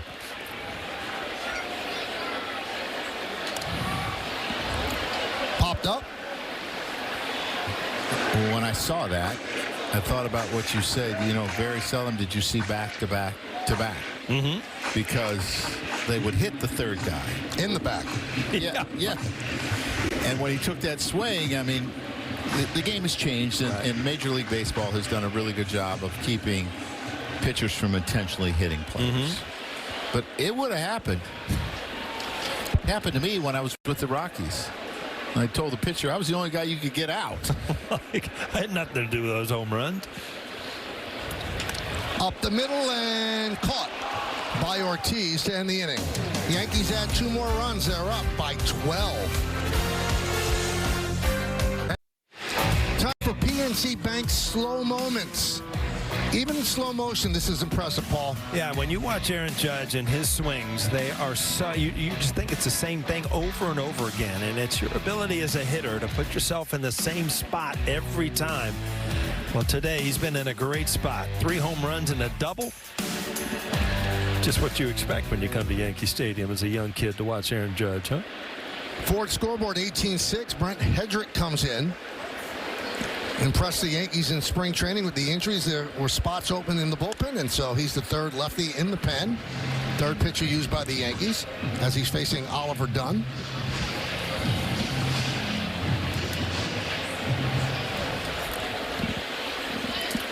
Hedrick's pitched in the big leagues from Minnesota in 23 and 24. 27 years old. He was picked up off waivers from Minnesota on February 11th.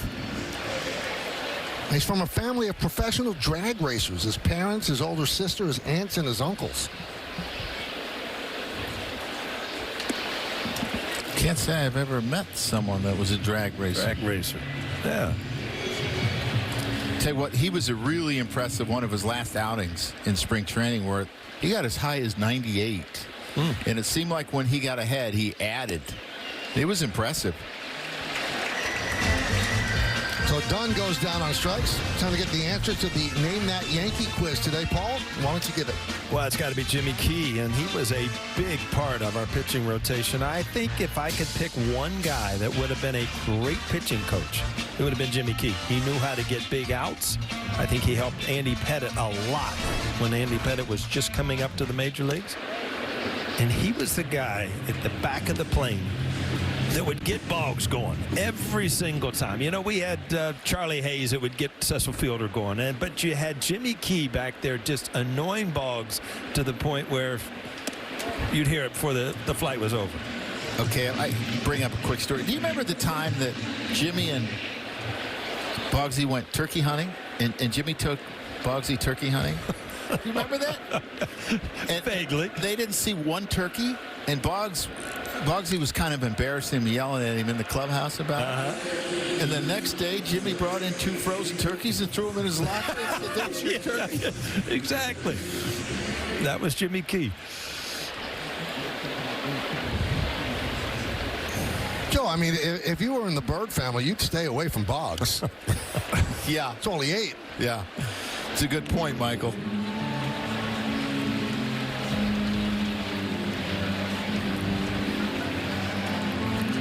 Two and 2 on Bryce Terang. Yankees up 18-6.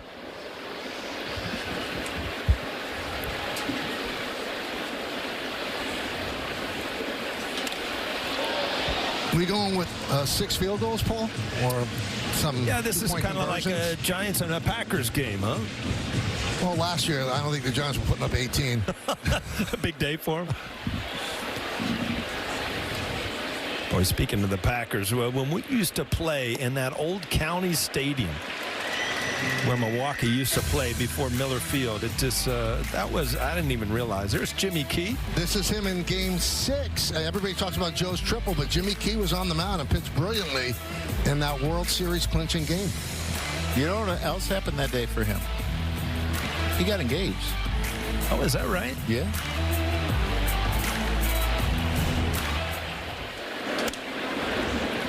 See that little kid holding that sign there? Yeah. He's now 35 years old. Believe me, I know all about it, because that one that I brought from the playroom today, that little kid I'm holding in the field, he's 35 or 36.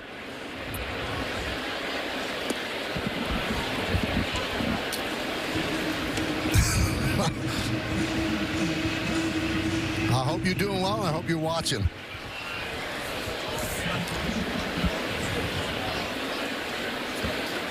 Now, here's the picture that Paul is talking about. I don't know if we could get a shot of it, but it's I mean, that goes right up in the office at home, I guess. Absolutely.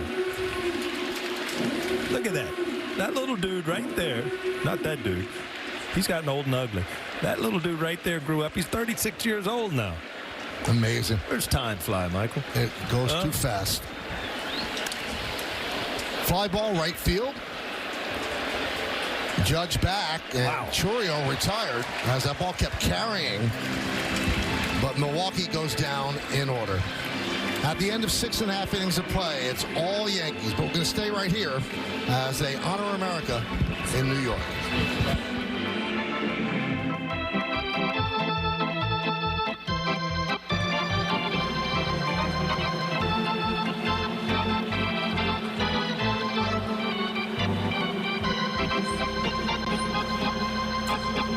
Ladies and gentlemen, will you please rise and remove your caps and direct your attention to the area behind home plate as the New York Yankees welcome an honored military guest. United States Navy Seaman Michael Darder from Paterson, New Jersey, who served in the Korean War.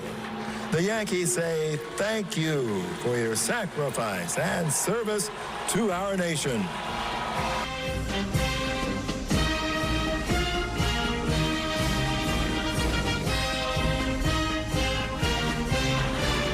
Ladies and gentlemen, please join us in singing along with Robert Merrill's rendition of God Bless America. God bless America, land that I love. Stand beside her and guide her. Throw the light with the light from above. From the mountains to the prairies, to the ocean, white before. God bless America, my home, sweet home. God bless America, my home, sweet home.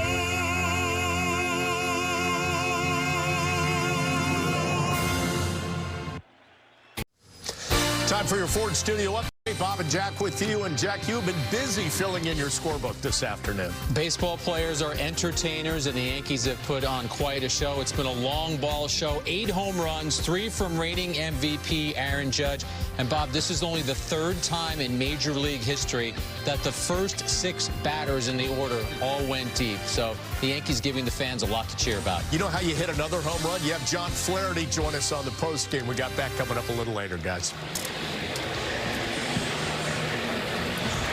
Well, thank you, guys. Bottom of the 7th inning. You see the summary, 18, 14, and 5, leading 6, 8, and 1. 8 home runs ties the franchise record. 3rd time they've done it. Major League record is 10 home runs back in 1987 by the Blue Jays.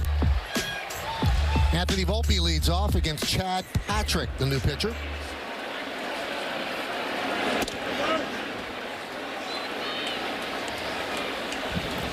What he did in AAA. This is his Major League debut. It was the IL Pitcher of the Year. Those numbers, 14-1, that'll do it for you.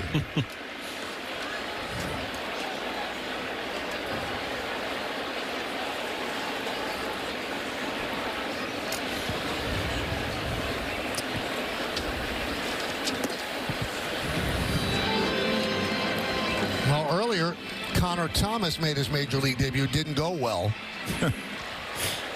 And now Chad Patrick. And there's ball 4 as Anthony Volpe works a walk. Well, tickets for all 2025 Yankees home games are on sale at Yankees.com. Now, this season's home schedule includes some great promotional giveaways and is highlighted by interleague games against the Giants, the Cubs, and the Phillies, as well as the annual Subway Series games against the Mets. For more information and get your 2025 Yankees tickets, just visit Yankees.com today. J.C. Ascara is going to make his Major League debut. What a long, strange trip it's been. Bounced around, independent league, released, Uber driver, and here he is. He made the Yankees out of spring training, his first big league at bat. And Michael, I spoke to him for the BP show earlier today, and I asked him what it is going to be like for him when his number is called, and he said he will be ready. He has always been ready. I don't know if you guys saw the thing. He had a little appearance on the Today Show yesterday with his mom talking about his story, and he said more than anything, he wants to tell it as much as possible just because he wants to be an inspiration for other people who are thinking about giving up to keep going, keep persevering. Your dream could come true as well. What a wonderful story, and a really, really nice guy. And he hung in there, and here he is in the big leagues as he swings and misses and goes down on strikes. And Michael, he and Nestor Cortez did a nice little jersey exchange prior to opening day, which was kind of cool. Two guys from the same hometown, knew each other growing up. I asked him what Nestor was like in high school, and he said he was nasty.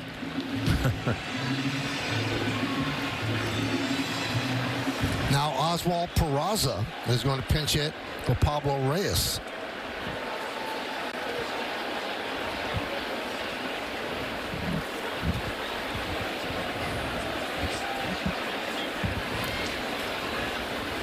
So that means that all the Yankee position players have gotten into a game this year. I think that's really important too. You know, the guys don't sit for a week before their first game, that you can get them out there. They played Monday and Tuesday at the end of spring training, so you're going 4 days without a bat. Now you're in here, and now you feel better. How happy are you right now? Why is that? You see what's sitting next to you? Oh, I know. They just, I mean, they sent up the samples for the tiramisu here. I don't know. Mom said I'm not allowed to eat dessert before I eat dinner, though, right? You could have one spoon. This is a very popular item here at the stadium. I like the looks of it. I mean, you do realize, Joe, the power of O'Neill. I mean, I wish he'd talk about Audi and send cars up here. This guy talks about tiramisu is here. You know, I've talked about a lot of cars. We haven't had one come up yet, right? It'll be a little hard getting it in here, don't you think? I could at least park it in the tunnel or something. Yeah, right in the loading dock. Drill deep to left field. There it goes. See ya. The Yankees' 9th home run of the day. They did it again.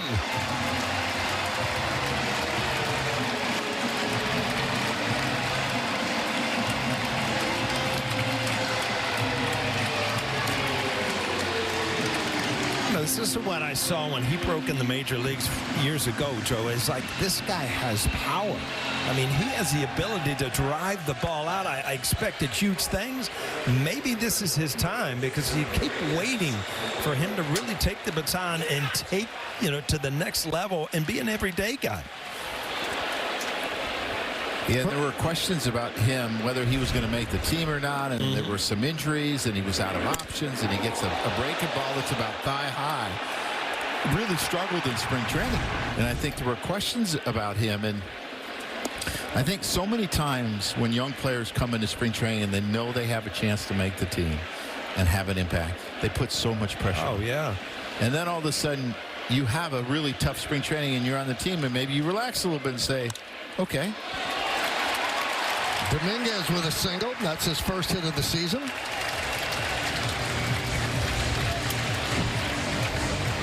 Had a very good AAA season last year. I mean, this is a hanger, and when you hang it, they bang it, right? I mean, that's what happens. And I mean, he's had power in AAA. He's played in AAA for a number of years. So young to be called up to that level. I mean, that's a really good swing into your backside, using your legs. And hopefully he can relax and his talent can come out.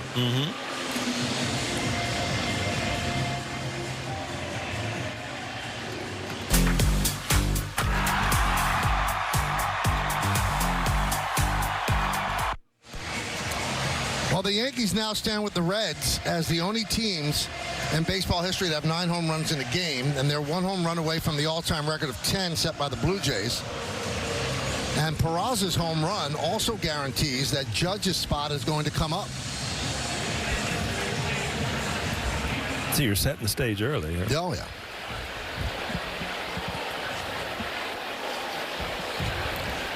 Here's Trent Grisham. Dominguez is on first. They're not holding him. The Yankees lead by 14, 20-6. darn extra point that they missed. I hope it doesn't come back to haunt them. I wonder if they know in the dugout if the record is 10. I would think no. You don't think so? There's certain things that don't come in. I mean, you've hit a lot of home runs. I mean, you're putting a beating on somebody, but I don't know that you ever know records like that, huh? The only thing is if someone's said, what's the record? Like someone that's not really a pitcher's down there, and someone calls up to the press box and asks, that sort of thing. Now, they had the game on in the clubhouse, so somebody's heard us say that. I wonder if it's been relayed to the players. And the trainers will go back and forth. Yep. I don't know, Michael. You think to keep the volume up? That might just turn us off. Just watch the play-by-play. Paul, I've turned a lot of people off in my life, so it could be. You got all kind of shows, though. People like to hear you. 1-2 on Grisham.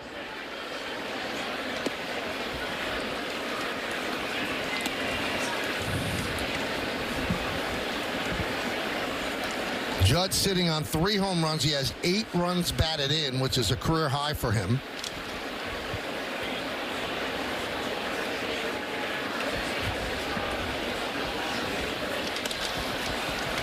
Popped up. Ortiz makes the play. That's out number 2.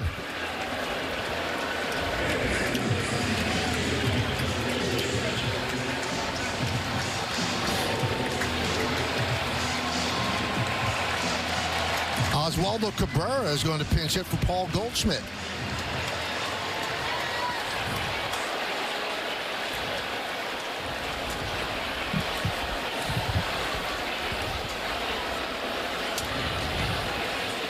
Now, Aaron Boone being a third-generation Boone in baseball, he knows the record is 4 home runs in a game, so he's not going to lift Judge with 1 at bat to go. I'm not sure if he knows about the 10 home runs.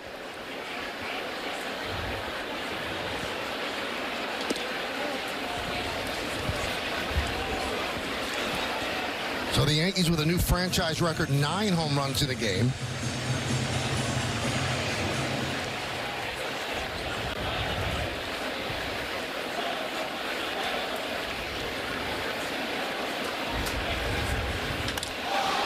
Line to right field. Frelick is there, and that'll do it. So we'll wait till next inning for Judge to get another try. Another home run for the Yanks, 2 more runs. Judge, 3 home runs, 8 ribbies today. Last season, though, was magical. The Bronx Lotus, 223 OPS plus. Highest all-time for a right-handed batter in a single season. How about the slug and 700 or more plate appearances? 6th player in a single season to do that. Pretty special ones that did it as well. One of 3 players all-time to lead the majors in home runs, ribbies, WAR, slugging, OPS, and walks. Babe Ruth did it 3 times, and Ted Williams.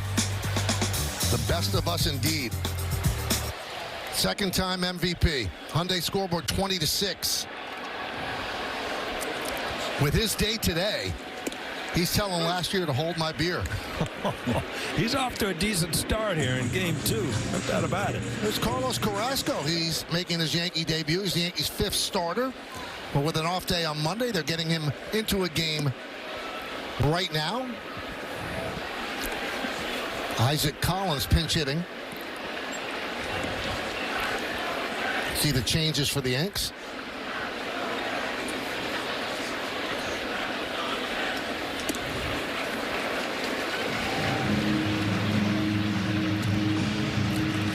Look at the names on that streaming service. Wow. Better call Paul. K's Anatomy. Nobody's watching that. Oh. I was just looking around the stadium, Michael, because I'm always, as we look at these new big hit streaming TV shows at the bottom of the screen, I think, Reebok's new, right? The Reebok sign out there in right center? Gotham Sports app, obviously that's new. Amtrak, I think that's new, too. No, I think Amtrak's been out there.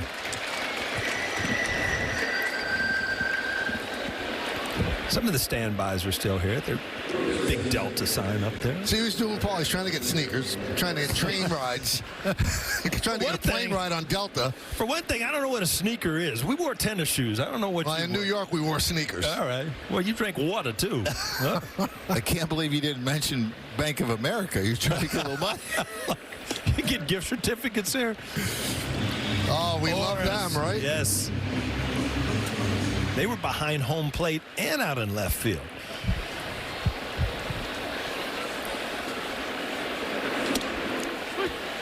Eric Haas pinch hitting for Contreras.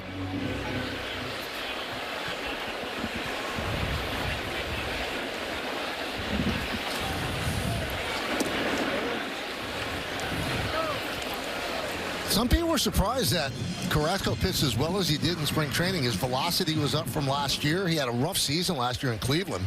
Veteran, knows how to pitch, has an arsenal of pitches, and again with the height and velocity a little bit better. That one is looped into right field. It's a base hit in front of Judge. Pinch hit single for Haas.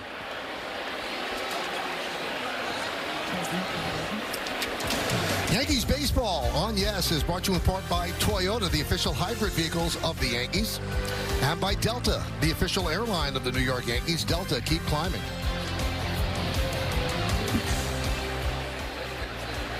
There's Jake Bauers to pinch hit for Rhys Hoskins. It's turning into a spring training game. Both managers emptying the benches here. That's really screwing up your scorecard over there. Good Lord. Huh? What's happening with your scorecard? I haven't found it yet. It's a little blank right here.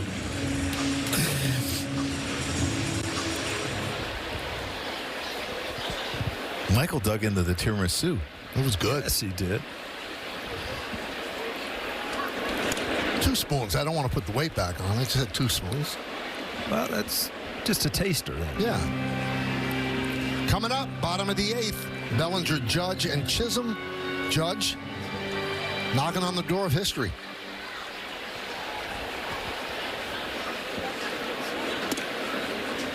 One and 2. You say you keep your scorecards, right? This one I'll keep. Yeah. I don't keep all of them anymore, but this one I'll keep. I mean, you have some from years and years and years ago. The perfect games and the no-hitters. Oh, yeah. That one is drilled into right center field. That's going to be in there and go all the way to the wall. Haas is going to go to third. They're going to wave him home. It's a pinch hit RBI double for Bauers.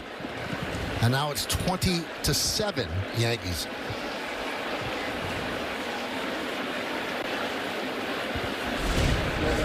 It's 2 good at-bats he's had. Pinch hitting. He had a good one on opening day where he walked off of Devin Williams, and then you see this double that he lines in the corner. Fastball that's up in the zone. I mean, that's been what we've talked about all day, and that's why there's so many runs. I mean, I think hitters, too, are adjusting to pitches up, fastballs up, because they practice like so much against velocity up in the zone off these new machines that they have, and everybody's trying to do it.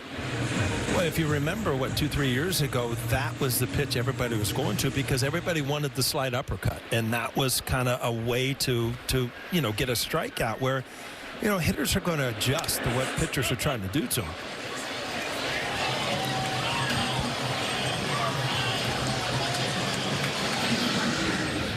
1-1 on Sal Frelick. Infield single hit by a pitch, walked and grounded to second. Bauers on second with 1 out.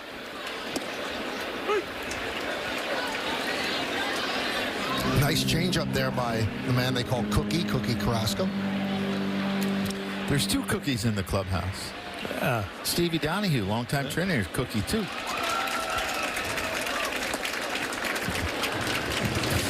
I remember trying to chart Carrasco many years ago when I was managing, and I would study all the pitches. You couldn't sometimes tell whether it was a slider or a changeup, and no one really knew because a lot of them times they have the same action. I always thought good changeups that kind of resembled the spin of a 2-seam fastball. Those are the ones that were really hard to hit because you couldn't tell the speed, but you could tell the spin. And obviously that's how you kind of decide what pitch it is or not. But if it has the same spin and you've just taken, 7 or 8 miles an hour off of it, almost impossible to hit. So Cabrera with the put out at first, 2 men down. Moving to third is Bowers. Here's Joey Ortiz. And a strike.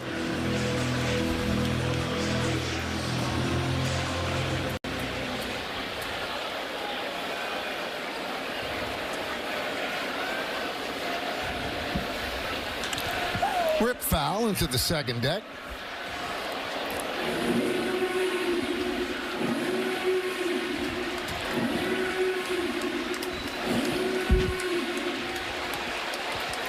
Yankees lead 20-7, 20-16-5, 7-10-1 for Milwaukee.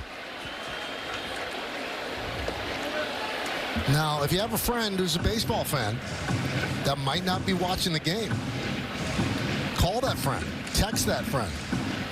You have a chance to see history in the bottom of the inning. Swing and a miss. Aaron Judge, 3 home runs. Looking for a Major League record 4. Stay tuned. Yankees Baseball on Yes is brought to you in part by Untuck It. Find the perfect fit today at untuckit.com or more than 80 stores worldwide. And by Nissan. At Nissan, we make cars that thrill. Experience the thrill for yourself today. Shop NissanUSA.com. Bellinger, Judge, and Chisholm. And they're going to face a position player. Jake Bowers is on the mound, trying to keep the Yankees from a Major League tying 10 home runs in a game, and Judge from 4 home runs in a game.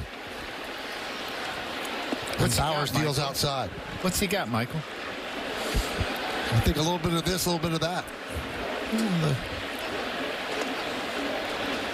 Little cutter at 65. Did you like facing position players? No, hated it. Because, you know, it's just, you're supposed to crush everybody, right? That's not really a pitcher, but, you know, it just goes to show you, even in batting practice, you know, you pop balls up, as Cody Bellinger did right there. But this is the at-bat we've been waiting for. And, you know, with a position player on the mound, you know he's not going to pitch around him. Last time up, he hit a ball off the wall for a double and an RBI. He has 3 home runs. Only 18 players in baseball history have 4 in a game. Drilled deep to left field, but that is going to stay in the park and caught by Chourio. Little top spin on that, and Chourio ran it down. Well, a little off the end of the bat, just enough, because the velocity was probably high 70s. Oh, it's actually a breaking ball. Wow. That might have been in the 50s, that breaking ball.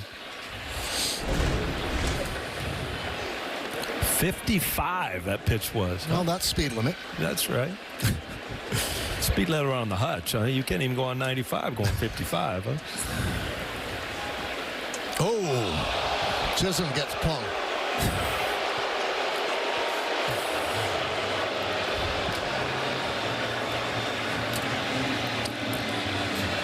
I tell you what, Jake Bowers was going to have a lot to talk about if he went 1-2-3 today. Yes. Right in the middle of the order, but now that's not going to happen.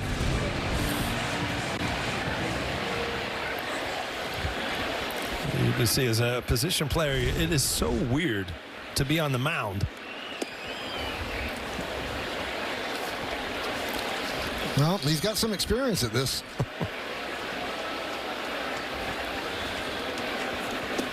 Did you ever do this? Yeah. I almost threw my arm out.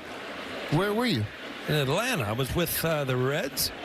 Struck out 2 people in the first inning, and then after that it went downhill. I went from like 93 to 50. I had nothing left. You had pitched as a kid, right? Oh, all through high school. Yeah. When I was drafted, I thought I was a pitcher. 3-0 on Volpe. There's a strike from Bowers. Chisholm's at first with 2 outs. We're in the bottom of the 8th, 20-7. Yankees lead.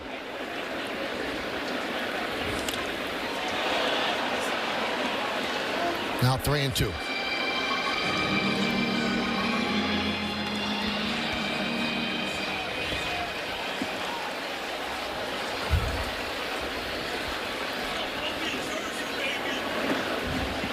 And Volpe works a walk. And that brings up J.C. Escara. How about this, Joe? They gave J.C. your number. That's great. Yeah, 25. Catcher to catcher. Yeah. Your player number. I think you can really appreciate what this young man has been through. A couple of years in independent ball, and it's really a cool story. You talked about it already, but man, seeing his mother get emotional in the video. I tell you what, he's lost it, Bowers. Yeah, he's running out of bullets out there. He got 2 quick outs, 3 pitches. Rip foul. Also a nice moment. He came to the ballpark on Thursday in an Uber. And he used to drive an Uber to try to make ends meet. I mean, you wouldn't have any problem as a young player getting your first hit off a position player. Nobody knows, right? Because when it's on the back of that bubble one card, nobody knows. Dunn makes the play, and how about that? Jake Bowers stops the Yankees and Aaron Judge from making history. It's time for the Optimum Don't Take Slow for an Answer replay. One thing we're going to see this year, Paul, this is a much more athletic team. They are going to go first and third a lot. We've seen it today. Well, it makes a big difference in the runs that you score. And again, you want the mentality as a base runner to always take that extra base. Obviously, the defense, they're much improved. Didn't show up today, but the base running and the speed and the way the Yankees are going to go about playing every single day, I think it's going to be exciting to watch. Carlos Carrasco trying to get the final 3 outs as he deals outside to Garrett Mitchell. Oswaldo Cabrera moves to right field to take over for Judge. Ben Rice will play first base in place of Cabrera, so every Yankee position player got into the game. That one is lined over the leaping try of Volpe, a base hit for Garrett Mitchell. Well, fans, stay tuned after the final out for today's WB Mason Yankees postgame as Bob Jack and John Flaherty are standing by in the studio with highlights and analysis. Of course, Meredith Morakovitz gets player interviews in the clubhouse. We'll hear from Aaron Boone on the manager's report. That's all coming up on Yes and the Gotham Sports app. The kind of information we're going to give out today, Paul. You ready? The Yankees have never won a game in their illustrious history by a score of 20-7. Fly ball left field off the bat of Dunn. Bellinger puts it away. But we looked it up. The Giants have 4 such wins. The New York Football Giants have 4 such wins. The last time they did it, they won 20-7, 1997 at the Cowboys. And the Jets also have 4 by that score.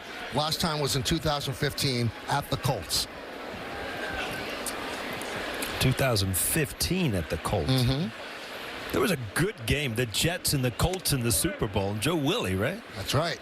But that was the Baltimore Colts. Yeah, that's one I remember, though. You must have been 6 then. That's all right. I was a big football fan, though. You did take your Prevagen today, didn't you? That one is driven out into right center field. On the run is Cabrera, and that ball is gone. A 2-run home run, so it's not going to be 20-7. It's going to be 20-9 at least as Terang with a 2-run home run.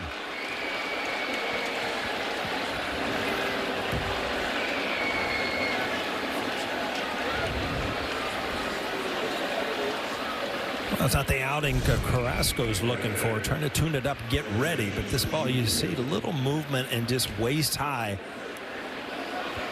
Ends up in the bullpen. Well, it looked like he was trying to throw that front hip sinker where he started off the plate and ends up on the inside, but it had plate the whole time. Terang recognized it, crushed it.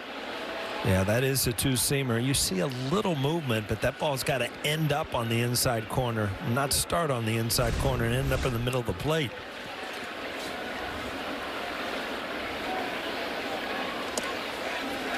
Oh, 2 on Churio.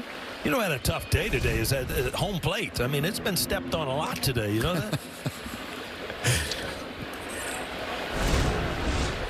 You know, I don't think I've ever heard that. Just saying.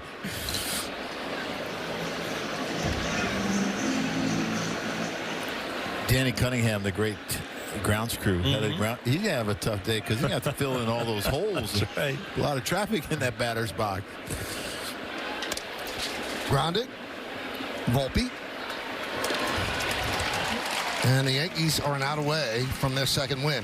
Upcoming schedule brought to you by your local Tri-State Buick dealers. We're back at it again tomorrow at 1:35 right here on Yes. Monday's an off day, then 3 games against the Diamondbacks. 7:05 on Tuesday on Yes, then on Prime at 7:05 Wednesday, and back on Yes at 7:05 on Thursday. Yankees hit the road with 3 in Pittsburgh Friday, Saturday, and Sunday. 4 o'clock Friday game? Must be their opening day, huh? Yeah, I would think so.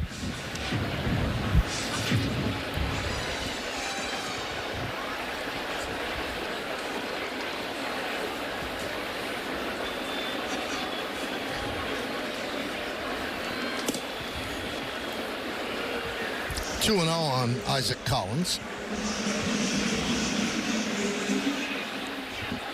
Mike, I'm really glad our first game together this year, we got to spend over 3 hours together. Yes, it's always nice. How many times will you two do this? Oh, a lot.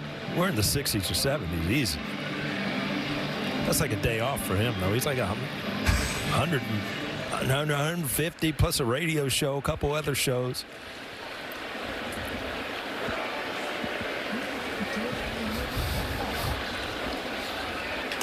Check swing.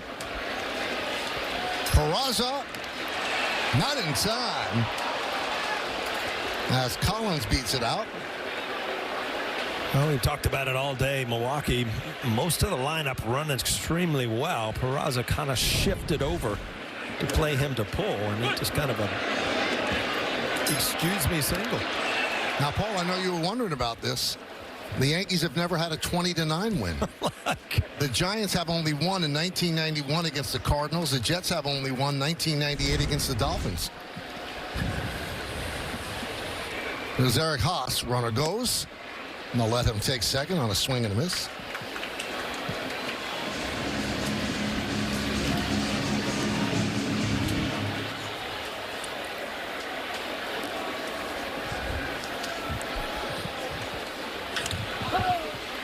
Oh, 2, strike away. Yankees got out of the starting blocks great last year, and that benefited them when they ran into a little bit of a slide in the middle 35 games. But you can't lose a season early, and you can't win a season early, but you can help yourself get through some of the rough spots by piling up wins early. Yeah, they were 49-21 their first 70 games. Yep. And Garrett Cole didn't pitch till game 76. And then they had a stretch where I believe they were 11-25. But they ended up winning the American League East and the American League pennant and going to the World Series against the Dodgers. 1-2. 2-2.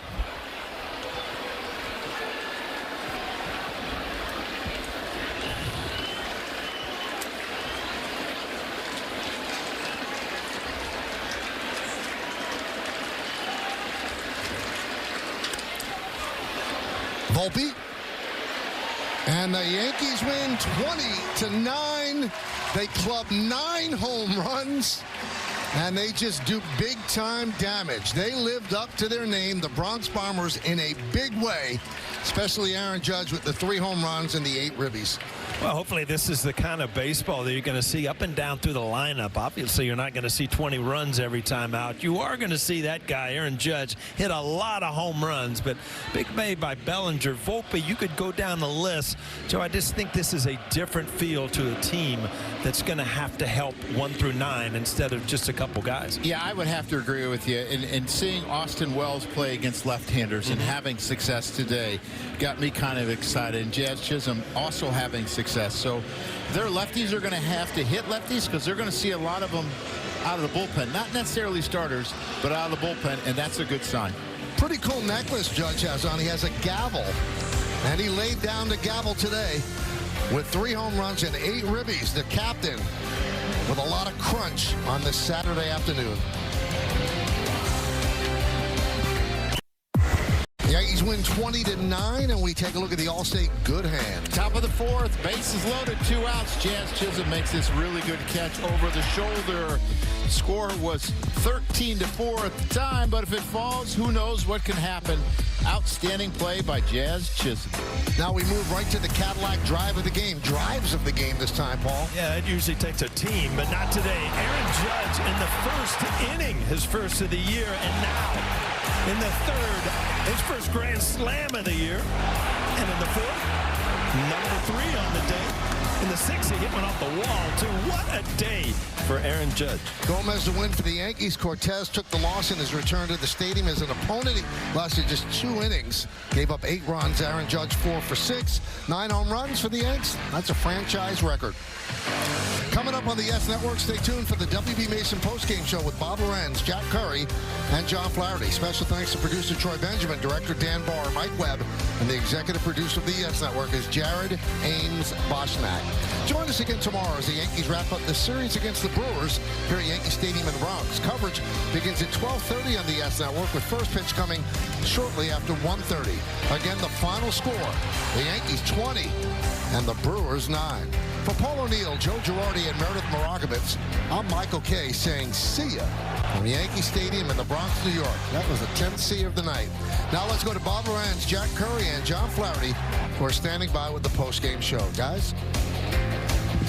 It is great to have you with us on the WB Mason postgame show. Bob Lorenz, John Flaherty, Jack Curry with you. What an afternoon for the Yankees and their offense at Yankee Stadium. Game 2 of the series against Milwaukee. They win it 20-9. Home run heaven for the Yankees hitters. Home run horrors for Milwaukee pitchers, including Nestor Cortez. Let's get our Hyundai opening comments. Bob, in the second game of the season, the Yankees set a team record with 9 home runs. So we see something this early in the season that has never happened before in Yankee history. And they always say if you go to a baseball game, you might see something you've never seen before. That happened today. 3 homers on the first 3 pitches that Nestor Cortez threw. So the Yankees attacked early. They got a 4th home run in that first inning, and it was just good swing after powerful swing, annihilating the Brewers and making everyone at Yankee Stadium home run happy. Yeah, we talked in our pregame show. I really feel like opposing teams are going to try to exploit the Yankees lineup with all their left-handed hitters. Nestor Cortez out on the mound for the Brewers, and the Yankees answered that challenge today right away with Goldschmidt leading off. First pitch of the game is a home run. Bellinger, a left-handed hitter.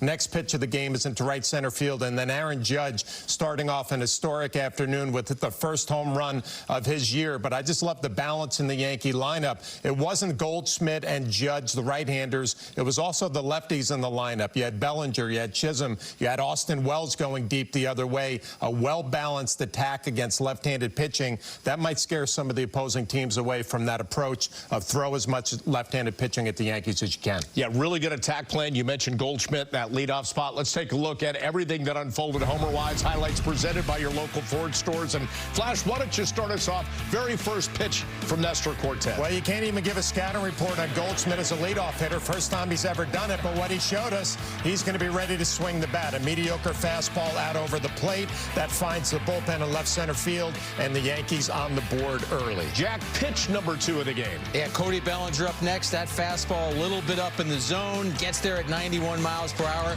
goes out a lot faster than that from Bellinger. It's 2-0 after 2 pitches. Flash, if you would, please, pitch number 3. Nestor Cortez likes to cut the ball in on the hands of right-handed hitters. Aaron Judge knows that better than anybody. 3 pitches, 3 home runs, 3-0 Yankees. And then how about the Game 1 leadoff hitter, Austin Wells, coming up a little later in the inning, Jack? Yeah, it's a 2-0 count. He gets a fastball, goes the other way for his 2nd home run of the season. That made it 4-0 Yankees. 4 home runs on the first 16 pitches. First time Yankees have had 4 in the first inning of a game in franchise history. And we're saying only 4 home runs because we get to our turning point of the game, brought to you by Montefiore Einstein, the official hospital of the New York Yankees. Yanks up 4-3, bottom of the 2nd. It's Anthony Volpe up. What a great start to the year for Anthony Volpe. Hit a home run on opening day. This is going to be a 3-run shot for Volpe. Pulls it down the left field line. The 2nd home run of the season for him, and it is 7-3 Yankees. And then bottom of the 3rd, and Aaron Judge up. Jack, bases loaded and a chance to do major damage. And how would you like to be Connor Thomas in your Major League debut, and you are victimized by the reigning MVP. Judge takes that cutter out. It is his second homer of the game, his 9th career grand slam. It's 12-3, and that deserves a curtain call. How about a little more back-to-back? You know, Jazz Chisholm wanted to get involved in this. That's a 1-2 heater right down the middle. He destroys that ball right center field. Now it was 7 home runs to that point, 13-3 Bombers. Judge goes deep bottom 1, bottom 3, and then bottom 4. Yeah, he's going to get a changeup this time, and he is going to hit it to straightaway center. The assault continues. His 3rd home run of the game makes it 16-4 Yankees. His next at bat would come bottom of the 6th and coming oh so close. No way he can do this, Bob. Can he hit 4 home runs in a day? Well, this is a perfect swing. Hits it on the line to right field. That's going to be off the wall for extra bases. It's not his 4th home run of the year, but it's going to be an RBI double, 18-6 Yankees. And then some changes made late in the game with the Yanks in a big lead. And how about Oswald Peraza getting a crack at it? Yeah, Peraza comes through right here. He's able to jump on that slider, hammer it into the left field seats. 2-run homer is his first of the year. The Yankees set a franchise record, as we've mentioned, with those 9 home runs. That made the score 20-6 at the time. Cooking up something special with Hexclad, and it was a whole lot of special. The Yankees are the first team in Major League history to homer on the first 3 pitches of the game. First time in franchise history that they went back-to-back to start the game. 10th time ever that it's happened. It's the 3rd time in Major League history that the numbers 1 through 6 batters all homered in the same game. The 9 home runs, as Jack mentioned, a Yankees record, and tied for the 2nd most ever. The 11 home runs through the first 2 games of a season, that's a Major League record. And finally, the 20 runs were the most they have scored since 2020. And the man in the middle of all of it is the optimum player of the game. Aaron Judge's 8 runs batted in are a career high. It's his 3rd career 3-homer game, including the postseason. Only Lou Gehrig with 4 has more among Yankees. More franchise history. His 40 multi-homer games are 4th most, and the 14 total bases are 3rd most in a single game. Judge, Gehrig, Lazzeri, O'Neill, and A-Rod, the only Yankees with 3 homers and 8 ribbies in a game. Meredith Marakovitz talked to the captain right after the game. Head around what this offense was able to do this afternoon. 20 runs, 9 home runs. Oh, well, it all started with Goldie, you know, there in the first at-bat, first inning, getting things going. Just all around having a great plan going into the game and going out there and executing it. Can you describe that first inning when it's Goldie, Bellinger, you going back-to-back, Wells getting in on the action later? Well, that was a fun inning. Like I said, guys going up there with conviction. They had a plan, and we went out there and executed. But we were really feeding off the fans today. They were rocking there in the first. How much energy do these fans bring you? I saw you go out there and salute them. Obviously, the curtain call today. How much extra does that bring out of you? Oh, we love it. You know, this is even last year, these fans came out in numbers, always cheering us on to the end, and we're going to do it again this year and have something special for them. 3 home runs for you. What clicked for you at the plate? Just trying to be on time. That's the biggest thing. You're on time, ready to hit, and especially we got all the traffic on the bases. You know, guys in front of me were getting on base. It makes my job easy. Did you think you had that one in the 6th, and how badly did you want it in that final at-bat with Jake Bauers on the mound? You never know here. The wind was kind of swirling, but it's just about taking a good approach, take a good swing, and see what happens. Aaron, appreciate the time. Yeah, thank you. Send it back to you guys. Meredith, thank you. Hey, did CC Sabathia have something to do with this? He threw out the first pitch today and then said, wait a minute, back-to-back after my first pitch? Coincidence? I don't know, little Hall of Fame juju rubbing off on those hitters. But, Jack, it was interesting because against their former teammate, Nestor Cortez, and by the way, the first 3 hitters, Goldschmidt and Bellinger, were not former teammates of his, but Judge was. They had a real, as Judge said, good game plan, and they executed. Attack him early. It's interesting. Before the game, Aaron Boone was asked, who has the advantage when a former player faces his team? And Boone said, well, each situation is different. Well, I think today we saw the answer to that question, and we saw it emphasized that the Yankees had Nestor Cortez's number. I don't think he had his best stuff today. I think he would admit that. The Yankees know he's fastball cutter. But when Judge spoke to Meredith, the one thing that stood out to me was him talking about his timing. Because last year, when he did not have the start that he wanted to have, he would say, I'm missing pitches that I should hit. My timing isn't where I wanted it to be. Today, he pounced early and looks like he's in midseason form. Jack, I'm glad you brought up last year the way Aaron Judge started poorly, and you can actually go deeper and say he didn't have a good spring training either. So I think coming into this year, Aaron Judge was thinking, I can't go through the month of maybe March and into April like I did last year. He was able to salvage his season and win another MVP. But today was a great day for him because he was able to pull the baseball off of Nestor Cortez, knowing that that's where Nestor likes to attack right-handed hitters. But I would actually argue the swing that he drove the ball to right field going for his 4th home run, where it was a line drive off the wall, that's more where Aaron Judge needs to get back to, because in spring training, like the beginning of last year, was pulling off a little bit. That swing to right center field is a really good sign for him. You know, we saw a lot of quality at-bats, too. Goldschmidt went opposite way, not for a home run, but for a base hit. Austin Wells' homer was the opposite way. So, again, throughout that lineup, quality at-bats all day. Right. There will be games this season where we might talk about a handful of quality at-bats. Today, for the Yankees, it was 15 to 20 quality at-bats. And I think the scouting report on Nestor Cortez, the Yankees know he's a strike thrower. And you can see that in the first inning. They went up there in attack mode, believing that they could do damage. And as great a player as Judge is, I go back to yesterday. Struck out twice against Peralta, once on a curveball, once on a fastball. What was his last at-bat? A 103-mile bullet for a double off third base. He leaves Yankee Stadium yesterday feeling good about that at-bat, and then today he's going to leave Yankee Stadium feeling a lot better. And Flash, take us in the dugout, because homer, homer, homer, suddenly you go. And then by the time you're going 4, 5, 6, you got to be going, what is happening today? I mean, even the players, and you believe in your teammates, right? You know, absolutely. Yeah. But, Bob, everybody's saying it's a race to the bat rack. But you think about opening day, and we were out on that field doing our post-game show. It was cold. There were shadows all day. It was a really tough afternoon to hit the baseball. Now you fast forward to this afternoon, 80 degrees, beautiful day at the stadium, and your first 3 pitches against your lineup are 3 home runs. That's just contagious as an offense, as a lineup. And obviously you love these days, but you just look forward to trying to take a series. Well, you took a series already, but sweep a series tomorrow. 18 players have hit 4 home runs in a game. You mentioned how Judge came really close on the double off the right field fence, but how about his final at-bat against a position player? We're watching that unfold. If he didn't have 3 home runs, Aaron Boone wouldn't have let him hit there. But chasing history, he gets a 55-mile-per-hour breaking pitch from Bowers and does get under it, still hits another bullet to left field. So all around, Judge's timing, even on a 55-mile-per-hour pitch from a position player, his timing was where it needed to be. And historic day for the Yanks. We're going to take our first break here on the WB Mason postgame, but we got a lot more coming up as they win it 20-9 over Milwaukee.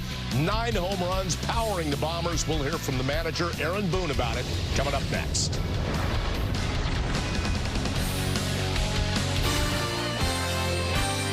The Yankees postgame show on Yes is presented by WB Mason. Get fast free delivery of food service products you need at prices you'll love. Request your free catalog today at WBMason.com. The Yankees postgame show on Yes is brought to you in part by your local Kia dealers. Visit Kia.com to discover movement that inspires. A home run happy day for the Yankees in their 20-9 win over the Brewers Saturday afternoon in the Bronx. 9 home runs, second only to the Blue Jays' 10 that they hit against the Orioles in September of 1987, and matching what the Cincinnati Reds did in a September 1999 game at the Phillies, a game manager Aaron Boone knows a little something about. Let's hear from him in the manager's report, brought to you by Toyota. Aaron, 9 home runs from your team today. Have you ever witnessed something like that? Yeah, I played in one. Went 9 with the Reds in '99. Yeah. Yeah, I think I hit the first one in that game. I actually said to Osmus after 3 innings, I said, how many do we have? And we said 7. I said, I think we tied or set the National League record when we hit 9. So, wow. I mean, what a performance. Kind of a weird, crazy game. Obviously, we got to catch the ball better. But yeah, obviously a lot of really great at bats. Just a weird sky, a weird game.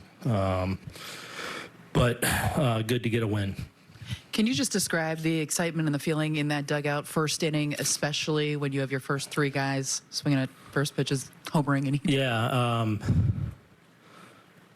Yeah, I mean that was punch in the mouth right there. And then Judgy's on the third pitch, hitting it where he hit it. So it was definitely a rocket situation, and so good to see the guy swing the bat like that. Obviously, first time we saw Max Fried on the mound in a regular season game as a Yankee. Overall, what did you think of his performance? Yeah, I thought he was all right. Obviously, we didn't catch the ball great. I mean, that's an understatement. He was a little, probably not his best command, hitting a couple guys. He's as great a fielder as he is. He didn't make a play. So, I thought overall he threw the ball fine. It's just, we're giving way too many outs. So it's really hard to, get a read on the outing. But, I thought stuff-wise he threw the ball well. Brendan. Home runs on the first three pitches. No one's ever done that before. Really? What do you? Yeah, really. Yeah. What do you attribute that to? Is that, knowing Nestor? Is that three good hitters at top line? Like, what do you? Yeah, I mean, I don't know.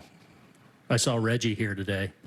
He's 3 homers and 3 pitches, right, in the World Series. So maybe it was that. And I had something else, but yeah. Okay. Ron, front row. Was part of the plan going in figuring Nestor would be around the strike zone early? Yeah, of course. I mean, the one thing we weren't sure is, stuff-wise, what he was going to be. We knew he wasn't throwing quite as hard necessarily in spring training. A lot of times early in the season, guys aren't as settled as they normally would be. So I think he lacked a little bit of crispness on his, usually he gets a lot of play with that four-seam. That extra little cut on his cutter wasn't quite as sharp. So, and then they, took advantage with his stuff being down a little bit. And as much as you're happy with the performance, at the end of it, does part of you just feel for Nestor knowing the person he is? Yeah, I mean, look, I mean, we're in competition out there, and it's the game, and once that happens, but I want him to have a great year, and there's no reason he won't go and have a great year, and I know how competitive he is, so, you're gonna take your lumps in this game. You play long enough, so it's just one game, so he'll be all right. Right behind you, Ron. Bill, and then Nate. Aaron, Judge did not have a great spring training. What did he do to get his back going once the season started? Yeah, I mean, he was fine in spring. I mean, he wasn't hitting the ball great and wasn't, but I think part of that is him tinkering with different things in spring training, because he had the full runway health-wise of getting regular at bats. So I think it's a time for him. He's always wanting to move the needle. Like, where can I improve? And sometimes with spring training that means tinkering with some different things to maybe help you get a little bit better. So I think it's as simple as that. Physically he's been really good, and it wasn't something I was worried about. Nate.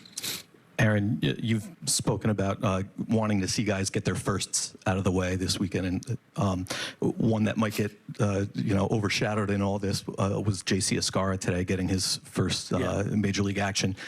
During the game, when he's getting ready to go in, are you able to say, hey, take a moment and soak this in? No, but I was paying close attention to him, and I feel like he did that. I feel like he had an appreciation for being out there, and that's one of the good things about this game is you do get some guys in there that haven't played in the first 2 games, and for JC, in his journey, having not done in the big leagues, he's going to be in there probably one of these days, on the against the Diamondbacks, before we go on the road. So to be able to get in a few innings and kind of break that seal a little bit, I think is valuable. Obviously getting Peraza in there and him hitting a big homer, that was big for him. So those things you like to see happen and check those kind of things off the list.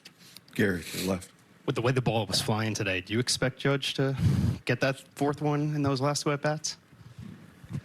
Yeah, I mean, nothing's out of reach for him. So, you know, I wanted to give him that opportunity at least. Yep, and he almost did it. You know, both his last two at-bats, you know, he almost got them both. Clap to the right. Actually, just following up on that question, he was facing Bowers, who's throwing, 65 miles an hour. Yeah. Did you like his chances given that dynamic? I mean, is that...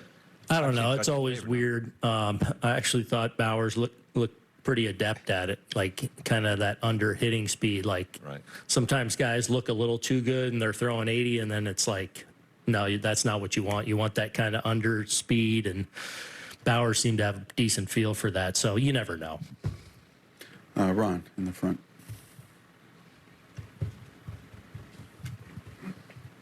After Austin leads off on Thursday, when you get the first pitch homer here, are you pretty proud of everything that went into that? I mean, I think I said I wrestled with that lineup the entire off day and finally settled on it in the evening. Yeah, I mean, the guys were swinging it so well today. I don't think it had anything to do with the lineup. I just think it had something to do with all the people in it and taking advantage of some good pitches to hit. So, it's definitely good when you see a guy in a place for the first time. To have some success is nice. Thank you, Aaron. So Aaron Boone talking about a lot of different things there, and obviously a lot of home runs, the 9 home runs by the Yankees, 3 by Aaron Judge. And Jack, for the chance for him later in the game, as some of the regulars came out of the game, for him to pursue that 4th and maybe even 5th home run. A lot of drama later in the game. It's a lopsided game, but you're waiting for Aaron Judge to come up and get another opportunity. We've already detailed on the double off the right field fence. He came really close to doing it. And then I like Boone's description of what Bowers did, because this was the 5th time that Bowers has pitched in a game as a position player, and he did seem as if he knew what he was doing out there. And major league hitters are not used to seeing 55-mile-per-hour pitches. Even in batting practice, they're going to see pitches that are faster than that. So I do think that the headline of the day, Judge's 3 homers, the Yankees 9, and the Yankees 20 runs. But Flash, it was also smart that Boone talked about some of the things the Yankees need to tighten up. Yeah, he mentioned they have to catch the ball a little bit better. He also talked about Max Fried not having his great stuff, but he also mentioned Nestor Cortez, who in spring training, his velocity was down, and he carried that into his first start. That's probably some of the worst stuff we've seen from Nestor throughout his Yankee career now that he's part of the Brewers, and the Yankees offensively took advantage of that. But I do want to give Bellinger a lot of credit. I mean, he had a great spring training, and he's rolled it into the first couple of games of the season here, where he is right on time with his swing. Obviously hitting a home run today, but he seems to be one of the most consistent Yankee offensive players early on. Well, speaking of Bellinger, we're going to take a break, but we're going to talk more about the offense coming up. We're going to hear from him. We'll hear from Paul Goldschmidt. What a day they all enjoyed at Yankee Stadium. 20 runs, 9 home runs, and a 20-9 win over Milwaukee. Stick around.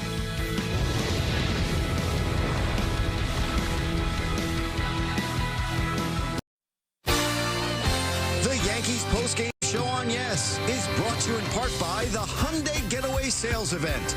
Deals so right, it almost feels wrong. Only at your local Hyundai dealer.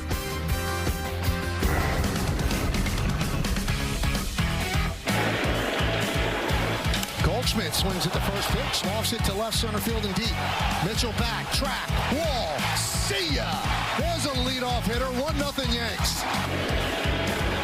Bellinger lofts one deep to right center. There it goes into the bleachers. See ya!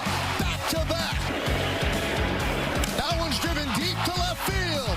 There it goes. See ya!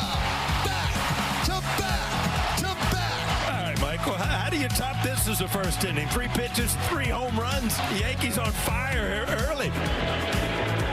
High ball left field. Churio back on the track at the wall. They've done it again. 4 first-inning home runs. I don't know how you script a better first inning. High fly ball, left field. Churio back, track, wall. See ya! A 3-run home run. It is 7-3 Yankees. High fly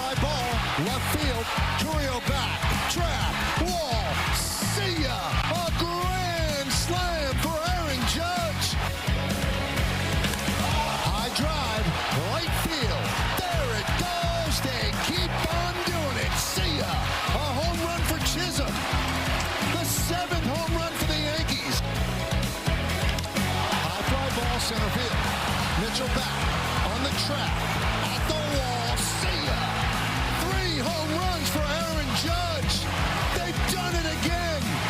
A record 8 home runs in one game by the Yankees. That leaves you speechless. Salute to you, Aaron Judge. What a day. Drill deep to left field. There it goes. See ya! The Yankees' 9th home run of the day. They did it again. The memorable moments by Prevagen abound on a Saturday afternoon in the Bronx as the Yankees come up with 16 hits, 9 of them home runs, 3 from Aaron Judge. You look at the lineup, the line score littered with hits and home runs and offensive production. So the Yankees getting contributions right out of the gate from 2 of their newest acquisitions, Paul Goldschmidt and Cody Bellinger. We hear from both right now. I asked you before the game how you feel about batting leadoff, and you said, well, we'll see. Well, what do you think about batting leadoff? Yeah, it's tough to start better than that. So, like I told you, I just tried to take my same at-bat, same mindset, and fortunately was able to get a good pitch to hit and get it out of there. How much you think that set the tone? Then obviously the guys following suit behind you. Yeah, to get the lead there, get a 1-0 lead is good, but then Belly and Judge right behind me, 3 pitches, 3 runs, so it's pretty rare, and, you know, we were able to keep the momentum going, just a lot of good at-bats, and, you know, even once we got that lead, just to keep adding on there early and even the middle and late in the game, so that was kind of what the talk was in the dugout, you know, just kind of keep having those good at-bats. You never know what could happen. You know, they scored 9 runs today, so glad we were able to keep scoring. There are guys that are swinging the bat as well as they were today. Just how badly do you want to get back in the batter's box each time? Yeah, I think it's just kind of keeping that focus and not saying, oh, well, we've got this game in hand, or trying to do something different. You know, if we can just take our normal at-bats, I think at least for me, that was the mindset. Don't try to do anything different. Don't try to do more. Don't try to do less. You know, I was in a pretty good spot today. Most of the guys were having really good at-bats even when we got out, and just I think just stay right there. The kind of trap is to try to think we got to do something different, and we did a good job of just really staying there the whole game. Did you think Judge had 4 in him? He was close there in the 6th, and then obviously the position player Jake Bauers on the mound for the final at-bat. I thought he got it there in the one that hit off the wall, the double, so whatever inning that was, and knew he had a shot there last inning. It's tough off position player. You know, he gave it a good shot. That would have been cool to see. You're standing right there. How do you think Max Fried was today? And how hard is that to go out there your first start? You want to make an impression. Yeah, he did great. And, you know, there was a lot of plays or a few plays that we could have made behind him. And he did a good job staying focused and just continue to attack them. And, you know, even it wasn't, you know, a perfect outing by any means. You know, we kind of hurt him on defense a few times, but he kept going and still had a really, really good shot to get the win there. And, just showed a lot about his character and the type of pitcher he is, to not give in and to keep going and make pitches when he had to, and stranded some guys on base. So he did a great job, and yeah, hopefully we'll keep it going.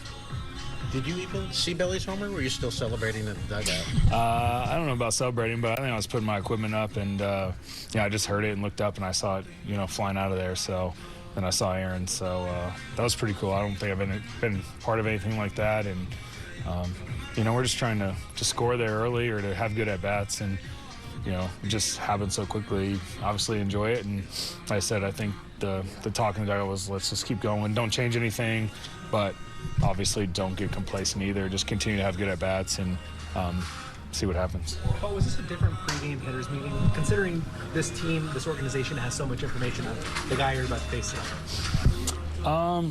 Just, you know, for me, it's only my second one, so I don't really know how they go, but you know, I've got a chance to face him last year coming here with St. Louis, and, you know, there was a lot of familiarity with the guys that played with him. So I don't know if it was just different, but, you know, I think everyone kind of knew. There was a lot of familiarity, put it that way. Cody, how would you describe being a part of that first inning? That was a really cool moment. I mean, it was just, I mean, we were talking after if it was the first time that ever happened, and it was. So, you know, super unique to be a part of, and it was just nice to get the party started. What's it like to hit in front of Aaron Judge? I mean, you see it on TV. I've been in the National League, so I don't get to see it too often. But, man, to see it with your own eyes, it's special. I mean, it's just, you know, he's the best in the game, and the consistency and the way he handles himself. And, I mean, there's just not enough positive things to say about him. It's fun to watch. Did you think he would hit that 4th home run? I thought so. I couldn't believe the one to right field didn't go. just truly special. I was just happy to watch. How different is it in person? You talked about watching it from afar. You see the work he puts in as well. You see it in spring training, and you just see the way how everything translates into the game, and it's truly special. And like I said, the way he carries himself on top of that, and it's fun to be a part of, and he makes everyone around him better. Do 3 home runs on the 3 pitches seem like they happened really fast or really slow as you soak it in? Fast. I think it was just like bang, bang, bang, and we were up 3, and playing Milwaukee a lot in the Central, I knew that they got a lot of bats that could come back, so we knew how to keep the pressure on them, and we did a good job of doing that. When everyone gets in and everybody contributes, how much does that help a team with all the new people here? Yeah, that's great. A lot of guys getting the first hit out of the way, or just getting comfortable in April, and beautiful day outside today as well, especially for it being April. So we took full advantage of it and had a lot of fun today. There's been a lot of talk about this lineup and with the injuries and stuff. What type of statement does this make when you guys put up 20 runs and 9 home runs? Yeah, that was this was exciting. We like where we're at. We love our lineup. We love the depth. We love the guys that we got in this locker room, and it's going to be fun. And this is a very difficult game, but we got a lot of guys that have been there, and we're gonna have some fun doing it and like the talent.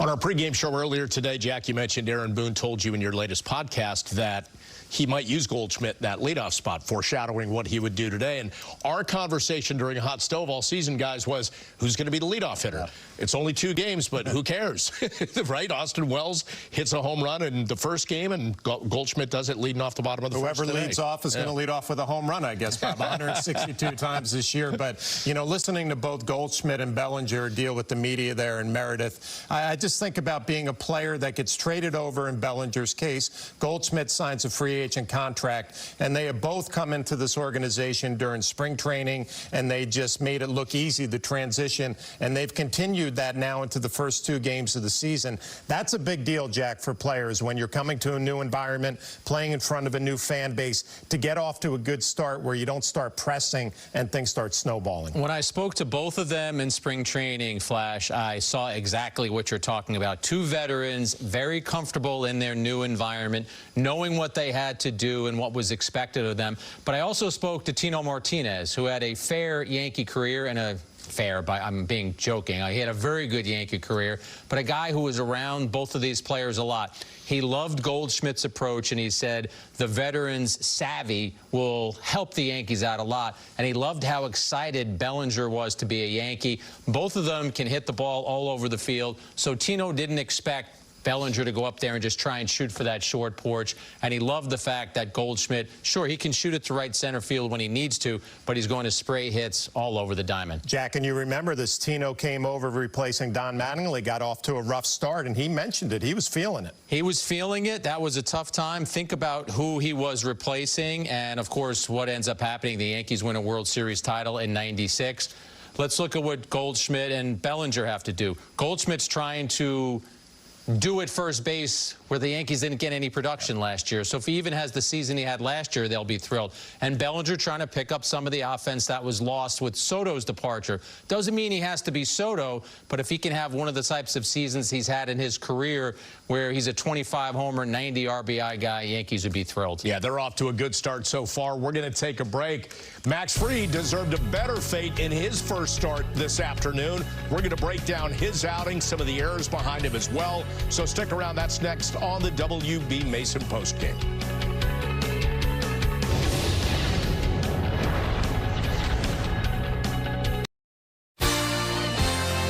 The Yankees postgame show on Yes is brought to you in part by Audi, the official luxury vehicle of the New York Yankees. Visit your tri-state Audi dealer today.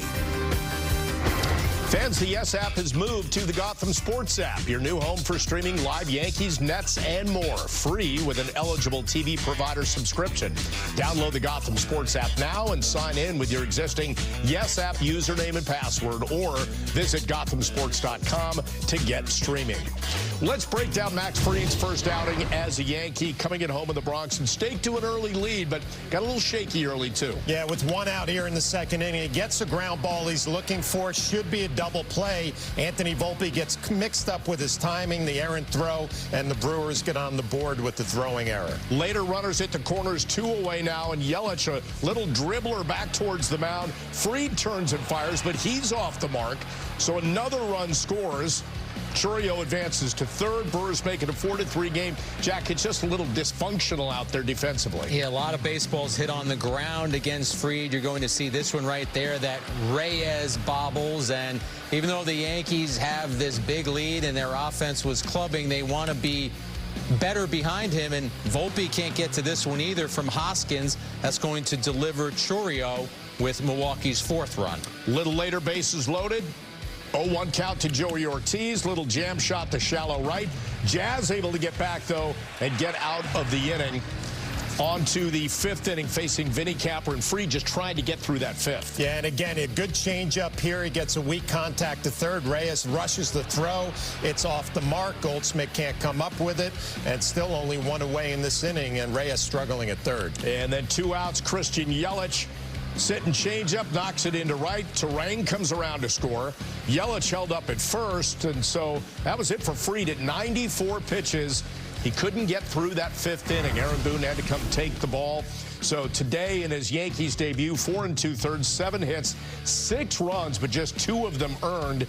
And for the afternoon, a total of 5 errors for the Yankees. As for Fried, let's find out what he has to say about his first Yankees start. Max, what do you think of the early run support today? I mean, anytime you can go out there in the 2nd inning and, you know, have 4 on the board and see 4 home runs, you know, I'll take that as a starter all day. Tough defense at times behind you, but overall, how did you feel about the way you threw the ball? I was in and out of rhythm. I think, you know, obviously pretty frustrated about not being able to make that play in the 2nd to be able to, you know, get out of it and adding a couple more runs and just not being able to do my part. But all in all, you know, when your teammates and support you and be able to have, you know, 16 runs in the first 4 innings, you just got to be able to try to get as many outs as you possibly can. When you're watching that offensive outburst in the 1st inning and really throughout the game, what's going through your mind? I'm trying to.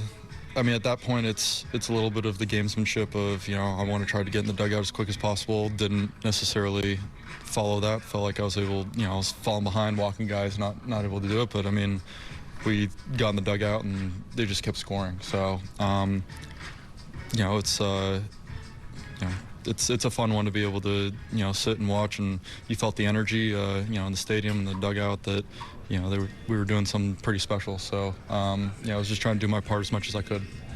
Were you in here in the bottom of the 1st or out there? I'm sorry? Were you inside here? I was underneath. You know, it was a little toastier today, so I wanted to try to stay in the cool. What did you think about the atmosphere for your first start? It was incredible. You know, just the buzz and the energy from before the game started, during. Yeah, I was able to feed off it a lot of times, and you know, it was a great first experience in Yankee Stadium as a Yankee. How much did you want to stay in and get that last out? At that point, I had already known that that my pitch count was coming to the end. I would have loved to do it, but there was a lot of things that throughout the outing that I didn't do my part on to be able to earn that. You know, like I said, you know, adding a bunch of pitches, and the PFP in the 2nd inning, added a bunch of pitches.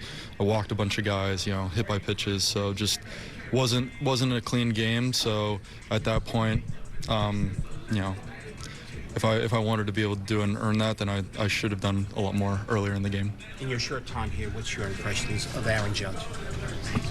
I mean, I feel like today was a perfect example of the type of guy he is. You know, he's you know, you see the work that he puts in every single day in spring training and in the season, and the type of teammate that he is, and then to be able to go out there and you know, have that type of performance. You know, 3 homers. You know, almost the 4th, and you know that every single time that he steps in the box, he's a threat to do that. So, an extreme pro, and I'm just really glad that I get to be his teammate now. Well, these are the days for starting pitchers when they tip their cap to their offense and say thanks for a ton of run support early in this game. You could hear Max Fried sort of with that sentiment flash, but also knowing part of the storyline was some rough play behind him, and according to him, even not executing some pitches. Yeah, that was a very honest assessment of the starting pitcher's afternoon from Max Fried, and that was refreshing to hear, right? He basically said, I could not find a rhythm all day.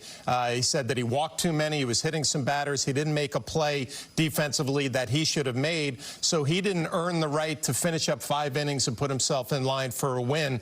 I appreciate the honesty. I just think this is one of those starts that the Yankees are hoping Max Fried can take the ball 32 times and be a starting pitcher 32 times. This was a grind for him. This was one of those games where I thought he had a real good curveball early. Then it kind of got away from him. He was rolling his breaking ball. I just didn't see him establish if I'm going to be a fastball guy today or a curveball guy. Just kind of caught in between all afternoon. All right, the headline for the Yankees is the 20 runs, and one of the subheads is that Max Fried picked a good day to have a subpar outing, because going forward, he will be a lot better than this. He's a better pitcher than he showed today. There was a lot of weak contact against him. We've talked about how his defense didn't help him, but Flash is right. As he and I and Bob are watching the game, that curveball that we've talked about, that 12-6 curveball, he hung that a few times. And then here's someone who's a 3-time Gold Glove Award winner who just rushed the throw on a little dribbler in front of the mound. Could have helped himself a lot.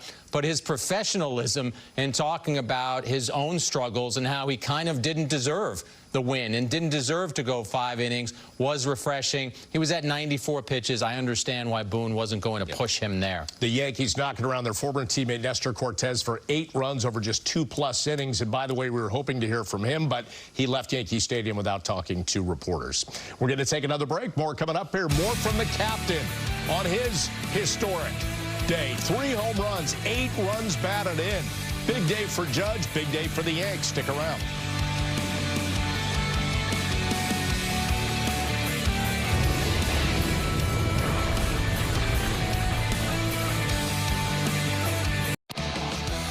Well, Aaron Judge, what a terrific Saturday afternoon in the Bronx. And Jack, we talked about last April his timing being off. Well, game 2, it was on. Perfect timing after home runs from the first 2 batters of the game. He gets that cutter from Cortez, his former teammate and buddy. Hits it 468 feet. That's the look from the side. That is a gorgeous swing from Aaron Judge. Fred Grisham liked it, by the way, on the bench, one of his many Yankees teammates. And then in an 8-3 game, bases loaded, clears him. Yeah, the Brewers tried to go with the cutter up and in, and Aaron Judge just way too quick, just pulling his hands in and hitting like a line drive to left center field. First curtain call of the season for Aaron Judge. I'm sure it will not be the last. And that's what we're talking about, right, Jack? Like the timing on to recognize that pitch, and then this one hit it to dead center. Yeah, the cutters didn't work, so Thomas goes to a changeup, and that one is pulverized by Judge as well. In Thomas's major league debut, he is victimized twice by Aaron Judge. Really good at bats. 3 home runs in the bank, and then Flash, you're just thinking, you know, could he get 4? Just get to 4 and see what happens. I mean, if he hit 4, it would not surprise us, but it's so hard to do. They try to come in with a fastball, and this is what Aaron Judge does. He just drives it the other way, off of the wall. It's not going to be his 4th home run, but it's going to be a double. It's going to be another RBI. But like I said at the beginning of this show, that swing is probably the best swing he had all afternoon. It ends up resulting in a double. And then he gets one more crack at it with Jake Bauers lobbing one in there. Yeah, former teammate throws a 55-mile-per-hour breaking pitch. It's a bullet to left field. You see Judge having a little fun with Bauers right there. He was making a bid to become the 19th player to ever hit 4 home runs in a game, but he falls short. Well, remember last season, in 2024, Judge had just 3 homers, 9 runs batted in his first 18 games. That was the slow start. So far, he's matched that in the first 2 games of 2025. Here's more with the captain. Swing first pitch. I think that's about it. But nah, it's yeah, Goldie set the tone. You know, we had a good game plan kind of going in. You know, we know Nestor. Nestor's been here for years. He's one of the best lefty pitchers in the game. You know, he's a guy that's going to go out there, throw strikes, attack you. So, you know, we just try to go out there and be aggressive in our zone. And man, Goldie and Belly, man, they really set the table there and got things going. Man, the place was rocking once I walked up there. I was just trying to, you know, control your breathing and just try to get a good pitch. You mentioned having a good game plan. Was the game plan to try to jump on an early pitch against him? Not really. We just knew he's a guy that throws strikes. He's got good feel for all his pitches, so you don't really want to fall behind. So if he is going to give you something first pitch, be ready for it. But I think just really stay ready in your zone. That's about it. How much did knowing Nestor you feel like help you? I haven't had that too many at-bats off him, so it's really kind of the first time really stepping in the box and seeing him in a game situation like that. Like I said, he's one of the best lefties in the game. Got great feel, good feel for that fastball cutter combo, which is, kind of been his bread and butter for years and still is. So we were just able to get a couple over the heart of the plate and not miss him. Aaron, on that last at bat, you're on the verge of making history maybe. Suddenly you're looking at a 67-mile-an-hour fastball. What's that like? I'm just trying to put it in play, get a base hit, keep it moving. I'm not really thinking about any history or anything like that. It's just from a timing standpoint, though, to have to gear down to that velocity. The game's a game. I got a job to do up there. It doesn't matter who's on the mound, who's pitching to us, what the speed is. I got a job to do, so I really didn't see it as anything other than take a good swing. Did you think the fly ball in the prior at bat had a chance to go out? The one to right field off the wall? Nah, he came in there. I was thinking 2-0, maybe slider. Hit somebody early in the inning. He went 2-0 slider to him, so I was just trying to stay inside something and just kind of keep the line moving. Belly did that in front of me, and Goldie did it before him, so just the depth we got in this lineup with guys having professional at-bats, it makes our job easy to just go up there and you put the ball in play, you try to do something, good things are going to happen. In the eighth, what did you and Bowers say to each other after that? You were both laughing. Well, he told me when I was on deck he was going to hit me in the shoulder. He didn't want to see a fourth home run, so we were just kind of joking about that a little bit. But I loved Jake when he was over here, man. He had some big hits for us. Just such a competitor, so it's always fun competing against him. You joined Gehrig, DiMaggio, and Rodriguez as far as hitting 3 homers in the game. Does that mean anything to you? It's a special group.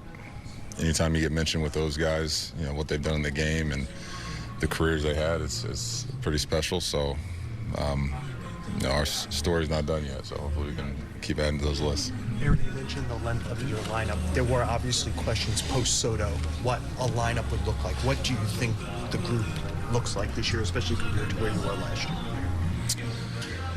Like you said, nobody can replace Soto. He's one of a kind. But I think with the guys we added, we were able to fill some holes that we probably had last year and, just add some more depth. You get a guy like Bellinger who you can throw in there, who can play first, play all 3 outfield positions. You got Goldie, who's just a professional bat from the right side. I feel like we needed a big right-handed bat, so it just gives us depth to where now you got a guy like Austin Wells, who's, you saw what he did in Thursday's day game to lead off the game, and then did it again today. It's just you got a guy like that hitting 6 or 7 down there in the lineup. Same thing with Anthony Volpe down there. So it just makes it hard for a pitcher. It allows us to kind of run down a pitcher a little bit the first couple innings and kind of get to that bullpen early. Does anything feel different for you? Like last year, you have a guy like at your stature. Now it's back to kind of like clear you're the guy again. Does anything feel different for you? I'm not the guy. The team is the guy. It's anytime we're all wearing this Yankee logo, we don't have our names on the back. It's about the team, and I think that's what makes us so good. Like I was saying earlier, is no one guy has to do the job. We all kind of rely on each other. Guys move guys over. Goldie had a professional at bat, hitting the ball to right center or right field down the right field line. Get to second and third. Set it up for Belly and I. It's just professionals all around, and when you do that for 9 innings, it's going to put a lot of pressure on the other team. What is the feeling of the first inning when you cross the plate and get to the dugout after 3 swing, 3 homers? Oh, it was electric. From the stadium crowd to the guys in the dugout locked in and fired up. Like I said, electric. We're on a mission. It's a lot of guys are disappointed with what happened last year. Myself included, and it starts with preparing ourselves now. I know it wasn't the cleanest game. There's a couple errors out there, which is a lot of mental errors that we're going to clean up and get better at. But we came out with the win, and that's the most important thing. You've been a part of so many memorable games. Is this one of the more fun games you can remember being a part of? Yeah, definitely in that first inning. I told Bellinger, man, just being on deck and seeing him go up there after, Goldie starts off with leadoff homer. He swings first pitch, send it into the bleachers. Bleacher creatures are jumping up and down. You kind of got to step out and catch your breath there for a second before you step in the box, because it kind of gets the heart rate going a little bit. So it was, that was definitely a fun one. Aaron, when you see the Bowers is out there, do you have a thought while the stars are aligning, I might get another shot here? Not really. I just try to focus on, just get a good pitch, try to put something in play, and just kind of keep the line moving. Whenever it gets to that point, you never know what's going to happen. Are you going to get a pitch to hit? Is it going to be just a walk-a-thon? You just never know. So I just try to keep it simple, go up there, swing the bat, and see what happens. Were you looking for something specific from Bowers? I know he's got a nasty curveball. I've seen it plenty of times, so I thought he might bust that out on me. Time for one more break here on the WB Mason postgame. We look ahead to Sunday series finale. Marcus Stroman on the hill. We'll talk about him and get our Yes Press headline coming up.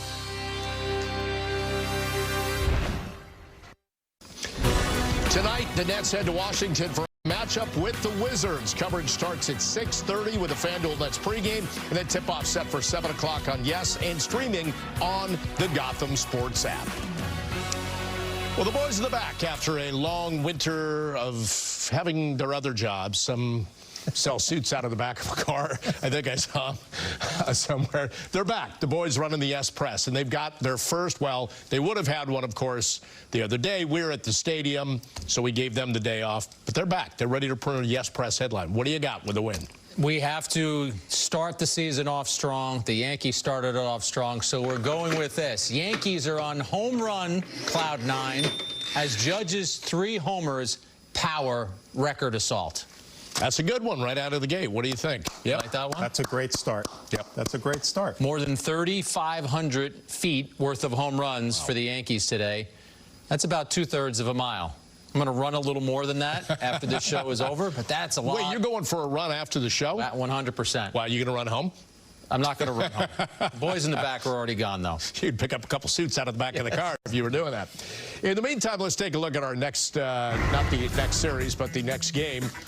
The Probables brought to you by Nissan. It's Marcus Stroman against Aaron Savali. And for Stroman, so many questions about him in the offseason.